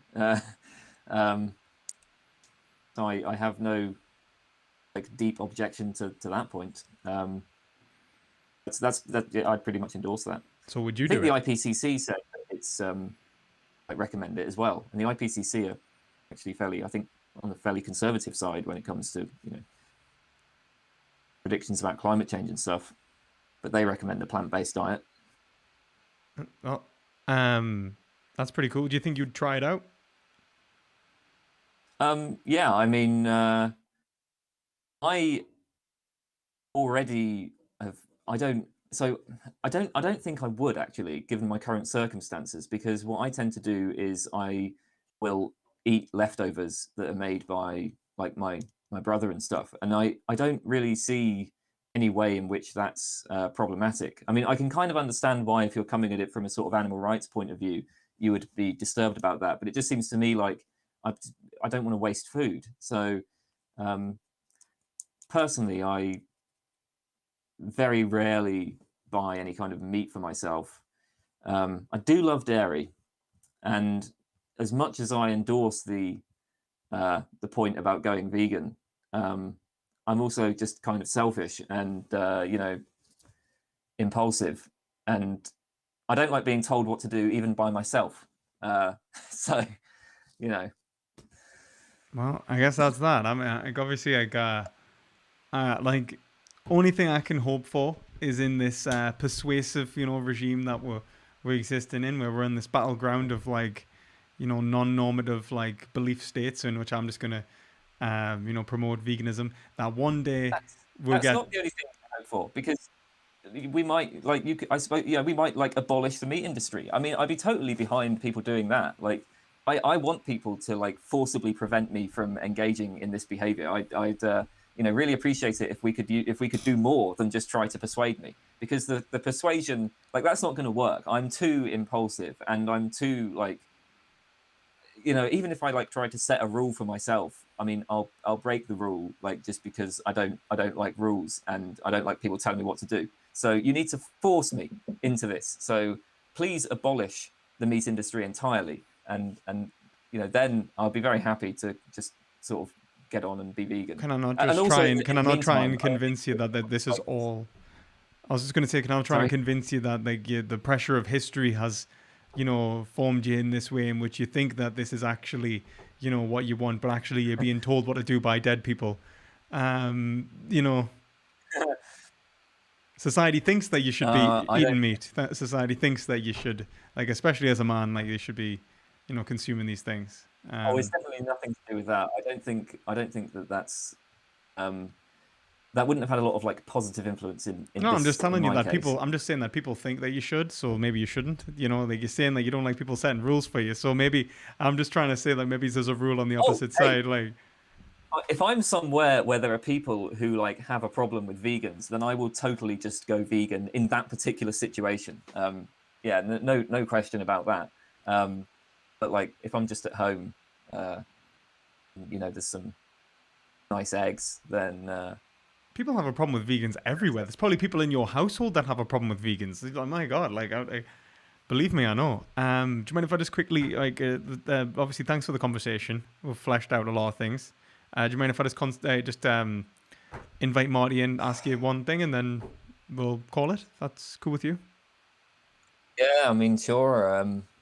Go ahead. Yeah, thanks for that. That was fun. I don't know if we covered the things that we were planning on covering, but that Well, was I a mean, this is the kind of the issue, like in terms of like when you say like, so for example, when I asked you for like, what kind of form of like anti-realist you are, like if you were like, like it's kind of one of those things. If you had a proposed like a theory that I could have like argued against, but then like obviously it was kind of like trying to flesh out my theory so that you could argue against it, and obviously that just takes a lot of time. Obviously, I'm writing my thesis on this, and I'm just trying to convince you of like step by step in the dialectic, like this, that. So it's like obviously it's like not the I don't think like necessarily like the fastest way of doing, you know what I mean, like the most efficient way of conversing, but like I think we did all right. Like we got somewhere. I think maybe he's learned more about Hegel than you've ever thought you would.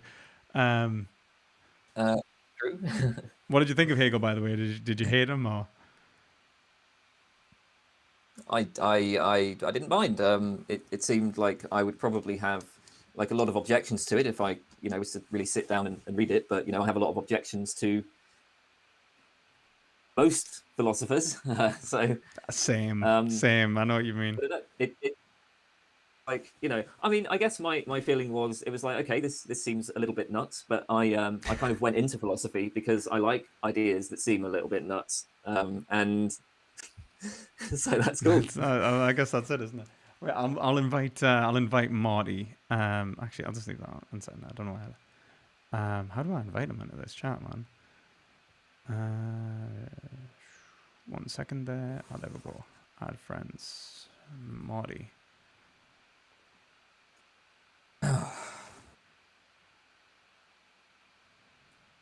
Right. Hi, Marty. How you doing? Hey, how's it going, guys? Yeah, pretty good. So, Kane, this is Marty. Marty, Marty teaches philosophy, got a master's in philosophy, philosophy postgrad. So he has Marty. Well, Well, yeah, kind of. Yeah, kind of. I'm about to start my not post grad, but my graduate studies or doctorate studies. So Yeah. yeah. Oh, by the way, it's nice meeting you, though, Kane. I mean, I've looked at some of your videos, and I think you're one of the, gladly to say, I guess, one of the most informed YouTube philosophers I've seen. Uh, Oh, so thanks.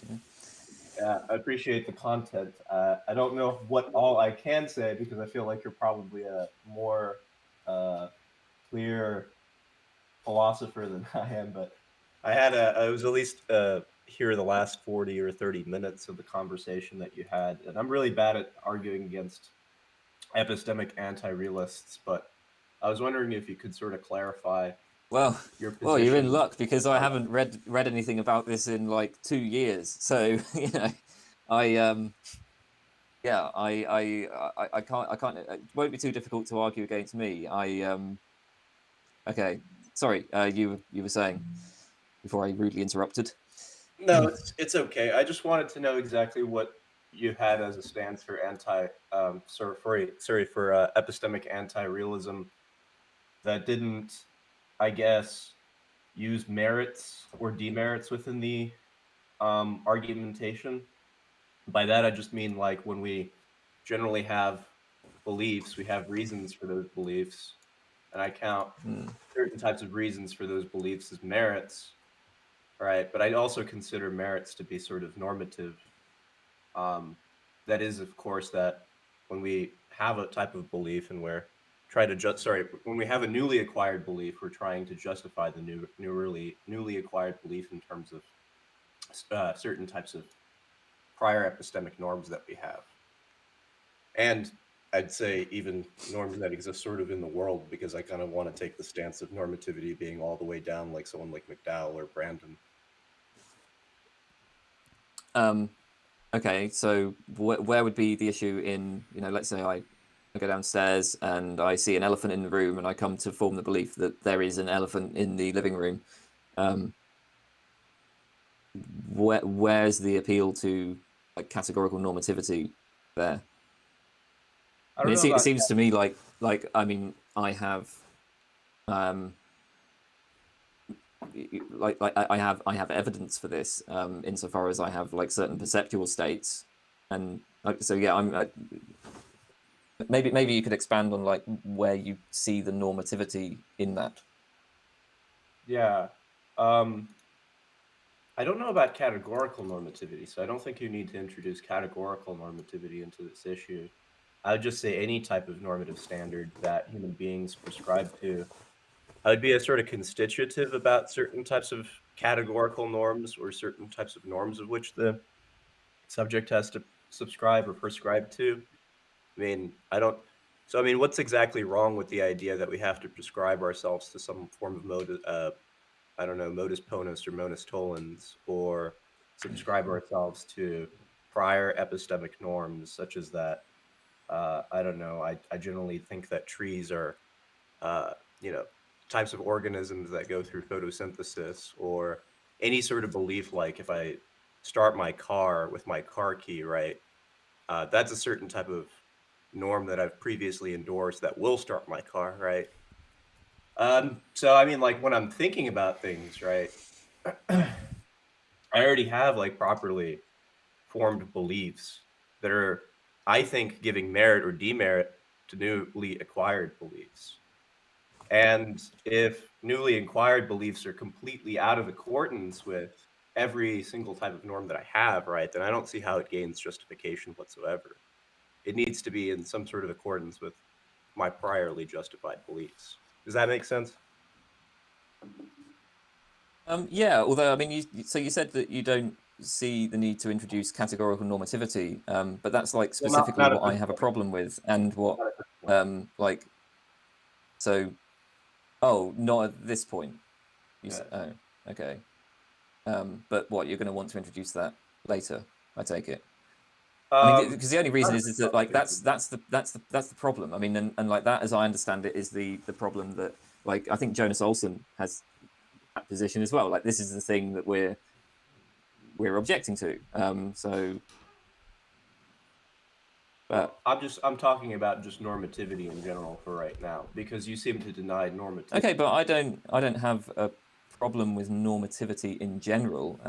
Oh, okay.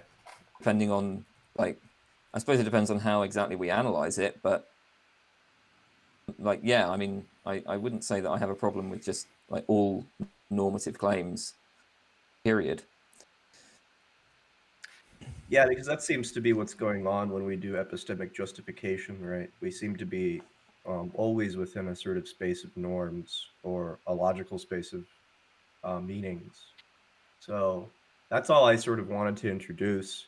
If you don't have a problem with normativity, then I don't really think I have a problem with the philosophy, because I think it's a lot harder to introduce categorical normativity into the framework.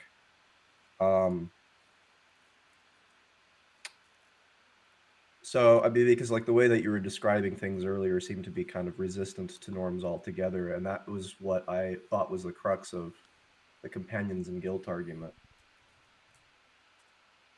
I don't. I mean, it depends. So my understanding is that like the general consensus among error theorists, at least, is like they tend to be perfectly cool with like hypothetical imperatives and so on. I think that what was this? I'm not sure if I'm going to pronounce this correctly. Matt Edke. I don't know if that's the right pronunciation, but he argued that like no, like you just don't. If you endorse the kind of arguments that error theorists tend to give, then you're just going to end up losing like all normativity altogether. You won't even be able to like make hypothetical imperatives or anything like that. But that seems to be, well, yeah, that's just one argument, and there are obviously responses to that. So I don't really know. I mean, like I literally haven't done any reading on this topic in about 2 years. So Oh, it's okay. Which is Yeah. fair enough. I I mean, kind of feel I don't think that either of us Yeah, no, specialize in this. So I understand that most of your reading seems to be done in like the philosophy of science. But are you a scientific anti-realist or realist? anti-realist. Okay, yeah. I wouldn't know too many arguments there. But you say that you're okay with hypothetical norms. I'm not gonna lie. Uh-huh. Can I interject? Like Marty, you know when we talk about like random and normativity, you say like boiling down to the bottom, like so like I remember bringing this up before as well, Kane. Like I mentioned random and like obviously like this kind of thing. Probably not as eloquently as Marty here. When we talk about Brandom and normativity, this is kind of like where I always took Brandom. So when Brandom's arguing that like the inference implies the existence of the thing from which is being inferred, at least the possibility of obtaining. So like P applies the possibility of being P. So like even to be false, it implies that it could have been true. I think that is is that not the imposition that to accept even the possibility of like a hypothetical norm, so like the hypothesis that P is P, that we've already accepted that we've already accepted like the necessary possibility.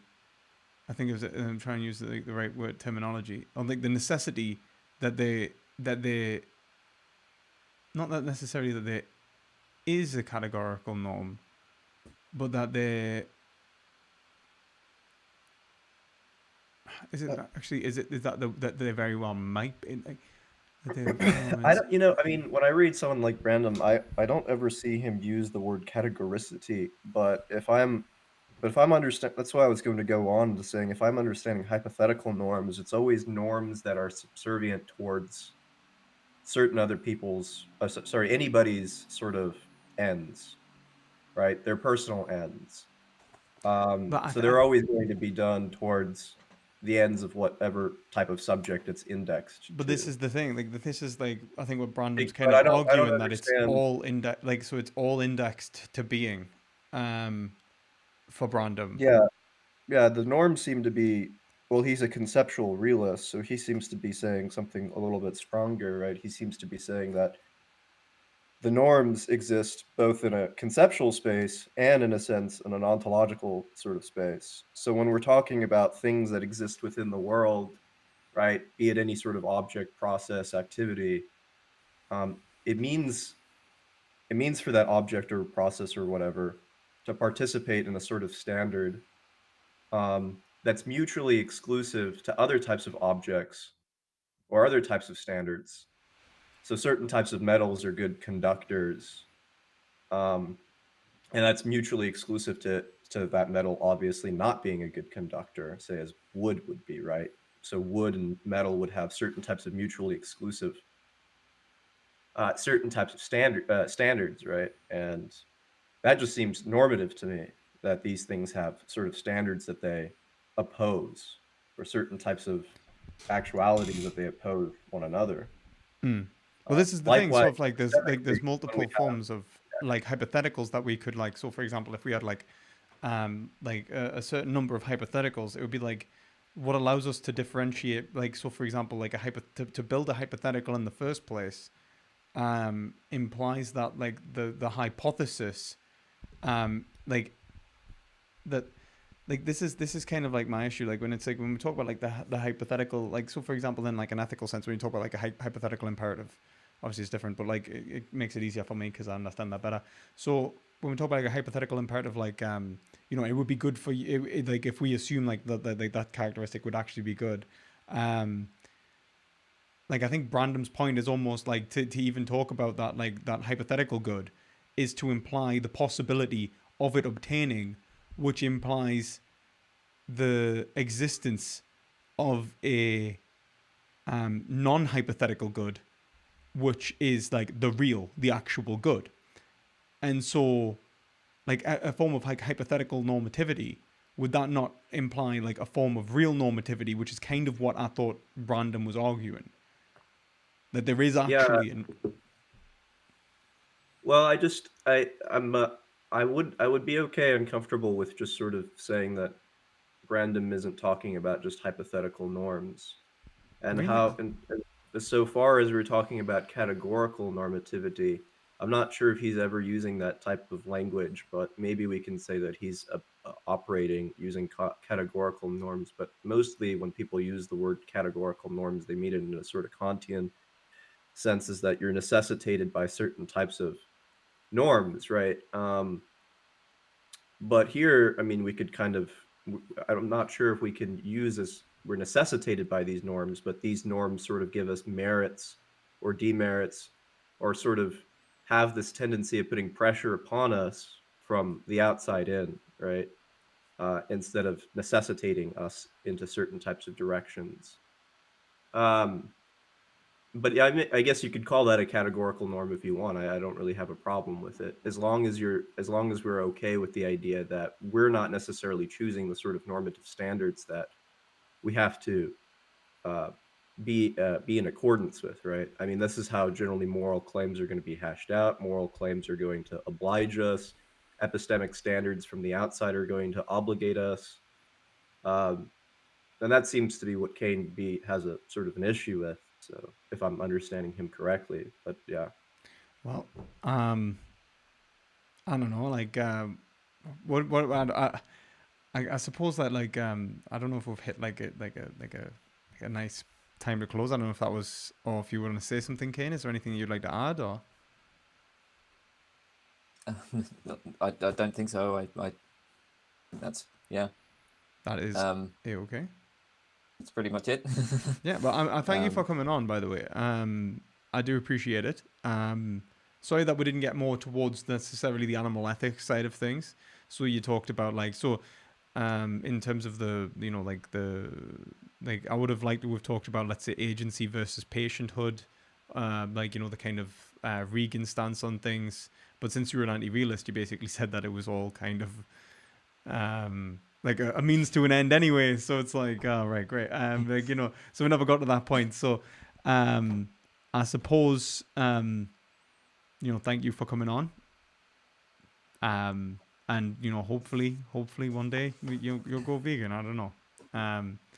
Many billions of animals would appreciate it. So, okay, that's a really bad argument. I mean, go with the environmentalist argument, not the animal, because like, I literally don't give a shit about the animals. but why do you care about humans then? That's a bad argument to use with me. I just don't say I mean like the emotional things, like, so for example, I don't care about emotional appeals usually anyway, so like that's like, I'm a moral like objectivist, so like I don't believe in moral sense. I think that intuitions don't necessarily give us information about reality, and that we shouldn't necessarily follow it. So like that kind of thing, like, so if someone was to say like, oh, like, well, like, you know, like, you know, compassion and things like that, I don't really care. So like, I don't know. Like, it's different for me to even approach it from this respect, like, because like obviously in that way, I guess, like, you know, there's also like, you care about humans, right? Mm-hmm. Well, like, you know, zoonotic disease caused by animal agriculture, keeping animals in close proximity to humans, increases the likelihood of things like COVID-19, H1N1. Yeah, I know, I agree. I agree with all of this. People should go vegan, like, and they should go vegan for the sake of humanity, not for the sake of the animals, but like just for humanity's sake. Like, already there, you have a perfectly, I think you've got an overwhelmingly good reason to just abolish the meat industry entirely, just on the grounds of like what matters to humans. And so if you care about the animals, then obviously you've got even more reason to do it. But I'm with you completely. I agree with these points. Well, I'm glad to hear that anyway, and hopefully you're motivated at some point to make the step. But anyway, thank you for coming on, and I appreciate it, and I hope you have a lovely day. Okay, you too. I'm not sure what to press here. I was just going to say, do you want to shout your channel out as well? It's in the description below if anyone wants to see it. And you want to say what you do? It's called Kane B or Kane Bacon 91. So yeah, you can have a look at that if you're into philosophy. There might be some stuff there that you like. I don't know.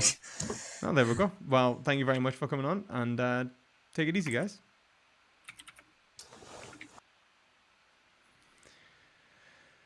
Okay. What did you think of that, guys? And thank you for Dr. Peanut. If you found out that Hegel was a serial killer, how would it change your opinion? How would it change your opinion of this work? I'm pretty sure this is a dumb question. It would make a difference because that's not why. It just wouldn't make a difference.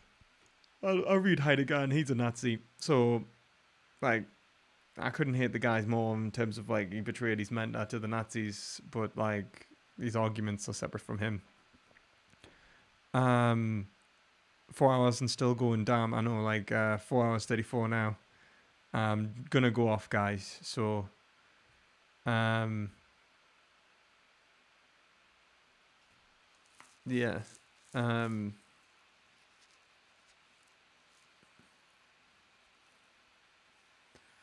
I saw you saying that based plan. I don't know what I would have asked about mathematics. And the guy is like, so for example, he's an epistemic anti-realist. There's very like few places, in, if I'm honest, that no, he's not he's an empiricist, but as I'm not sure why entirely. I guess maybe I'm misunderstanding. Like it's because he chooses to be, but then that's not necessarily grounding like the value of like empiricism over like something else. So yeah. But yeah, I appreciate him coming on anyways. So anyway, I hope you've all enjoyed this conversation. If you like, please give it a thumbs up. Consider subscribing, and thank you to Ethan, Brick, Jeremy and Ben for supporting this channel on Patreon. Thank you very much, and I hope you all have a lovely night.